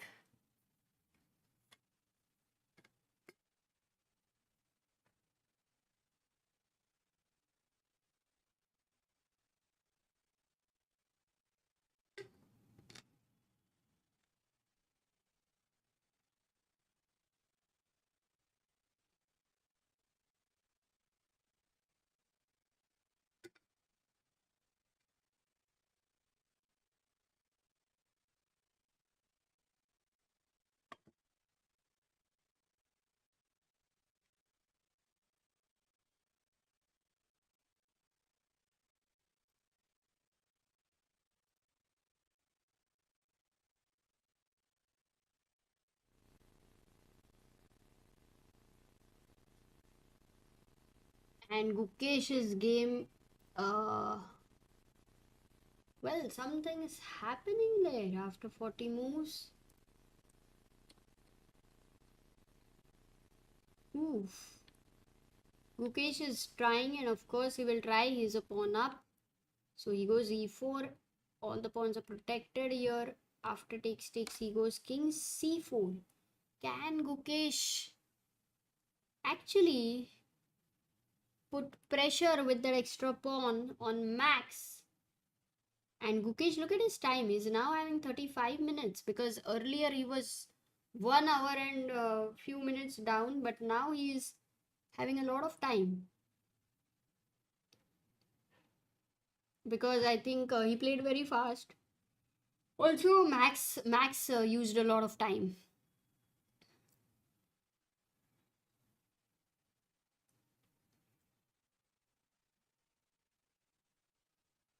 Okay, so we have 3 games to see: Anish, Divya, and Gukesh. Which one, guys? You tell me. Anish, Divya, and Gukesh. Vishal thinks it's very natural to do some mistake for black here. I agree with you that it is not any position which can be said, oh, rook and game dead draw. Not at all, because on one side you have 2 extra pawns. I mean 2 passed pawns. Look at Anish. Wait, maybe right now I think Anish's game, I believe, is getting closer to finish. So let's just look at this for a while. And I think this and Divya's game is very interesting. So knight c3 has been played. Anish is lost here. Let's have the camera because we don't have a special camera for Divya. So king e4 has been played. Now how is Vrolik going to answer? Yeah, guys, we are at Divya. How is Vrolik going to answer? Because if he goes king d6, the point of this last move of Divya was to go behind these pawns. You don't have time to take this pawn. This was an extra pawn, and the king pawn endgame is super lost. Okay, so you can't do that. Going back, that's the idea of king e4. Now, if Vrolik says, okay, you have the extra pawn, I understand, but you can't make a queen. And if I stop you from attacking these pawns, then what's your plan? How are you going to convert this? That is the question which Vrolik is raising to Divya. And firstly, right now, Vrolik needs to make a move because he can't move the king away. It's controlling an important square. Let's say Vrolik says, okay, I will go g6 so that my king can move later. So that you don't have king f5. Now, if he goes g6, how can Divya progress? What is the suggestion here?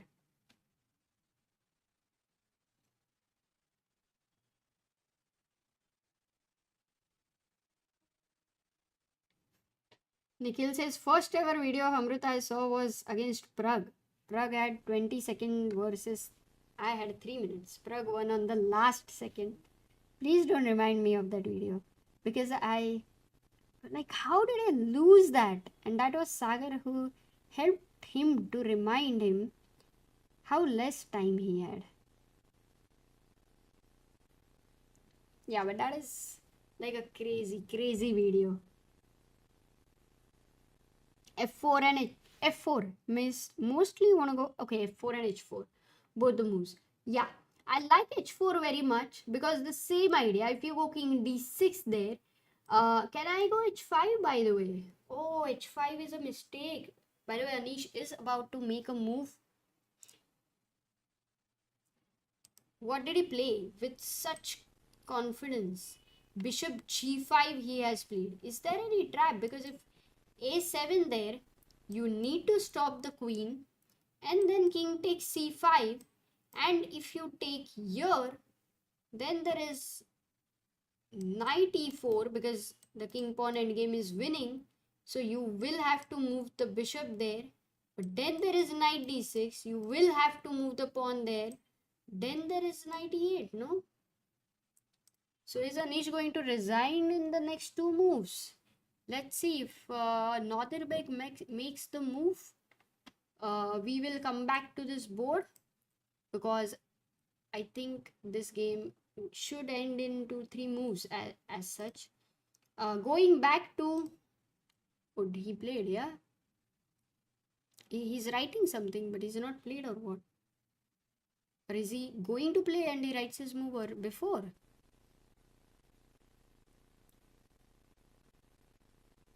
Nope. Okay, going to there you have Divya, by the way. So let's look at her game. Going here, I said h5. Okay, I thought of the same idea where if you take, basically you're getting the square, which is correct because if you take then king f5 and I'm winning. So what is the move here for black to defend a position? An important move to defend a position. It's been a long time since I've asked you a question, so time to.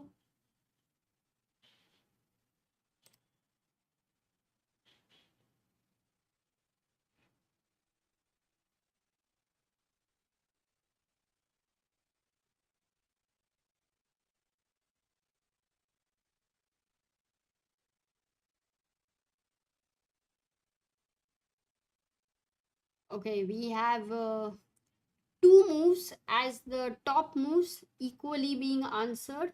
One is g5 and one is f5. And yes, one of them is right, one of them is wrong. So g5 is wrong because once again you just allow king f5.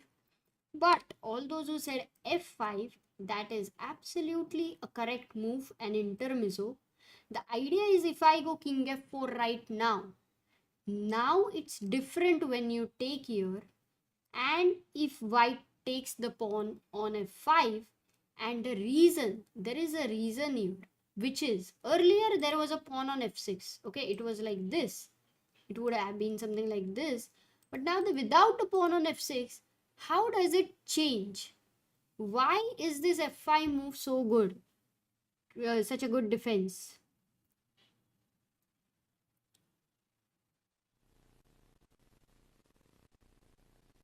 Yes, we do have the camera of Anish versus Nadirbek on the board, right on the screen right now, guys, because Anish is the sole leader. If Nadirbek beats him, he joins him as the sole leader. So that would be an important game also because it's almost done. Like the game is, Nadirbek is almost beating Anish and he's there going to make a move. And I believe Anish is also going to resign in a bit. Yes, absolutely correct. It's the reason without the pawn you get this check. And once again, the theme of X-ray. Rook f2. You might take this pawn, but rook g2. And yeah, one of the pawn will be lost. There we have Anish Giri on the board. What has been played? Bishop g5, knight b5. Knight b5 is played by Abdusattorov, threatening a7, also asking what is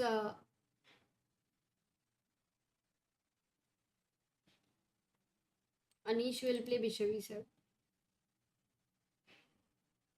No, he goes bishop e3. And now for a7, king b7 isn't knight d6 a check. So a7, king b7 isn't knight d6 a check. Oh, this is a draw. Ah, because you retain the c5 pawn. Oh, wow. So this looks tempting, but it's not good. You can't do that. In fact, that's a good move because here if a7, a natural move king b7, then the way Abdusattorov has to continue is, what will you play here with white to play? Again, another question here. Thoda socho. Just try to think a bit.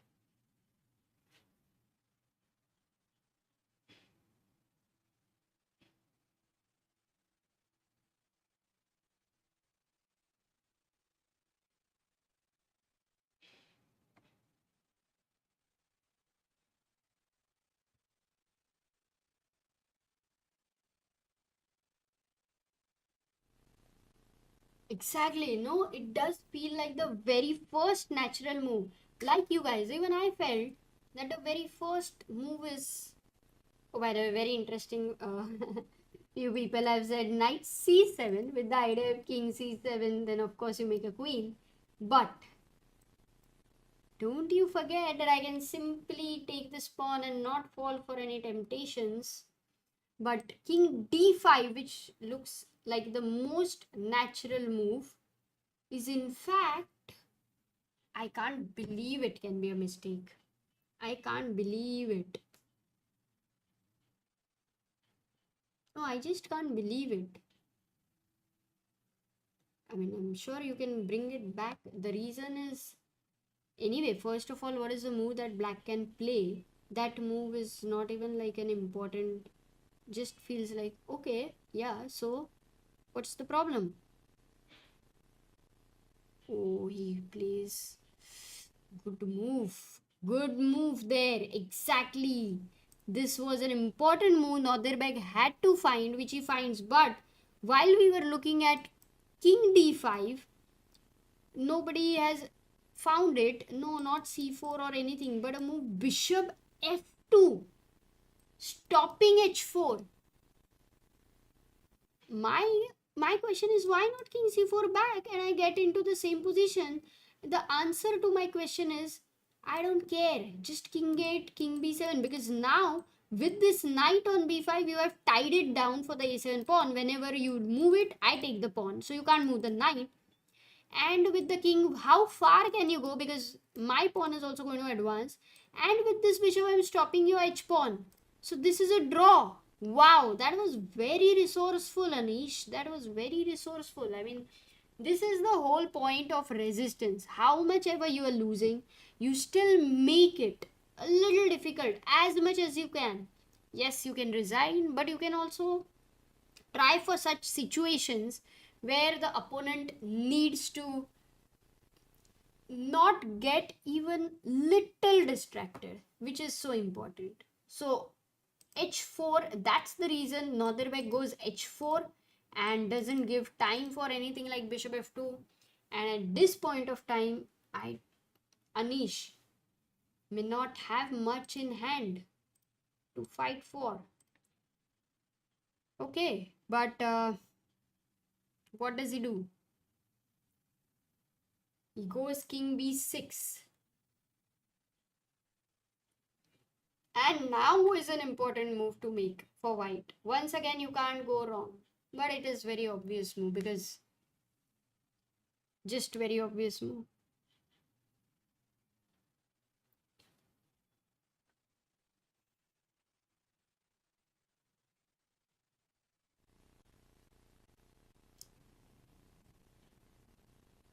Arunachal Pradesh. Lovely. Yes, the pawn was attacked, so a7 played, and Anish goes king b7 instantly, stopping the queen. The difference between the earlier position and now is, like earlier position, when bishop was stopping h4, now because you already have h4, you don't have to worry about it. Can you now start with king d5? Yeah, he goes h5, even a nice move there. Oh, look at Anish.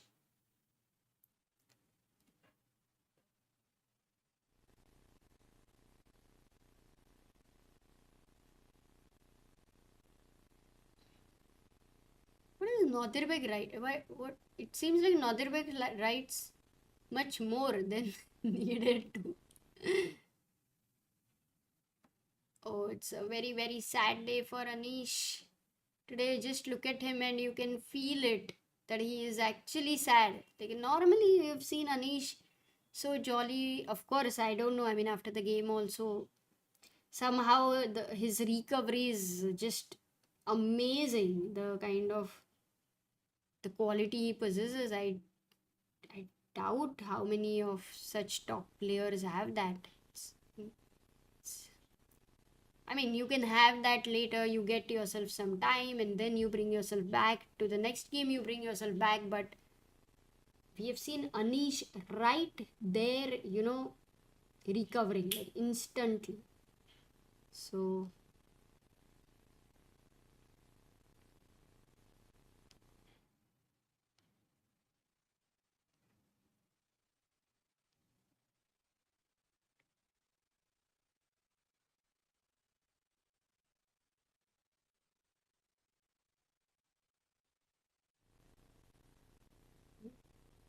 Okay. He just removed the blazer and he's sitting again and he's trying to think. Not giving up yet, guys. While Anish thinks, let's go to Divya's games. After King E4, her opponent is also gone into a very long thought. But if you remember, this was the position we were looking at. King Rook F2, King takes H6, Rook G2, and we just jumped to Anish's game. But King H5 and Rook G3, and of course, this is a draw with the king being cut off. So, uh, it all started from, let's go into the flashback. The move which I thought h5 should be a win, but it's not a win. And in this scenario, like when if Divya has played, Vidit and Divya, actually, if I right now I had a slip of tongue because it's so similar. Okay, so the point is Divya wants to go king f5, and we were looking at if g6, h4, king d6, h5 is a mistake because of f5 check, which was pretty smart. But if not h5, then what is it that Divya can play? She can play g4, and can f5 be stopped? Because takes king f5, and now if you give this check, here rook takes f2. The difference is after king h6, you are left with 2 pawns, not just 1 pawn. So that should be good enough. So that is winning. So going back,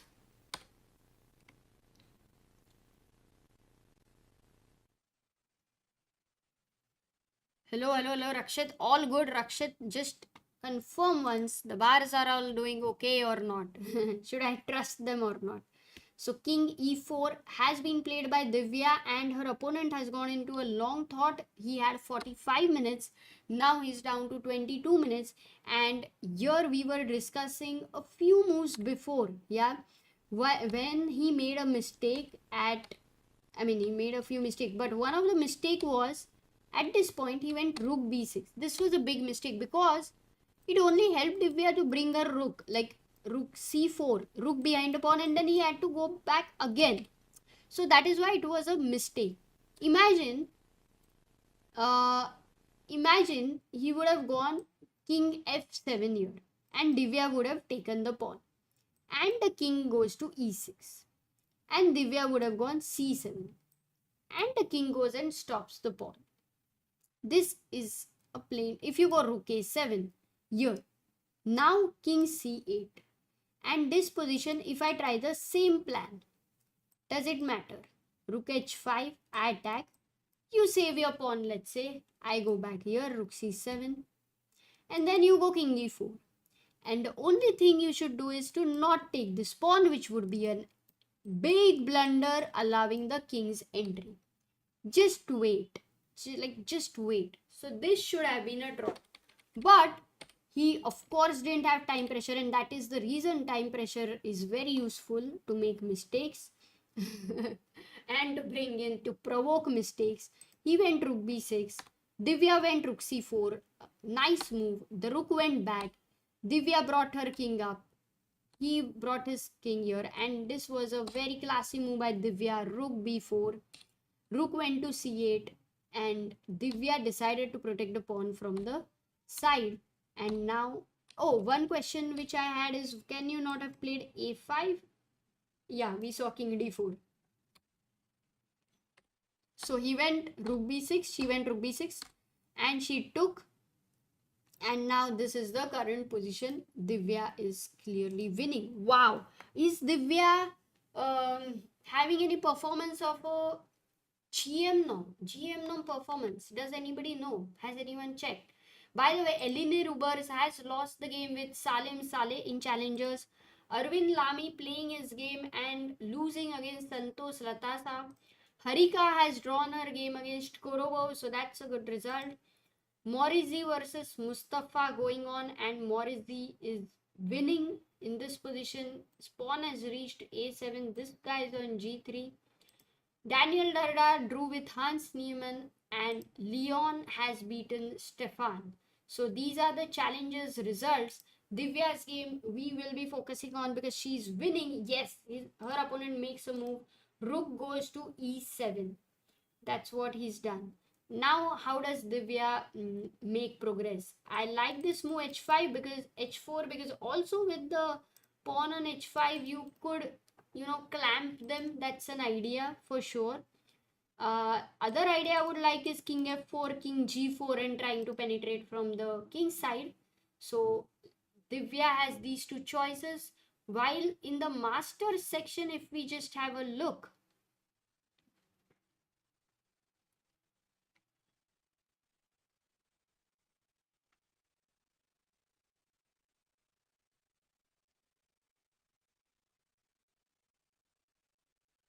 Pratiji said, Vidit, in the post game interview, a win is like two draws, so it's better than a draw. Himang says Harika is actually doing pretty well, 50% in such a strong field so far. So that's Divya right now. We analyzed her game intensely, end game intensely, and she is winning here, which is amazing. Okay, just going to, by the way, c7 check is what Dvijay is saying, wanting to go, but don't make that blunder because, okay, where should the king go? King d7 or king f7 is the question. King d7 or king f7?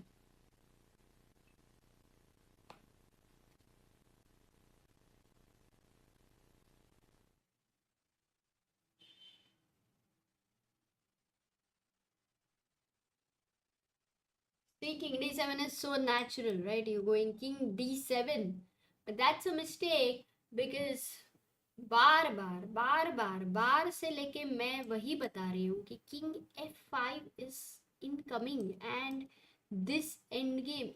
Oh, can I not go rook a7? I thought this is winning.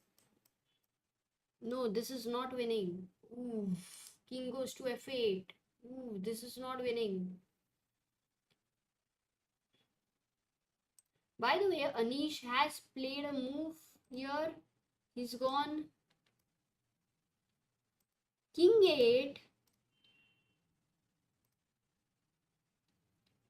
Nonderbeg has 42 minutes and he has a very classy move here. Guys, can you find a classy move? I'll analyze the endgame here. Oh, he doesn't play that. He goes king d5, which is also winning. But there was a... What did Anish play? Anish is about to play. I think these are the end moments. So let's wait here.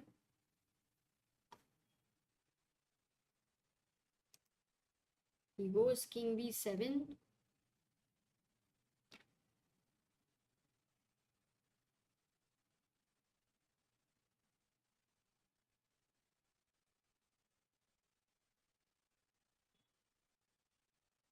Yeah, the classy move, absolutely. Mohammad, you're right. That was g5 there. What a classy move. If you take bishop g5, then you take king c5 and king will enter. Either king will enter or this king will support this and the knight will be free to win the pawns. So that was the point of deflection. And if you play g6, then we all very well know the very common tactic, the bachpan ka tactic. What's the tactic? White to play. Finish it off, guys. Finish it off very quickly. Speedy spotting of tactics. Come on. Yes, Nafiz, Shivam, Devanshi. Okay, Aditya, Sukrit, Adarsh, Puransh, Sayandeep, Keith, Hussain, Vansh. Well done. F6, keep deflecting and आगे बढ़ो, can't stop the pawn. So that's gonna be over. So well, king b7 played by Anish and he says I will fight till my last breath. So king b7 on the board. Nodirbeg is thinking. By the way, let's quickly go to Gukesh's game because after hg4, Gukesh goes king c4 and rook f1 was played, attacking f3. Now Gukesh goes rook b8. Now he set a small trap, a little trap. If you take, and firstly if you take here, Big blunder, X-ray. X-ray, how to keep the theme in mind? Doctor, X-ray, doctor. So that's how you can keep in mind. But another thing is, if you take and take, and even if you don't take this guy, let's say you go king e5, still this position, you are very happy with these 2 pawns. Rook f5 incoming, then you will bring your king, and then these pawns will be passers. So that is how white will be winning. If you go back to rook b8, the current position, so taking here is a mistake. So Max shouldn't take the pawn. My question is another one. If you go g3, that is also a mistake because you lose the pawn and Gukesh has too many pawns. So you can't do that. So neither g3 nor gf3. What black is essentially saying is, dude, you can't really take here and spoil your structure. So I'm going to keep the pawn on g4. So that's what black is saying.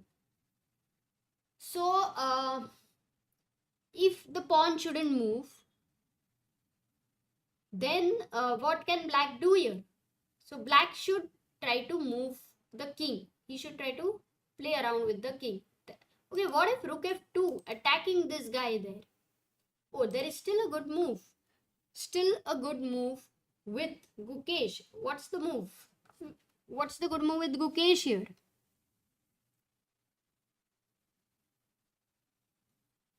Oh, by the way, let's go to Nadir because... No, not e5. There we go. Anish's game. There the move was rook g8. King d6 on the board. I think Anish will now go c4. That's his only try. But then king d5 and c3, because if you take, king takes a7 and this endgame is lost. Can I go king d6? Yeah, this endgame is lost. That's all. What can you do?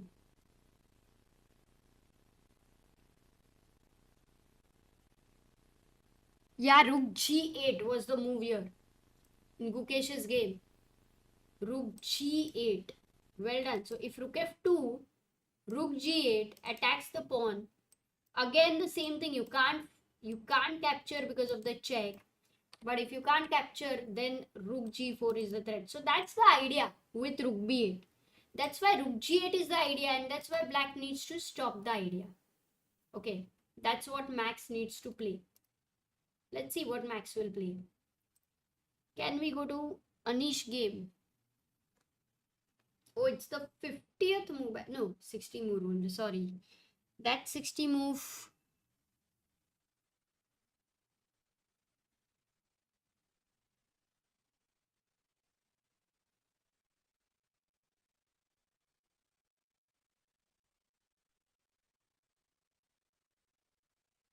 Yes.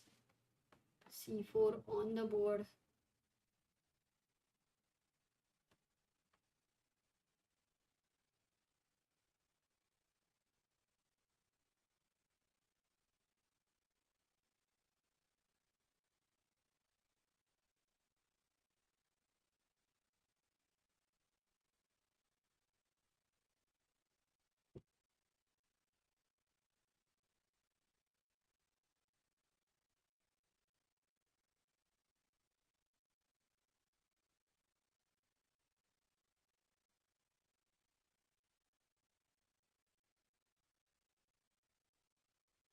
Ah, the poll. What was the poll, Likin? Vidit will get his first win. 87% of people got it right and 10,000 votes. That is epic. Let me just... Well done, chat.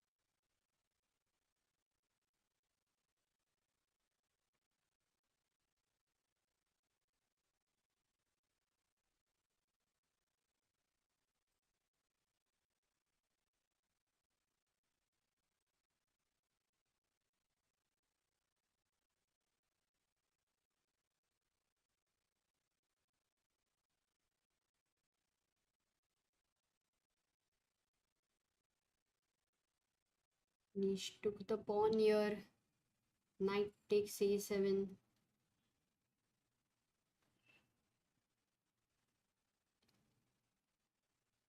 King takes a7. Ah, no, I think he plans to play c3. Last trick, maybe. Because he knows if he takes here, then this is just simply lost. So that's what he does. And here, Northern had to bring his knight to c6, very important. c2 now. And then Northern is gonna give check, and you can see he can stop the pawn. That's the moment when Anish will resign.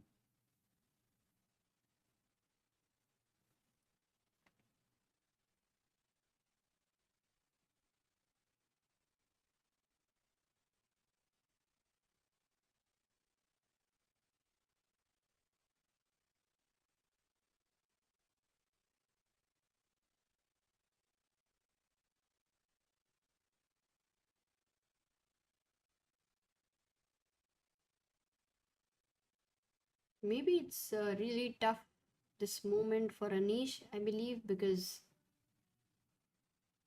he was having a like 1 point so lead, and then it became half, and today it will kind of slip away from his hands, and especially when yesterday he has had pretty huge advantage with Maghsoodloo in the beginning, so this definitely hurts his chances. But also, what a game by Northern. What an understanding. I think especially in this game for Northern, the decision of which minor pieces to exchange was really amazing. That was a very deep understanding. Such a classy positional game played by Northern. Also mixing up the tactics. The c4 blow was tremendous. Everything was done at the right time, pushing the queen away with f4, f5. So Northern has played this game beautifully with the white pieces. It's not like Anish played really bad or something. It was a great game by Northern. So then beating Anish with such a game and going into a joint lead definitely says something about this guy. It's going to be hard to beat him.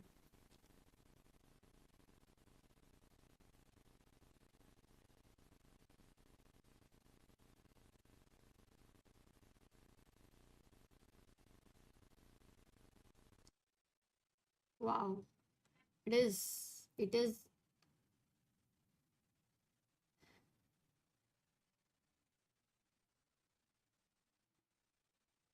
Sometimes you know that, okay, now your opponent will resign. Now he'll resign. And then he's not resigning because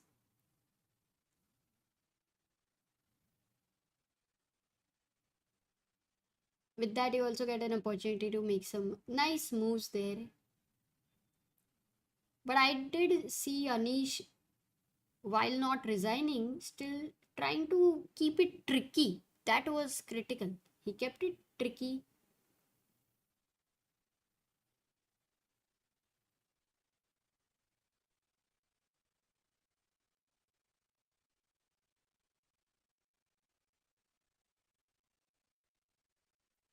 Quick moves happening there in the board. Okay, quickly go to Gukesh's game.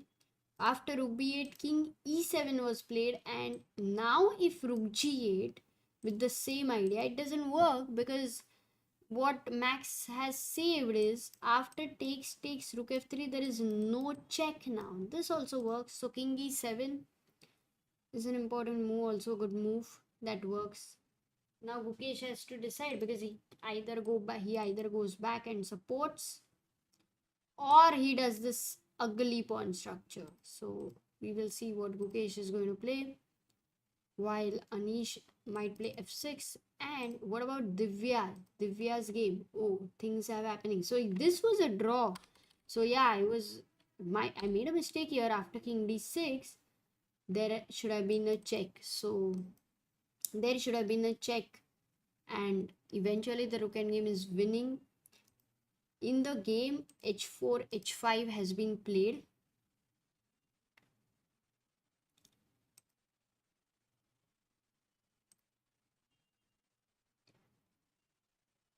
No, Nadir doesn't need a moment to think in this position at all. By the way, Max is eating some burger or what? Or a sandwich there.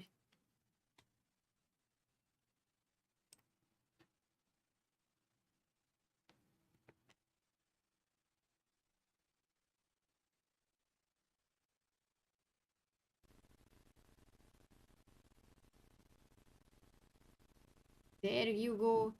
The resign on the board. Nadir has beaten the sole leader Anish Giri with a very beautiful game. And if you see Anish, in spite of being a sole leader and losing this game, immediately starts analyzing, and that too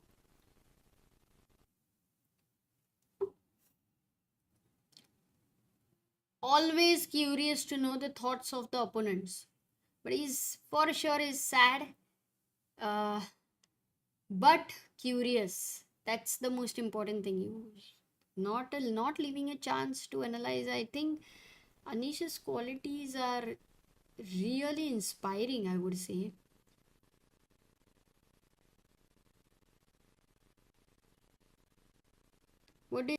It's not easy, right? I mean, many times you're just playing online chess and you lose and you feel bad about losing rating and all of this. But here, when he's losing his sole lead in such an important event, that too when it started with 1 point, it's sad. No? He resigned at a point where he thought, okay, he's done with all the tricks. Now, no, there is no scope. At that point, he resigned.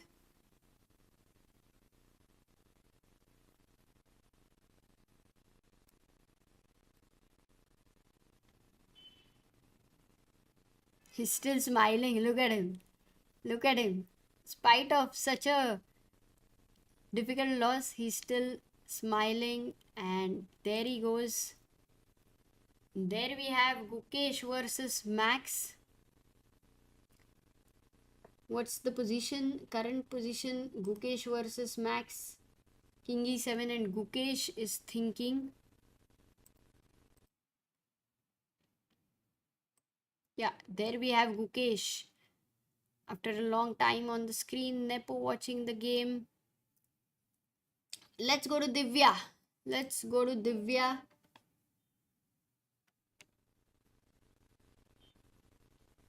Back to where we were. And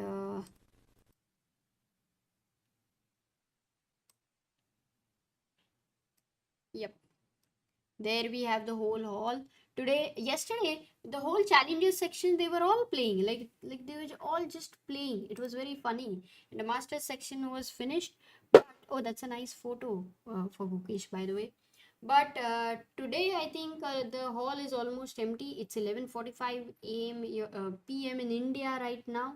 Divya is, as of now, going towards a big victory. H4, H5 has been played. Now for Divya, what is the way to progress here is the question, because c7, as we were looking at c7 last time, king d7 is always a problem because this king enters. That's still another story of the depth. But the right move was king f7, even in the last time while we were analyzing. The funny thing is, it's a check. You don't have time to make a queen. And when you go king f5, your king is already near these pawns and the weaknesses. So that's the whole point of it. So h4, h5 has been played. So don't make a blunder of c7. But how else do you progress? Now the pawn on c6 is not under attack. So that means your rook is free. So one thing is you can move your rook. The other thing is you can improvise your king further. Let's say also, you have all the options there, always an eye on the square, also out of the check. So keeping your king on f4 and he going king f7. So this is one position. But then What do you want? You would love your rook to be behind a passed pawn. Let's say that you want to try a move like rook a2 with the idea of rook c2. So if you get your rook behind a passed pawn, okay, suppose I play this and you play this.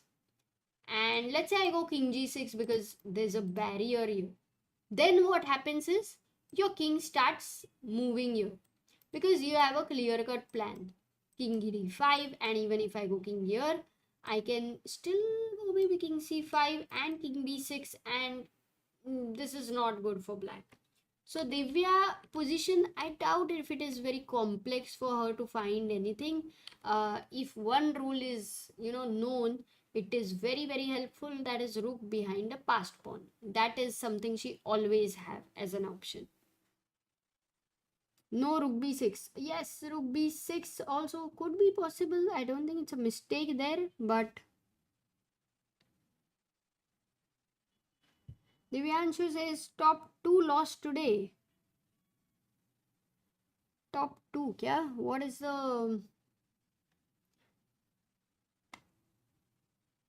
No, what were the other results? Vidit won, Nadirbeg won. Oh yeah, Ali Reza was also in the... Oh, Ali Reza was on... Correct, he was following up on 4 points, right? Correct, correct, correct. Let me just see the updated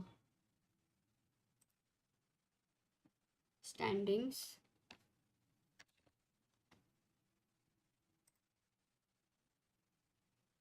Yes. So I think here, if I must show you the current updated standings, of course the games are going on, but this should give you a decent...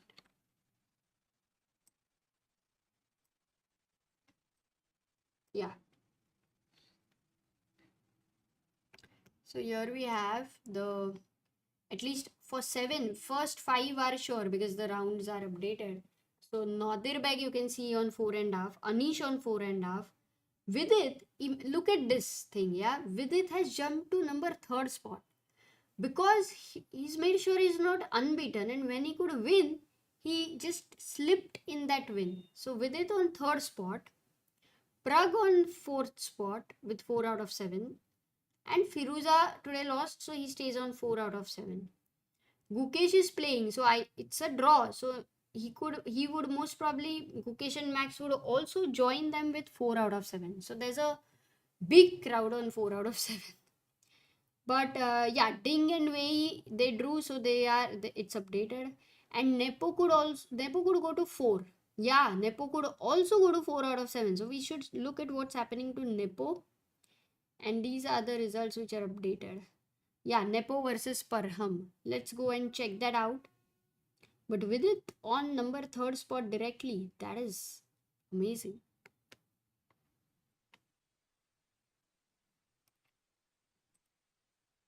Also, let me show you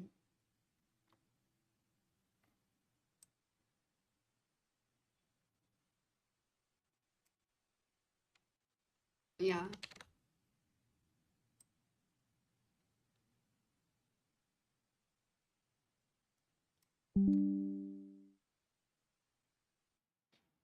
Okay, later I'll show you.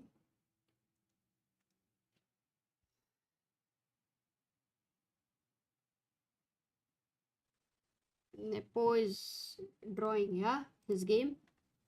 Let's go to Nepo.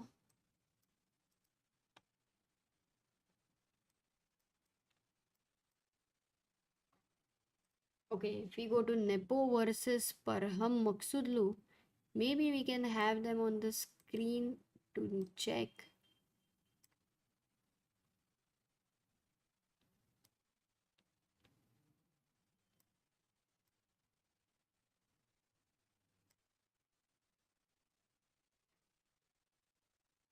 Yeah, there you have Maghsoodloo on the board.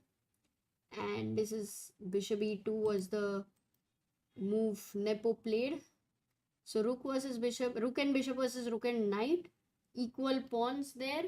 And Nepo is having 19 minutes, 18 minutes. Okay, this is gonna go long, a little bit long, but Nepo is roaming around.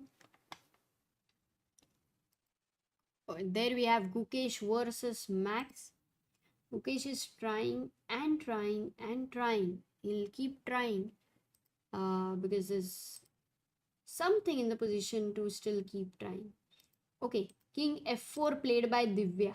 That's the move she has chosen.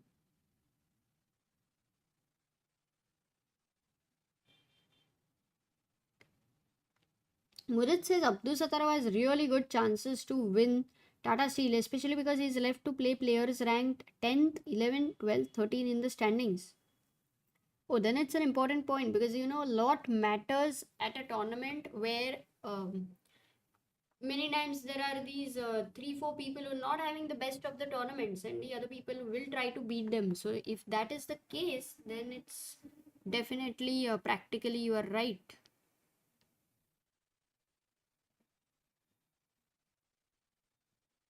Himang says, I think Gukesh can put pressure for a long time today. I agree with you completely.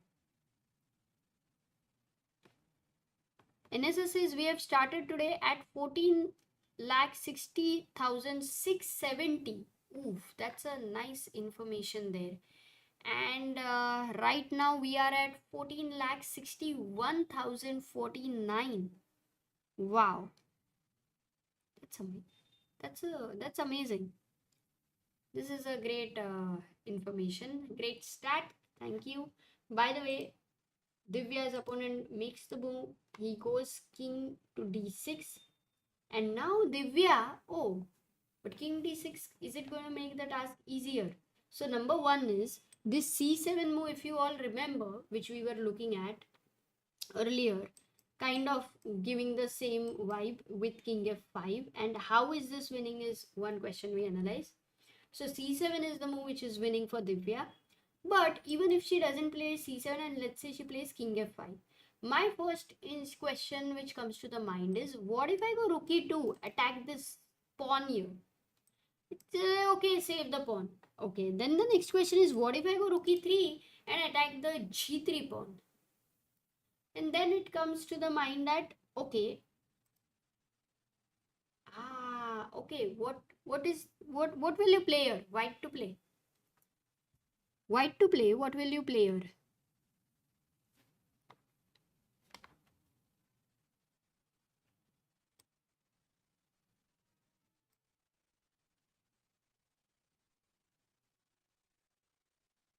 Max has to find the only move again. That's what Himang says. Then we should definitely look at the board once.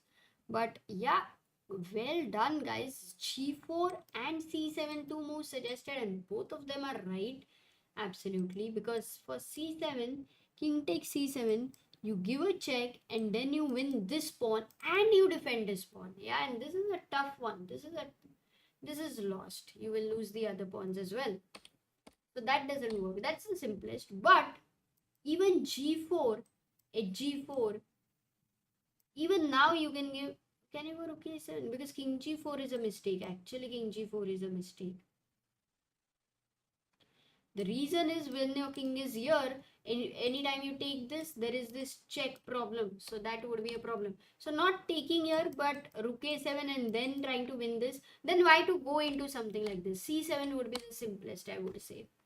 C7 would be the simplest. So, well, that was a doubt, first of all. What if rook e2 happens? So, oh, we are reaching this position. In fact, in Divya's game, rook e2 has happened on the board. The position. So then I would say ki Divya will play f4, or she could directly play check and with the same idea. Let's say if she gives a check, if king d6, and if she takes here, then it's a draw. So Divya will have to be a little careful because you know, did Max find it? Okay, let's quickly go to Max Gukesh versus Max game. He had to play rook f2, which he plays because as we had seen, he can't take any of it. This will be a fixed weakness. But for understanding, if he would have gone some move like king f6, then what was the problem? It was a tough position actually because how is it different here? You go king e3 because this is something you are very happy with. Now that you have the king, and now you've freed the rook, so that will capture the a pawn, and you will have two passers. That was his idea. So he goes rook f2 and forces him to take a decision. Now you don't have a decision because you can't save this. What will you do? Okay, this is now going towards a draw. I can say this.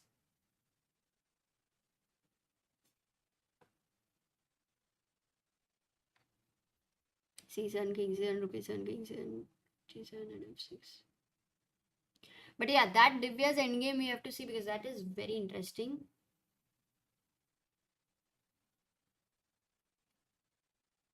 Yeah, here not much.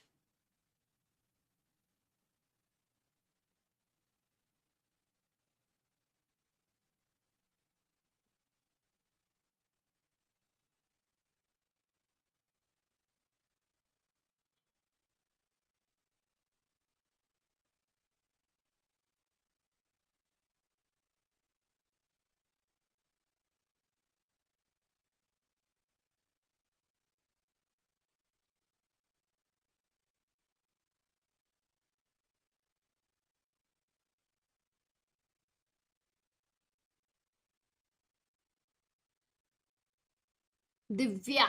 Okay, let's go Divya game. Everyone wants to see it. Rook e3 has been played. Oh, exactly what we are looking at. This is happening. Rook e3 has been played. So now Divya, if she goes c7, king c7, rook a7, rook g7, this is a winning endgame. If she goes g4, which is possible, but it's a little bit unnecessary because she lands up in situations where she needs to be more accurate. Then what she needs to be more accurate in c7. Find it. c7 accuracy quite high. Well done, Divya. King d7 very quickly played by Vrolik. King d7 and she goes rook a8. Good move again because queening is the threat. This would be just simply lost. I would love to see the hall as well because maybe we will get to see Divya then.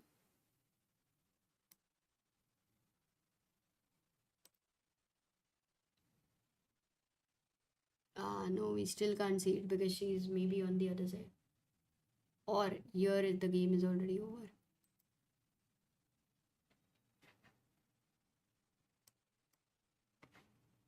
Not sure. Can you see her? Because normally she's walking and watching the games, but okay, look at g6 played by Vrolik. Now Divya will have the choice in fact. Whether but if she takes this pawn, she'll be more tempted to take this pawn because this is not with but anyway rook g3 is happening. So here if rook g3 check, at least she has a choice which one to take. King h5, not a blunder, that's good. And king f6 also not a blunder, which is good. Also, if she takes king f6 here, rook, no, you can't take rook g3 because now it's not a check and c7 is threatened. So king c7 and rook g8 because if rook g3, well, you can take on g6, but there is a much better move. Classy move. Pin kar do. Just pin it, guys, pin it.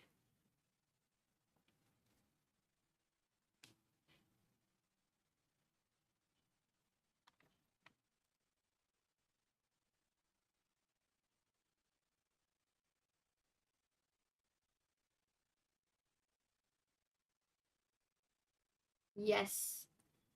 Manmay. Array, very nice. Manmay, Devanshi, NSS, Shivan, F5, and there is a pin and you lose the pawn. So this is where it is heading. Rook 8, G6, everything what we are seeing is happening on the board. That is funny on Divya's board. So Divya actually beating Vrolik Liam 2573. And can I get to see her?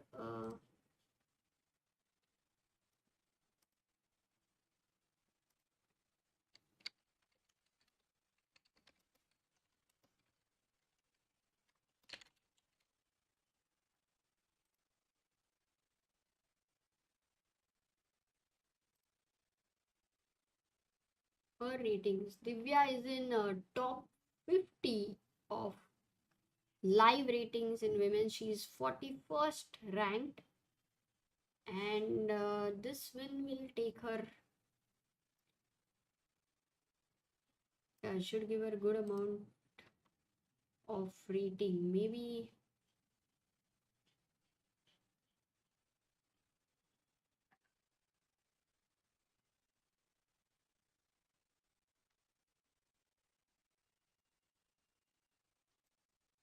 5-6 points or something like that. Yeah, should 6 points or something like that. So wow, she is moving upwards to the graph. Okay, going back to the game G6 check, and Divya is thinking. She's not yet played. Moves are happening very quickly in Gukesh's game. Let's just quickly go there. Gukesh played rook a3, a5, f4 there, rook f4, king goes back, rook f1, takes the pawn, and the king is on the short side. So, oh, but again, Max must make this move, the next move, which is important, because if he doesn't, okay, if he goes king e, if he goes king e7, which is firstly a little unnecessary move, then it's a blunder because of how easy or difficult it is. Let's see if the chat finds it. But sometimes I say, oh, this is impossible to find, and then I get so many people answering, and sometimes I think that chat will not find it, and then they find it. So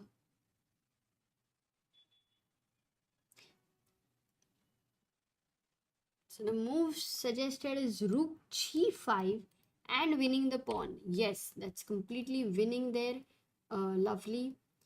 So so you can't just go there. So that is it. And if you go rook g1 attacking the g2 pawn, by the way, as you suggested, the problem is the king first counter attacks, also defends, and then rook g5 and with the pawn. So that's why he will find it, because king f6 basically stops rook g5. Most of the moves which are only moves, if you see, they, oh my god, blunders. He blunders. Rook g1, big blunder. G1 gaya. Black ka G1 gaya. Oh my god, I did not expect, because it was the last moment. Look at Gukesh. He's looking at him. He's like, what? Are you sure? You played the whole game perfect. You were right there finding the only moves. Amruta was right now saying, if you have to find only moves, you just stop opponent's threat. And Gukesh here knows he's got his chance. Crazy. Oh, look at him. His eyes speak. They are fully radiating, that excitement. This is the moment where, Anish once had come and he's like, in the commentary, you're dancing, you're dancing. Can't express. Look at Gukesh. Oh, he doesn't take time. Man, epic. I can't believe it. Such a heartbreaking blunder for Max, because I mean, he started with, imagine, he had 1 hour 45 minutes. Gukesh had like 35 minutes or something. That is how it started in the beginning. And right now it was just this one moment. Okay, this one moment, this last moment. Though we are saying last, but 100 times it had come like a last moment to stop Gukesh's ideas. Instead of rook g1 to go king f6, but this was really the last. You have stopped rook g5, and if the king attacks here, you go rook f5 attacking this pawn. You can't go e5. It's like just lonely pawn there, aage. So what do? And if you go rook f4, if he tries to save it with rook a4, now g3 with the threat. So this was really the last moment. He had to be a little alert. King f6. Stop the opponent's threat. Oh my god. I am in disbelief. Of course, very happy for Gukesh, but of course, I understand the pain of a chess player to, to have played 52 moves. To have played 52 moves amazingly. And 53rd move, where, if you find that move, by the way, if he would have found king f6, then I bet he would have not made a mistake, because the position was absolutely going towards settling down. It was fizzling out, even with the little bits of possibilities. But here, after 52nd move, ooh, dil toot gaya. It's like that moment for him. So rook b1, and now, well, the task is not over. Gukesh still has to win. It's a rook endgame. Now, firstly, he can go king g3, he can go rook g5, and what's the mood in the chat? By the way, oh, Gukesh is back. People are excited. People are what? Wow. And all those emotions absolutely feeling like me. Gukesh knows, because he doesn't look like this at his opponent in general, in a normal scenario. And now Max also knows, because you can see his expression like, what have I done? Like, what have I done? You you know when you're regretting. Look at him. He's been having a wonderful tournament, by the way. Max has been playing really well, so pretty sad for him. Pretty sad. Whoa. I would want maybe just have a full screen there.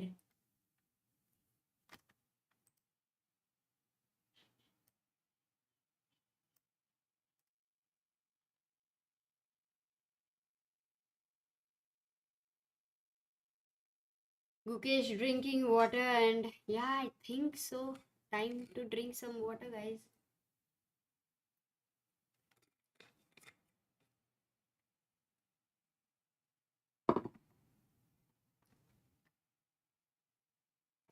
I think he completely underestimated, and he thought that, okay, of course this is a draw. That's what he thought, because maybe he did not realize that over here king f2 rook b1 he played. I don't know still why, because rook g5 is still possible over here. So what the problem is, I'm not sure. Or sometimes you just underestimate some things. You just are casual about some things. And now king g3. Oh, is he in tears or what?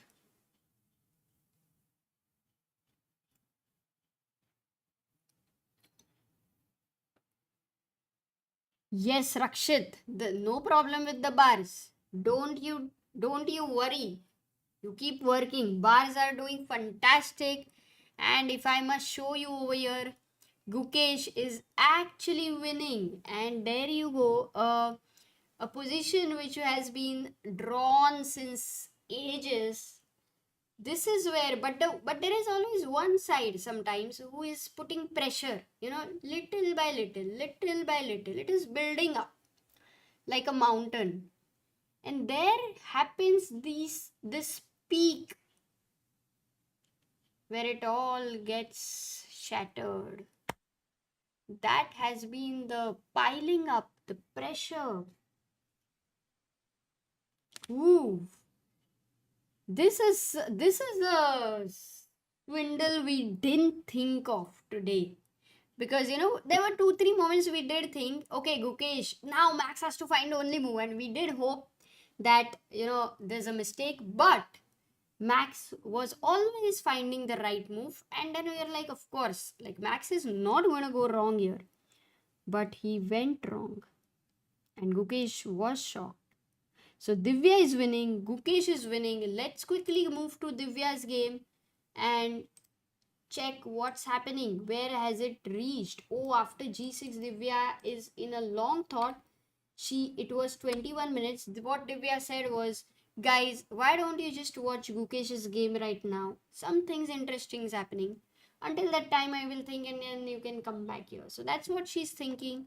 It's like a candy shop. You can take f6, you can take g6. Now Divya is thinking which one to take.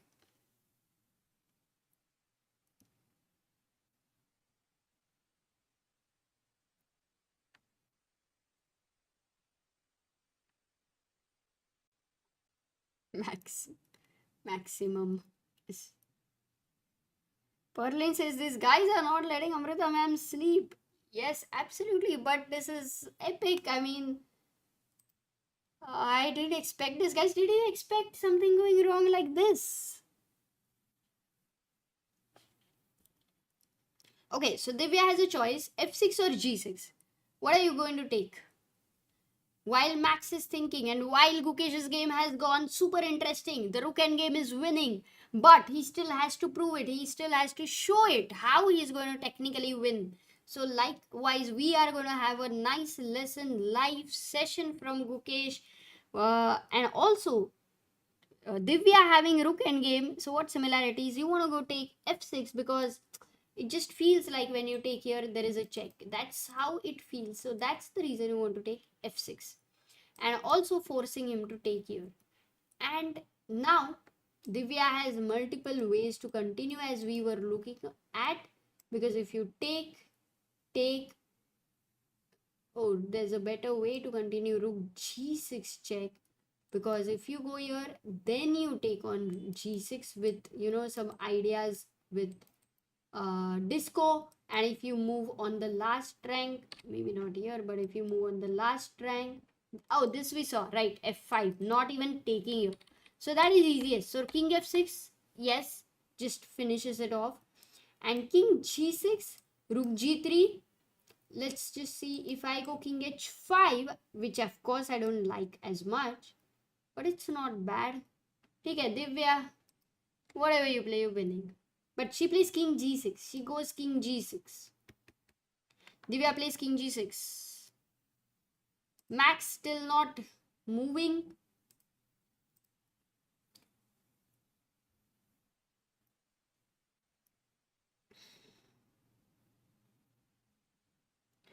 Oh, by the way, yes, if Gukesh wins, then Gukesh will join at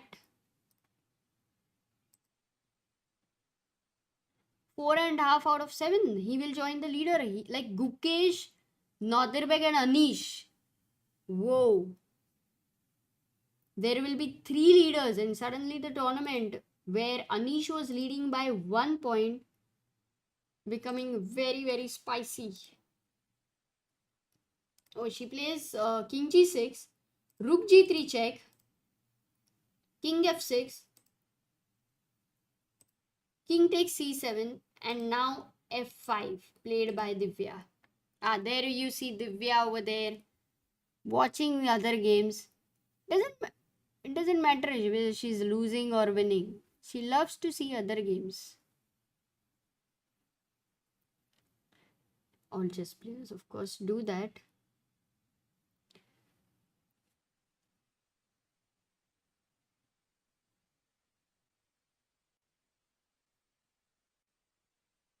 Rakshit says, love Divya's games. Yeah, she's really playing amazing, isn't it, Rakshit?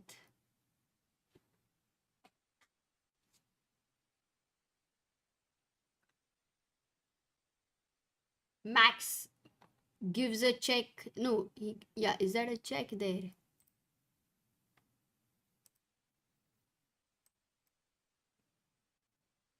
Max goes rook here, stops king g4, but then comes rook g5, and now he goes rook a2. But just take the pawn with the rook. Gukesh doesn't think even for a moment. He takes the pawn. See you.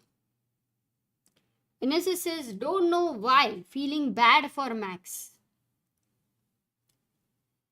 Yes, absolutely. The chess player inside you feels bad for the chess player in general, because you can feel the pain you've lost like that in the games, and you know how it feels. That's empathy, NSS.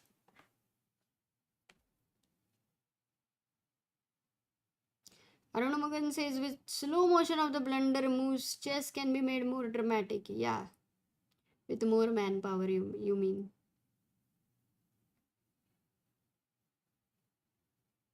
Anonymous says, feeling bad for Max genuinely. I completely agree with you, because when you feel even further bad is like when the whole game Gukesh never had a chance. He never had a chance. But he always had a chance, he always kept the hopes where Max could go wrong and then he has a chance. So it's so that, as I said, yeah, I mean, it could be seen as pure luck, but it could also be seen as the pressure where why did Max not go wrong at those moments when he had to find that only move? Why was he able to handle the pressure? Why was he able to think? Why was he able to be not casual? Why was he able to, understand that I need to make the right move there? Similarly, all those reasons, if you get to know like the answer, the same thing, last moment, one of the reason out of all those was missing. Sometimes you feel like, okay, I've done my job, now it's a draw. I think I've done it. Now I'm out of danger. Now it's a draw. And then sometimes it's like you have in some way thought about the result, and here you go like, of course, yeah, it's a draw. He plays rook g1. I can just go rook g1, attack the pawn, and suddenly out of nowhere comes king f2. So one of the possibilities is that you think about the result. The other possibility is that for that point, you just become casual, more like slight, you can say not distraction, but more casual. And then finally, I think, because I'm sure that he was completely intensively in the game that way. And the final thing is that the whole pressure which you had, in a way, makes you impatient at that moment, and that impatience is exactly thinking about the result, or thinking you've done your job. But there is, what is that exactly? It's impatience. So that's the way the mistake happens, and we have seen this innumerable times, like a billion times in chess. It's draw and draw and draw and draw, and then you lose, or you're winning, or you're losing, but then you find something and you draw. It's a typical thing. Oh, but that's why I wouldn't take away from Gukesh the amount of pressure he's able to build up. Even in the equal position, he's able to be there, right there, till the last moment. That is called as giving your best. That is called as giving your 100%, plus very much being alert when your opponent goes wrong. It's moments have also happened, and for that 1 second opponent goes wrong, but even you go wrong immediately because you don't realize it. But in this tournament, what Gukesh has shown, if you go wrong, then I'm not going to let you go. Everywhere he has shown that. And it is not normal, it is not easy to be so alert. So look at Gukesh finishing off the rook endgame. Okay, that's about Gukesh. Let's go to Divya, because that's another interesting rook endgame. He goes f5, rook g4. Divya goes king e5. She's like, I don't care about the h4 pawn. You can take this pawn. This pawn is just way too fast with the rook on a8. So she doesn't care about that. Rook g1 played, and Divya is going to play f6. I believe a resignation soon will happen in Divya's game. In fact, maybe there is a check. King will go here. He'll give check. King will go here. He'll give check. But the king has shelter. The king has great shelter.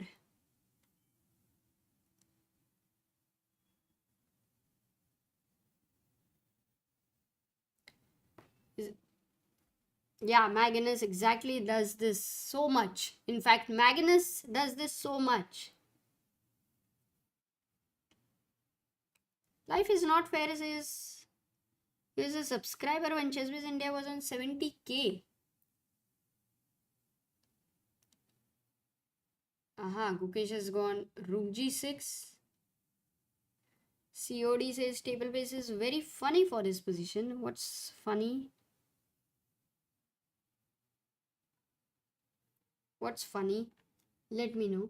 So rook e1 check here and king f5, king g6. I think can wait a second. Check, king g6 check, king h5. Yeah, this is winning. So we are winning here. Going to let's go to the main board. Oops, did I change? Yeah. Let's go to Gukesh's board. He went with rook g6 here. Rook went to g6. And Gukesh is right now winning. If he manages to win this, he joins the leaderboard with Anish and with Nadirbek. So that would be another important, icing on the cake. Not just the win. So rook g6. So what is it in mind? He's given up this pawn. Wow. What are you saying?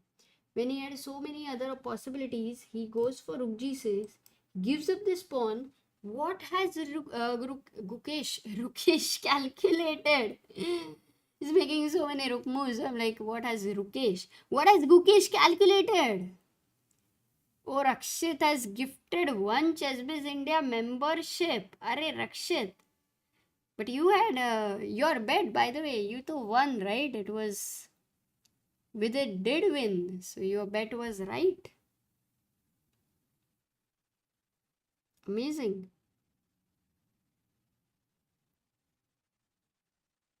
Rukesh.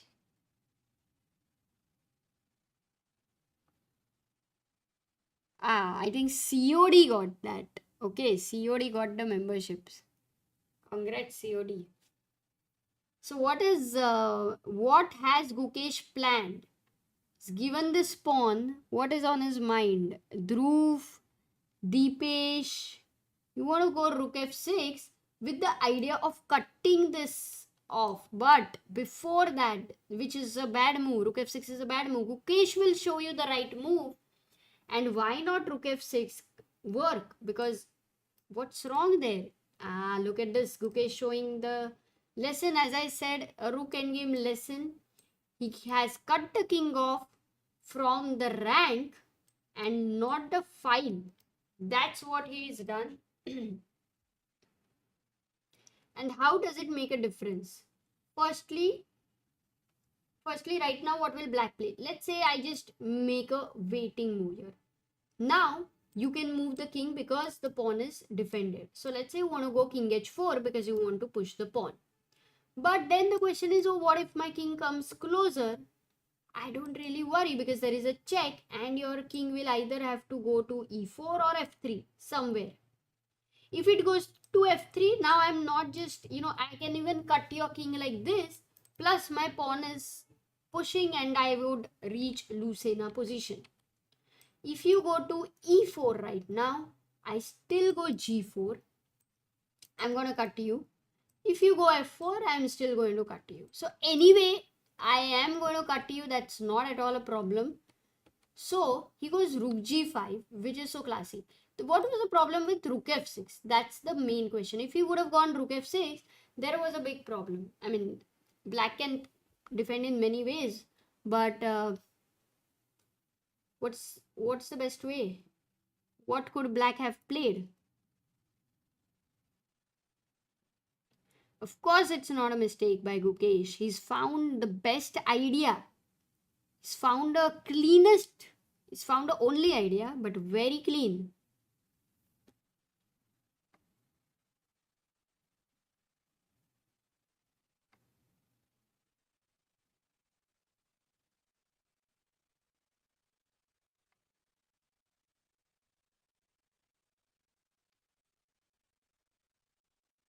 Nishan says, still tricky to convert.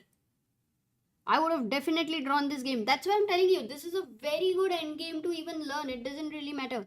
So, what have people said? Rook a3, rook f4. No, I had asked, what can black play? Rook a3, rook a5.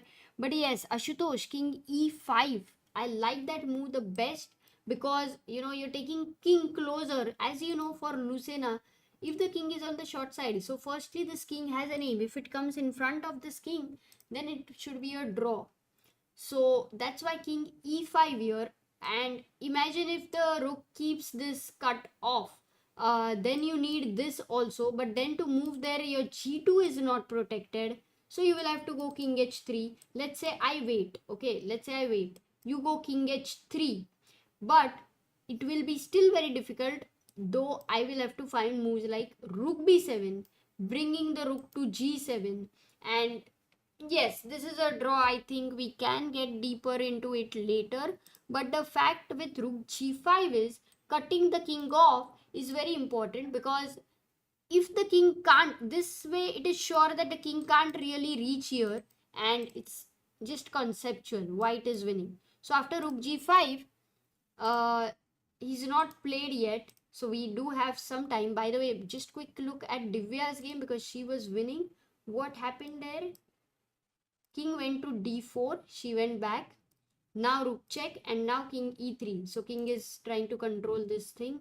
So if she goes rook f1 at this point, you can still, oh, nice move, f7. If rook f7, white to play. Simple tactic. I should have asked before.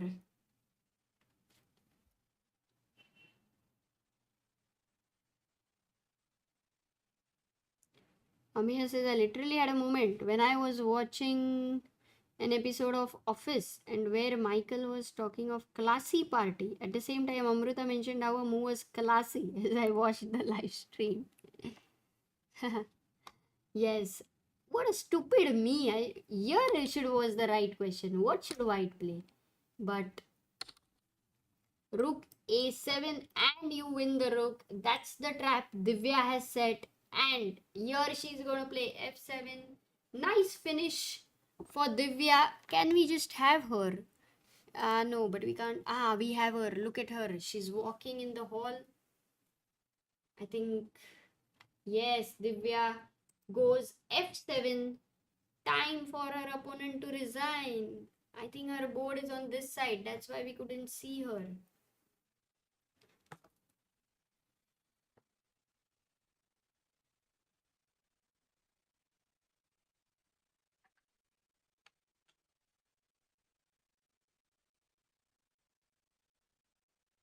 Divya results on the bar.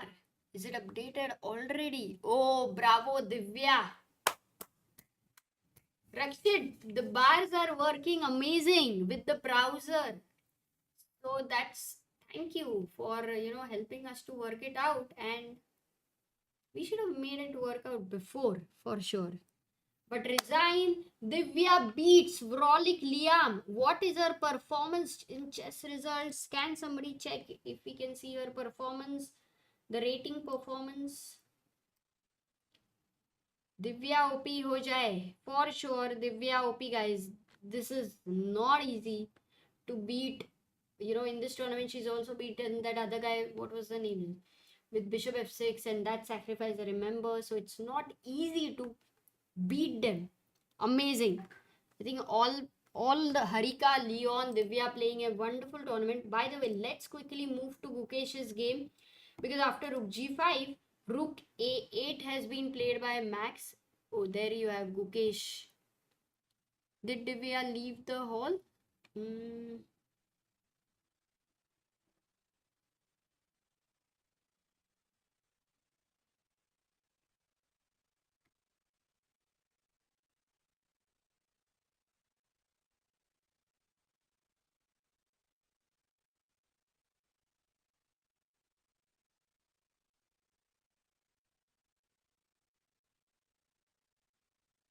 Akshay says Gukesh has 6 decisive games out of 7.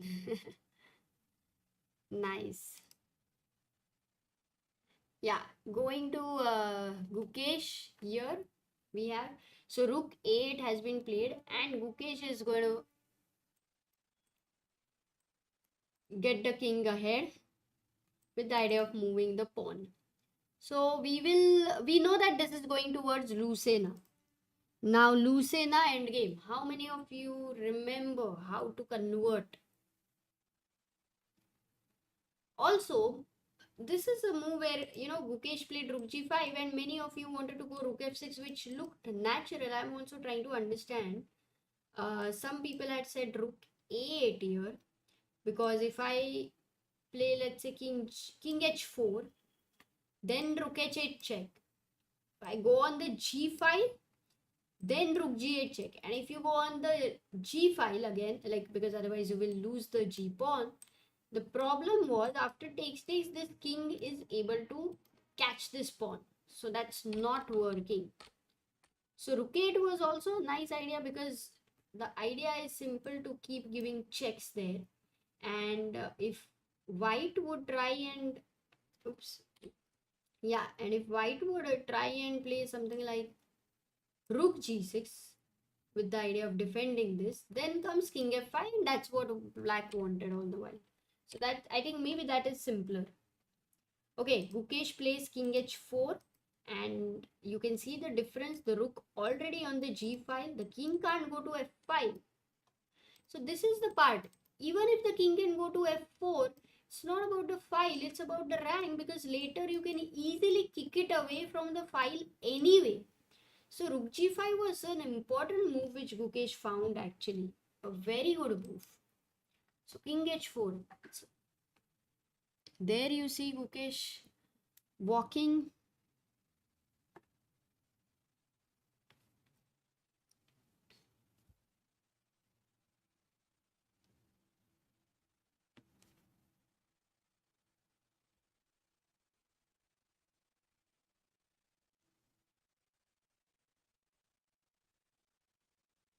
In Lucena also there is one more pattern to win.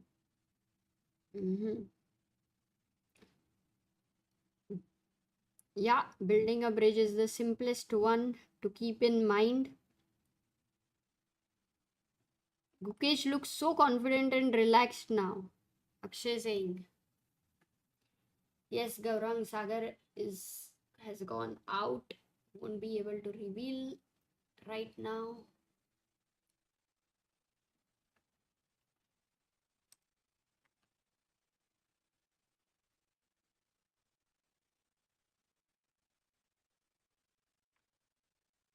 Shall we have a full screen?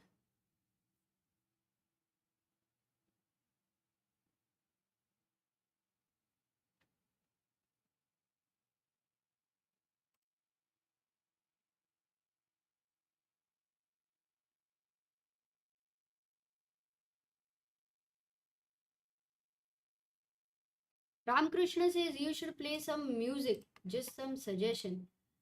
Okay, that's a good one. Let's try. And let me know, how does it feel? Can you hear?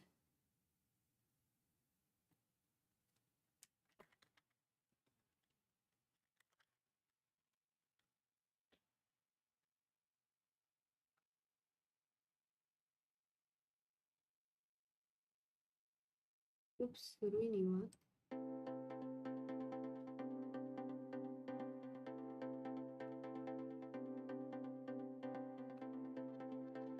Why can't black play rook h8 to draw?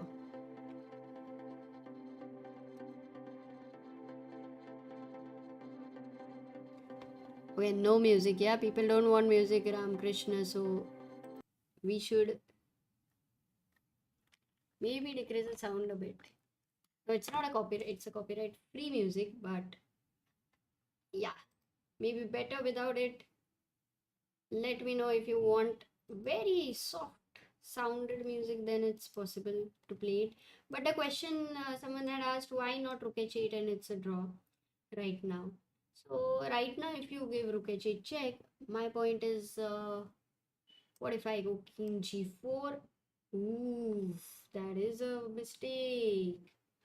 Ooh, why is this a mistake? Wow, Gukesh will actually still need to be careful, but why is it a mistake? Low volume is nice. Okay, music and no music ke liye let's have a poll. h4 for music, h4, and d4 for no music. Wait a second. h4 for music, d4 for no music.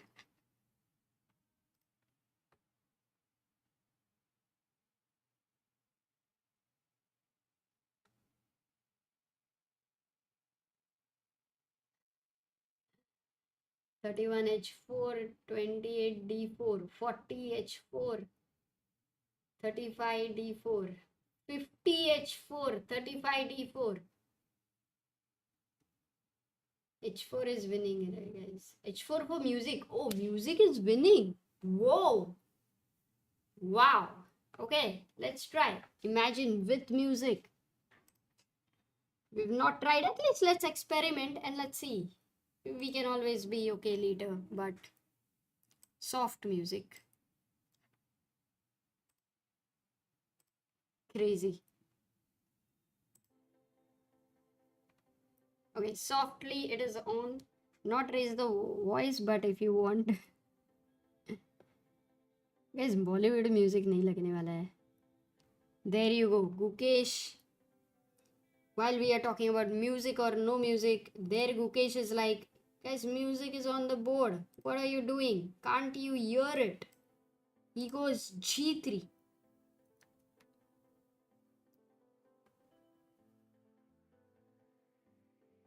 He goes G3. Is this voice, is this sound, music sound okay? Should I increase, decrease?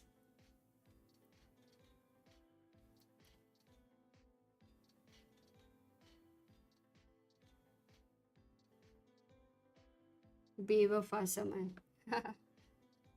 Lyrics आएगा तो increase. अच्छा, okay, it's increased. Some silent one you want. Yeah, okay, 1 second, let me just. Okay, now I've changed the song. Maybe you can.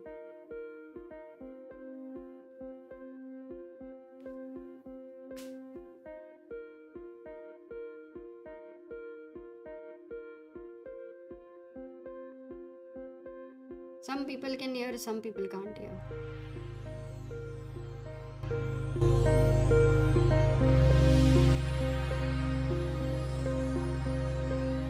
Okay, what has Gukesh played? Let's just check it. Decrease. Okay. Decrease. Too loud.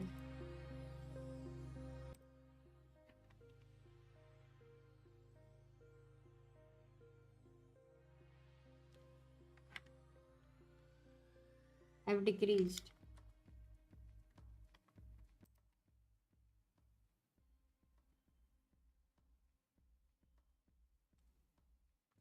Oof, I think the experiment has failed, guys. Let's not have music right now, at least until we know. For such a situation, some people at night do not want chaotic music.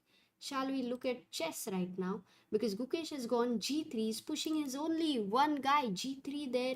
Rook goes to F1, Max has gone F1. He's cut the file, but there's really nothing.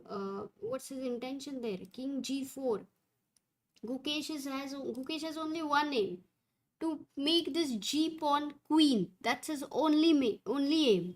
So, show the board bigger. Yeah, of course. Thanks for reminding me that. That's the only aim. इसको बड़ा होके कुछ बनना है. So G pawn, rook f8. Now, time to again plan. Because if you go king h5, it's the same problem there. Oh no, it's not the same problem. It's a new problem. If you go king h5, what's the new problem? Earlier also we faced this this problem. But what is the problem? Black to play. Guys, music gaya. Okay, let's focus on chess. We will try music and everything when Sagar is there. So that, we'll have more opinions. We'll have...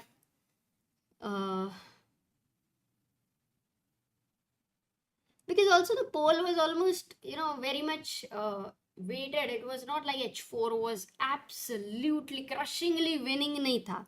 It was a tough game and then h4 won. So iske liye that is fine. Music ka moe ho gaya. Music is the biggest. Oh, nice. Lot of you have found the move, but many of you have also thought rook h8 check, which is not the right move, because now the king gets time to go back and to again, find the best move. The right move was to go king f3. The idea is, if you go g4 here, then now rook h8 is going to work. Because if you go king g6, Now when you go king f4, look at this. I think that was Max played a very good move. In fact, Max bringing his rook on the f file is a very good idea. Have you even considered that 60 moves are over and what is the time situation? Max down to 1 minute, a tough position to defend. Gukesh has 7 minutes. After 60 moves, they have got extra time. Or, no, there is no extra time. Wait a second.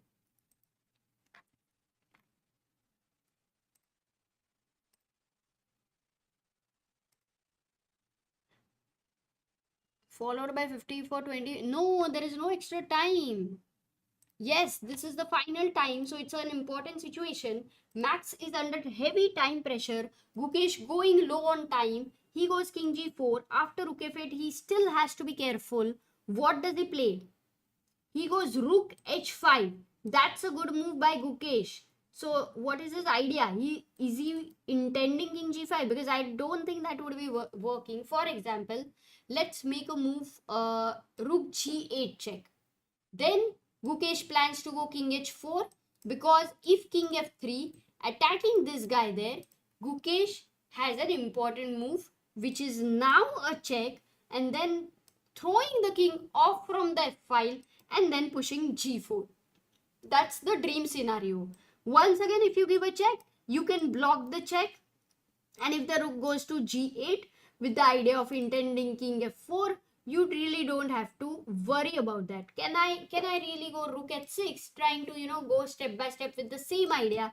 If king f4 check, if king moves g5, and yeah, the pawn is too advanced, so that should work. Okay, by the way, he's made some move. He's gone rook f7 here. Max has gone rook f7. Rook f7. So if we go back to the position which we were analyzing of rook g8 check, king h4, king f3, we know that the check will happen and it's not working.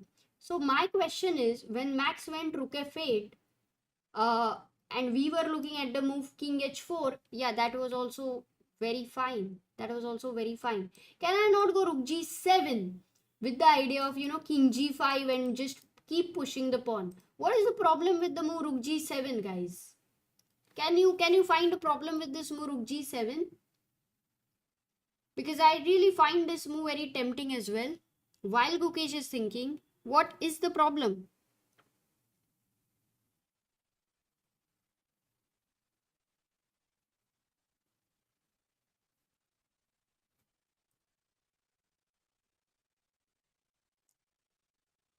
Ooh, Ashish, well done at 12:45 a.m. King e3 is the problem, because if you try to go king g5, now king f3 attacks the pawn. If you try to push this, and at this point of time, what am I going to play? Actually, can I not go rook f4? No, rook f4 means king h5. That should be losing. So what is the problem? Side checks could be a problem. Side checks, that is rook a8, giving checks and keeping an eye here. Man, this position is so tough because it feels like check, king g3, and now the threat is check, rook a4, attacking the pawn from behind. How do you save it? Because if you go rook f4, then there is, oops, then there is a blunder. Sorry. But they are making moves. Let's go to the main game because we've now got some crux of it. Rook h5, rook f7 by Max. Gukesh goes king h4 here, wanting to push the pawn. Now king f3, and we are reaching this position where g4 will be played. Yes, or also rook h6. Both the moves are good, but Gukesh will go g4. And if king f4, then he will go rook h6, because if the rook moves, you have rook f6 check, throwing the king away from the f5. What does he play? Yeah, he did play g4. King f4 instantly played.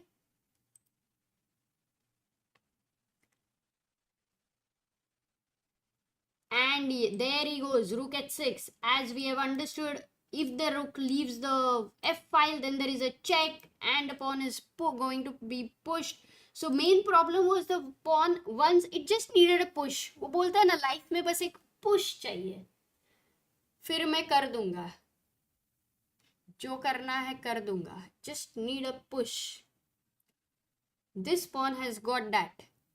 Have you got that in life, guys? The push. He made the move with 3 seconds left. Yes, I think so at some point. It's a tough position for black to play. He's down to 22 seconds right now. Oh, and there he goes. He resigns. Gukesh wins this game. He reacts. Man, that was not easy. Max, very, very well played by you. So, yes, we do understand how heartbreaking it could be. Gukesh looks at him. He also feels the pain. You know, sometimes you feel the pain for your opponent because you place yourself in their shoes and you know how it feels. So there they are, the silence. The silence emits the pain. The arbiters comes in. Gukesh arranges the board pieces like always so neatly. If you see the way he's arranged his pawns, just look at that. So neatly he's arranged. He wins a critical game, and by that he's got a hat trick. You know, 3 games in a row. Just tell me in this tournament. Gukesh might be the only one, if my guess is right, he might be the only one to have won 3 games in a row. Tell me if I'm wrong, guys. Tell me. And with that, he becomes the joint leader to join Anish and Noderbek.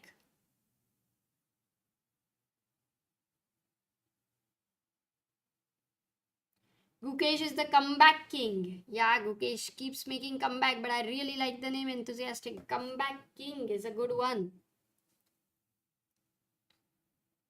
Gukesh OP already in the chat. We never, expected this game to go in such a way. Let's have a look at the hall once.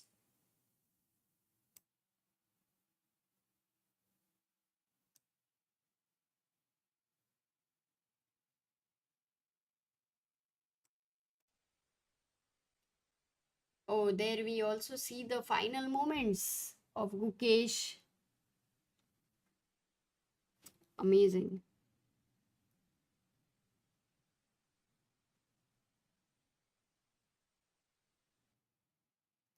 Yes, time to see leaderboard as well.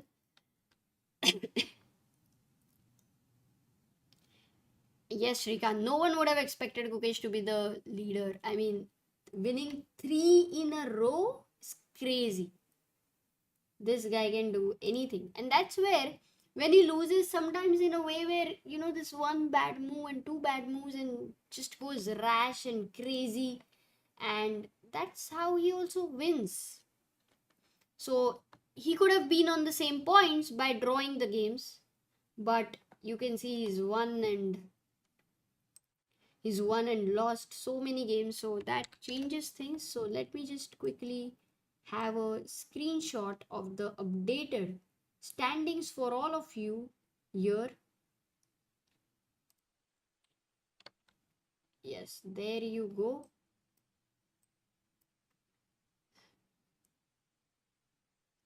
PowerPoint. So we have Abdusattorov, Gukesh and Anish on 4.5 out of 7, followed by Vidit, Pragg, Firouzja on 4 out of 7, followed by Ding, Nepo, Wijk and Max on 3 out of 7. A very tough day for Anish today. Actually, also Max, who played really well from the opening. Definitely a tough day. And we have Ju Engine on 3 out of 7. That means she drew her game today. Amazing. Van Forest on 2.5. Maghsoodloo on 2 out of 7. He drew today with Nepo. And Donchenko on 2 out of 7. We have in top 5, we have Gukesh, Anish, Vidit and Pragg. Wow, isn't that an exciting tournament? Absolutely. Also, for the challenges section, would you like to see the standings? because I don't know the standings of the challengers section. Let me just bring it to you. Yeah, there you go.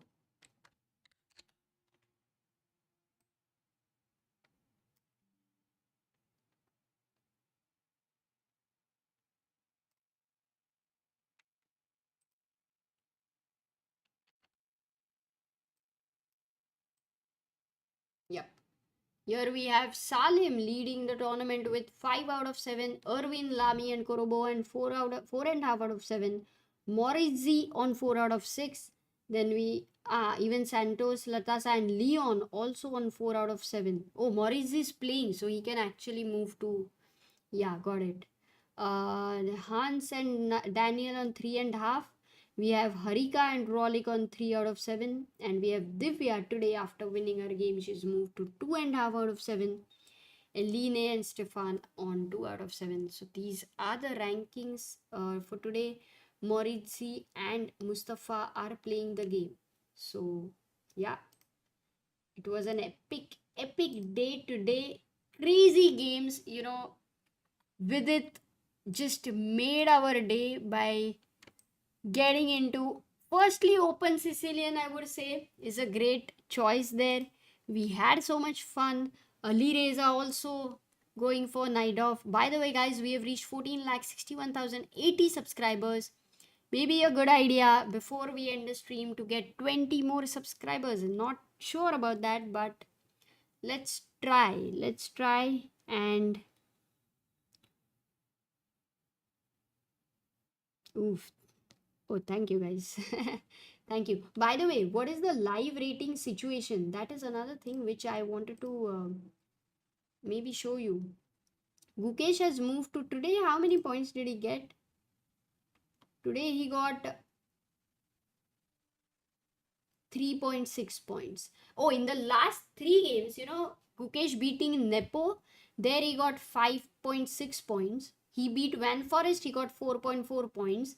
And then he beat Max Warmer them, he got 3.6. So these 3 games. But with Ding and Anish, he lost, and he lost 4.2 and 4.7. So he's caught up. He's caught up, and in the tournament, he's gained now 6.3 points, and he's now moved to 2731.3. That's his live rating, 2731.3, world number 21.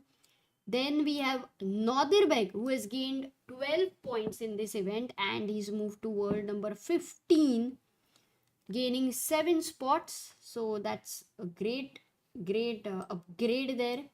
And then we have Vidit gaining 1.3 points out of the tournament. He's on 2743.3. Behind Vishy Anand, who is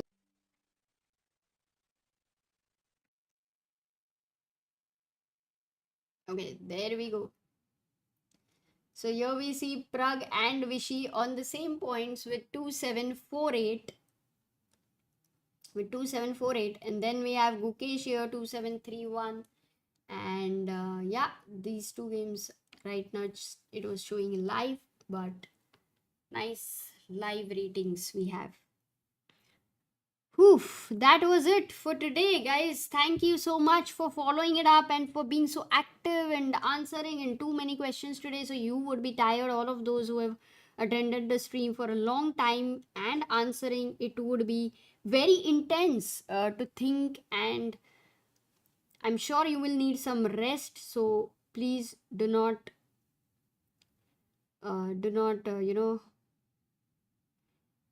ignore taking rest. Thank you all. Thank you all. Have a great night. See you tomorrow at 6:30. Yeah, today's 21st. Remember, 22nd is a rest day. We have 13 more to go actually. Should I wait? We have 13 more to go, and important is 22nd will be a rest day. So tomorrow's round will be very important to see if any of the top 3 players are going to manage to be the leader there. That would be important to see. And what is the pairing for tomorrow? Let's also quickly have a look at that.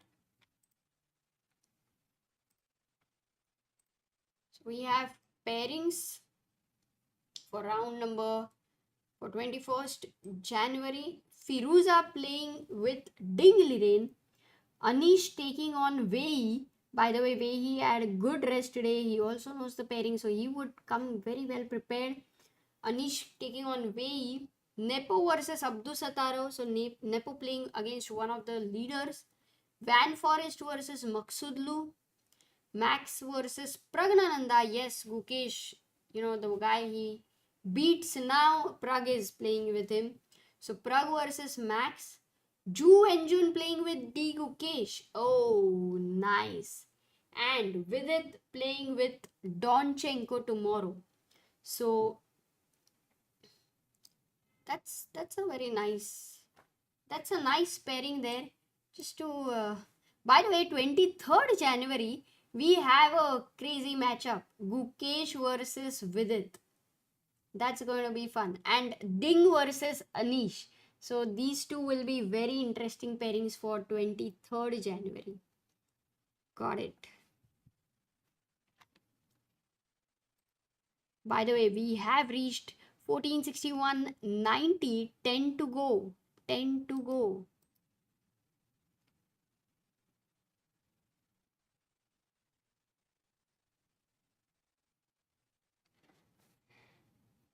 While 10 people to go, and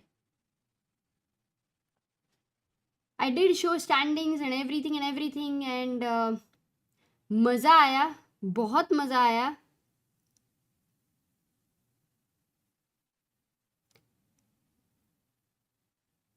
Should we wait? No, I think I'll not wait. It's okay. 14,61,090 हो गया है. The 10 more to join in. They will join in when they want to at some point.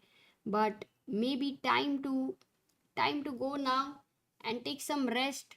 Be ready for tomorrow. Also, lots of other things happening at the end. By the way, we do have Jakob Agar's camp coming soon, so he'll be coming to India. That's there. Plus, so many things happening there. A lot of our people from the team are here and there, and of course, those who are not here and there, they're working intensively on the events. You can see the articles of Tata Steel written by Shahid. You can see on the ChessBase India website, chessbase.in. You can see Nikhilesh has traveled to Fujairah.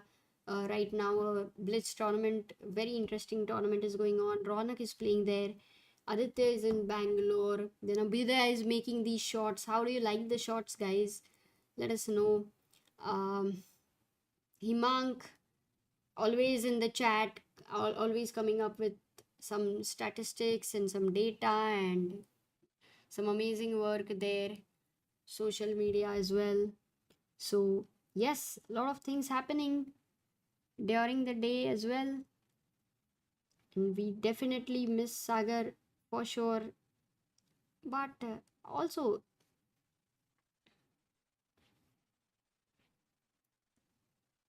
92, 8 more to go. Maybe, why not try? But I let me try to play here, but I hate this, what to say? One bullet. But I don't like the screen because the mouse is, the screen is so big that for me, it's very difficult to play bullet. Oh, it's Sagar's account. No, I won't play then. उसका rating कम हो जाएगा. वो आने के बाद बोलेगा क्या हो क्या गया इधर यार. अभी हिंदी में बात कर सकते हैं. हो गया है सारे game. So I think it's all done. अभी जो भी बंदे बचे हैं उनको हिंदी आता है. Not anymore, Shreyas. I did have, but not anymore. I worked on it. So not anymore. We miss our Samudra Bhai, Sagar. You know, Mayur, my mother's surname was Samudra. That's so funny, no?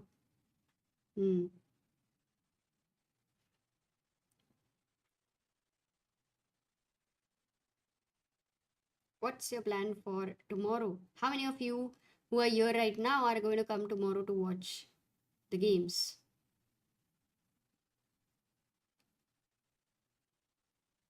Arush is watching from US. Nice. Actually, whenever Sagar used to say that let's go to US, I always used to say no, no, no, no US. There is so much to see in Europe that once Europe is done, like you've like satisfied कि Europe हो गया अभी, you don't want to go there again. Then let's go to US. But yes, with candidates and Sagar going to Canada, I think sooner with this, we will come to US as well. Is 17 years of age too late to start in chess? Very firstly, I would say that there is nothing late in life to do if you really love it. The point is in what way you perceive it. Do you want it to be career? Do you want to start earning from it? Do you want to become a grandmaster? Or do you just want to enjoy it just for the joy of playing chess, studying chess? I think these are the questions first you need to understand for yourself, and only then you would be able to make a choice. Celebrian says, tomorrow I'm working. I really want to watch. Yes, after your work, maybe then Saran is definitely coming. So Samudra has never left your side since the beginning, says Earthling. Samudra, no.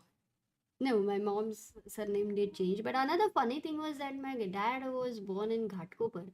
So when he first get to know about that I have a boyfriend, then he's from Ghatkopar, he's very happy that he's from Ghatkopar. Forget about everything else. So that was the funny thing. Manav says Europe is massive. Absolutely. Will Samay come for a commentary? Well, Sagar is not here. I don't know. Samay is having Indian tours, but yeah, why not? I mean, he would be busy. I don't know, but I could drop him a message sometime.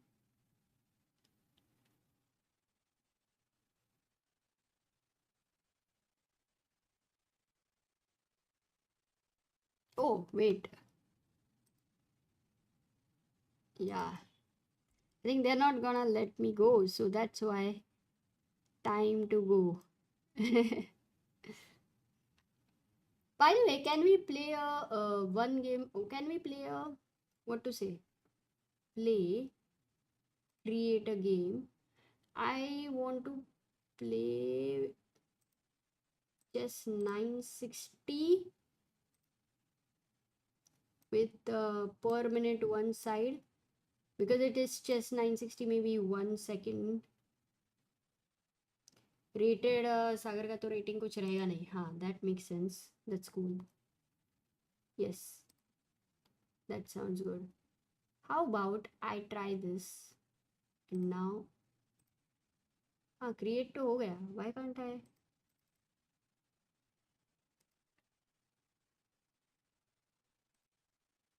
now what do I do create a game तो हो गया but it's not giving a challenge random side random side okay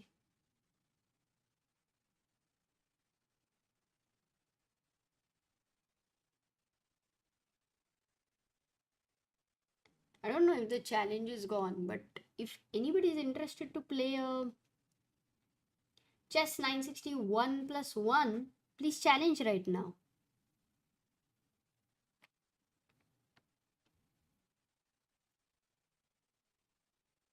Thought Anish was going there towards, victory, but I think such a long tournament that oops, my game automatically started, I guess. Ooh, oh, how do I adjust this? Wait.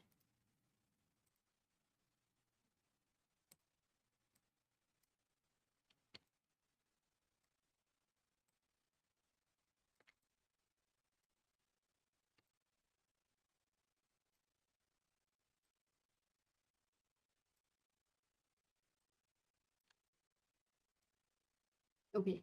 Oh, let me play, let me play. I can't play, now. Game aborted. Weeks. Maybe now I can get a new game. What do I do?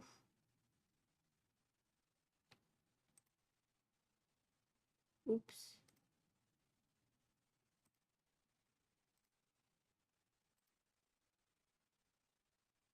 Okay, let's see.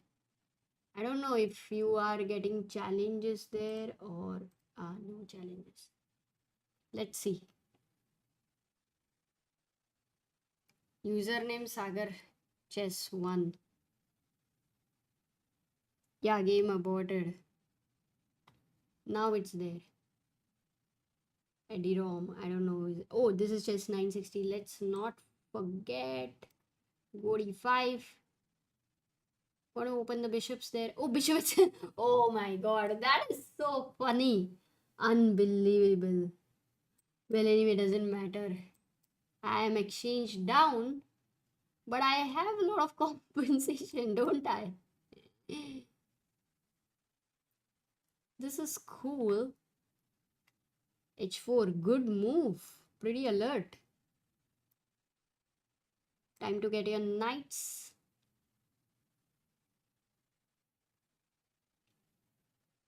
Okay.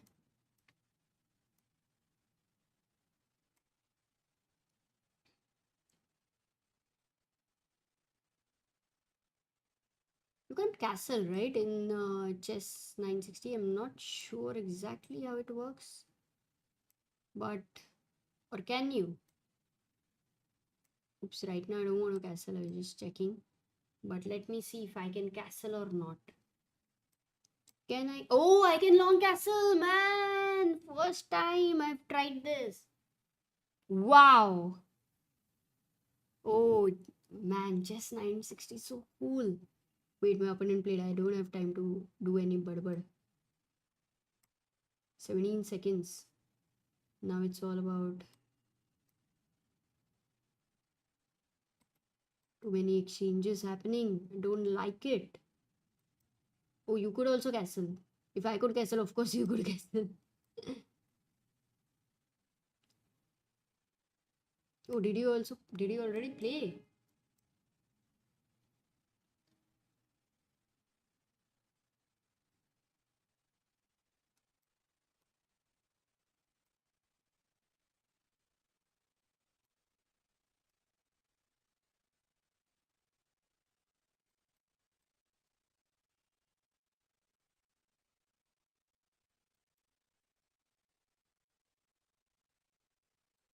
Ah, check.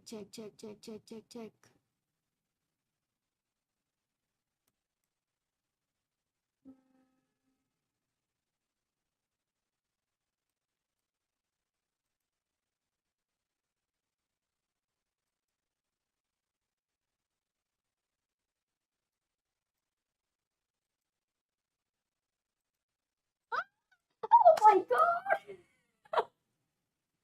What a blunder! What a blunder! I'm so sorry, Eddie Rom. I'm so sorry. What a blunder. Not giving up. Oh, that was cool. मजा आया. But okay, well played.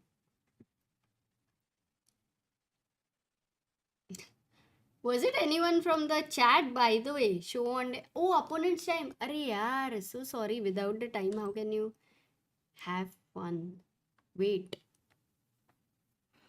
Let me just go full screen. It's nothing to do with Tata screen. 1 second. Inboard. Oh, without the time, how did you guys? Did you not get bored? It would be so boring.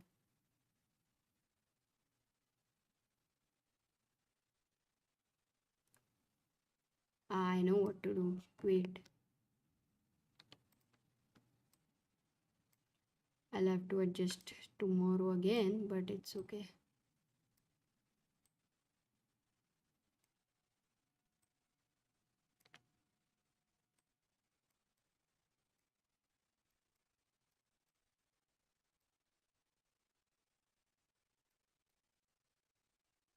ठीक है ना?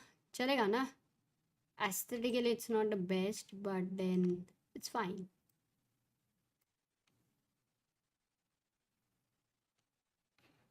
Okay, that's the word. Okay, at least calm chalao. Casual chess 960. Yes, random username online is challenging for 1+1. Casual क्यों यार? Rated कर लो, rated. डरो मत, casual तो casual, चल कोई नहीं, खेल। किंग ऑन G8, सिसिलियन नहीं है, Sicilian is not like Sicilian but still it's Sicilian for me because I love Sicilian. So let's go. And for you, I think you love open Sicilian. But then, okay, my knight's gonna jump in. And well. No time, Amruta. Just go. Oh, I love this position so much. There is a reason there. I'll tell you the reason. This b3 move, exactly. You see this bishops? That's the reason here. Isn't it amazing that you already have bishops here? कितना पकता है यार, bishop b7, bishop a8. So simple here. फटाफट.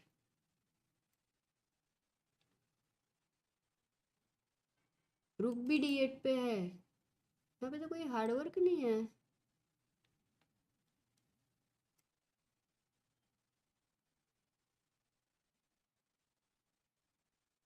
मजा आ रहा है यार, मजा आ रहा है. सोचना, Magnus is playing, Gukesh is playing. उफ, स्टार्ट का गेम कुछ समझने ही नहीं वाला है. मतलब स्टार्ट से सोचना पड़ेगा, दैट्स द पॉइंट. ऐसे ही तो होना चाहिए. ठीक है यार, बड़बड़ बंद कर. अभी queen c5 to win.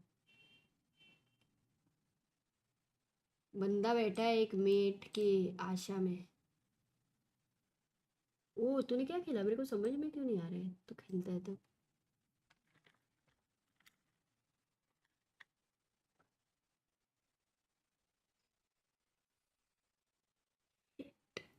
I know what I missed.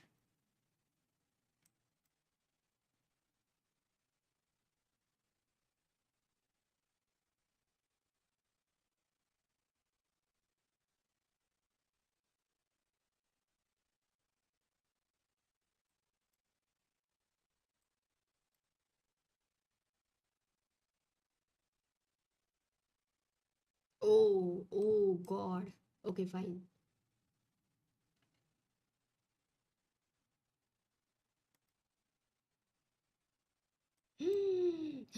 Blunder. Big blunder, big blunder. उसका फ्लैग डाउन हो गया. ज़्यादा कुछ हुआ नहीं, बस टाइम जेपा नहीं, पोजीशन और टाइम.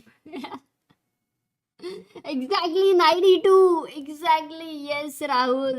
क्या ही, I missed it. Shit. Okay, I have another one. Yes sir. Let's go. C4 English opening. नहीं, अभी तो पूरा पीसेस इधर उधर है. हिंदी ओपनिंग बोल सकते हैं इसको. Chaser is playing the main line of English opening. चल कोई नहीं.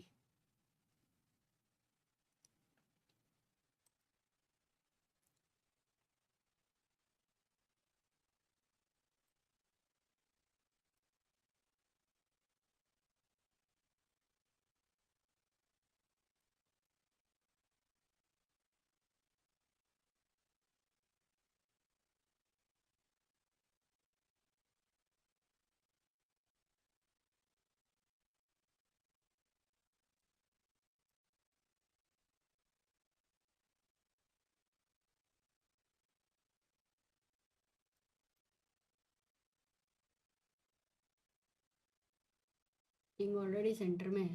इधर G4 H4 में कोई टेंशन ही नहीं है. बिंदास्त.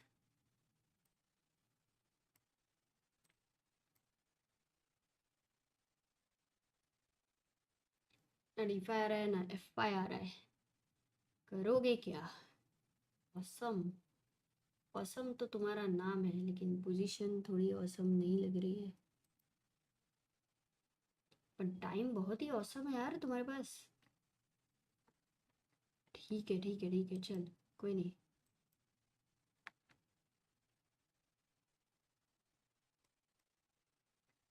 मारेगा तो मारूंगी. प्री मूव कर लो.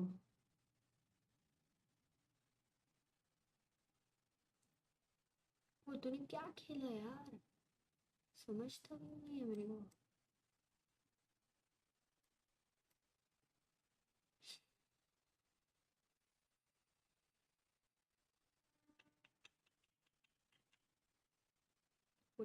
What?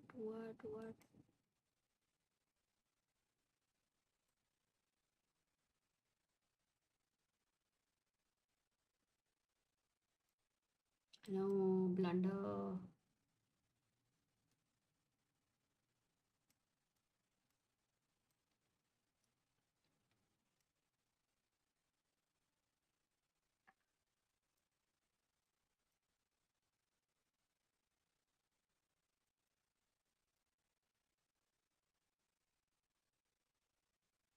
Oh, what did you play, man? Shit! Queen me to mate. I think I got lost when he used to play and I just couldn't realize. Mano says, who was that stupid player? It was me. Oh, that mate wala. Yeah. Oh, this one. Mano. Nice. No, I think I'm really missing on opponent's moves. But how do you like chess 960? Maza aa raha hai na? Nice. Love it. I love it. Love it. I was trying to play chess 960 and then I was like not getting opponents only. Because nobody. Oh, there are a few challenges. Maybe one more, yeah? One more. Rated. Standard नहीं. Chess 960 में किसको interest है बोलो? Let's do super alert. Yeah, F4. Go. Super alert. This time, not gonna miss it. Yes. E4. Birds opening. अभी खेल अभी ऐसा धुलाई होएगा ना तेरा तो बोल ऐसा गैम्बिट पे गैम्बिट जस्ट गैम्बिट पे gambit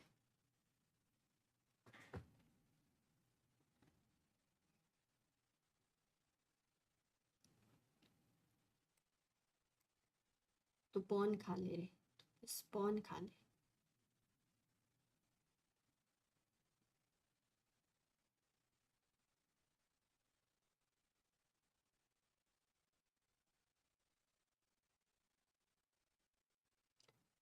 That's a good move. Very good move. Ooh, that's a really good move, man. I mean, am I in big trouble already?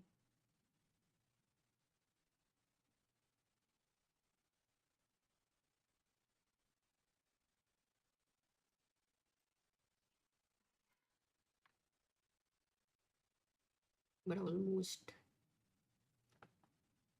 saved myself from the big trouble. Now it's not a big problem. भाई तेरी queen मर सकती है रानी को बचा ले रानी को हमेशा बचाना चाहिए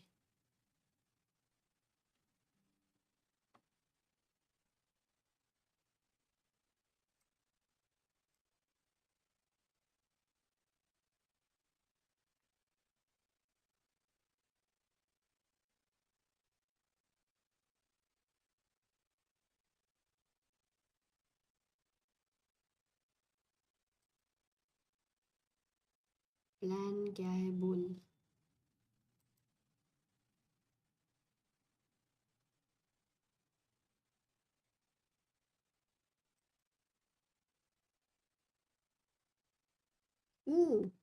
मर गया अरे बाप रे मर रहा था क्या वो कब का मर रहा था हट क्या कर रही हूँ मैं चल कोई नहीं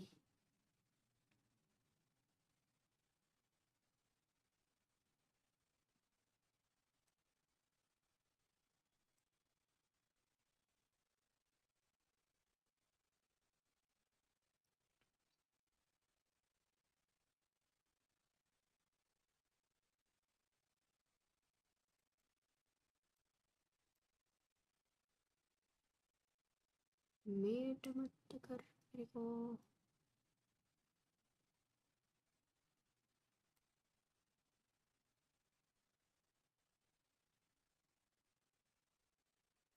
अल्लाह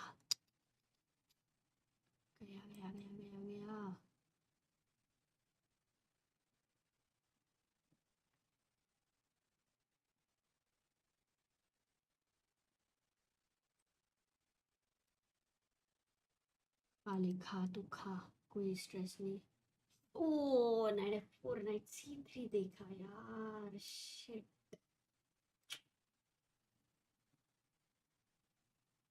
shit. Oh thank you boss. थोड़ा सा कुछ तो मिल गया, बहुत कुछ मिल गया एक्चुअली. चल कोई नहीं, हो जाता है ज़िंदगी में ऐसा, तो टेंशन मत ले.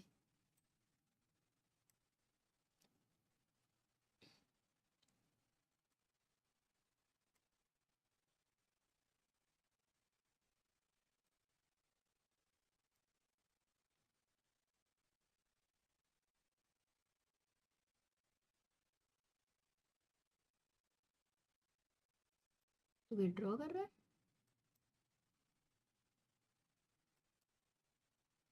ये ड्रॉ कैसे हो गया? अभी ड्रॉ 2 बार, मेरे को लगा 2 बार रिपोर्ट करूंगी, मैं बोलूंगी ड्रॉ तो थोड़ी ना करूंगी. कौन था ये बंदा? अबे कौन था ये बंदा? बता जल्दी. Was he in the chat or not really?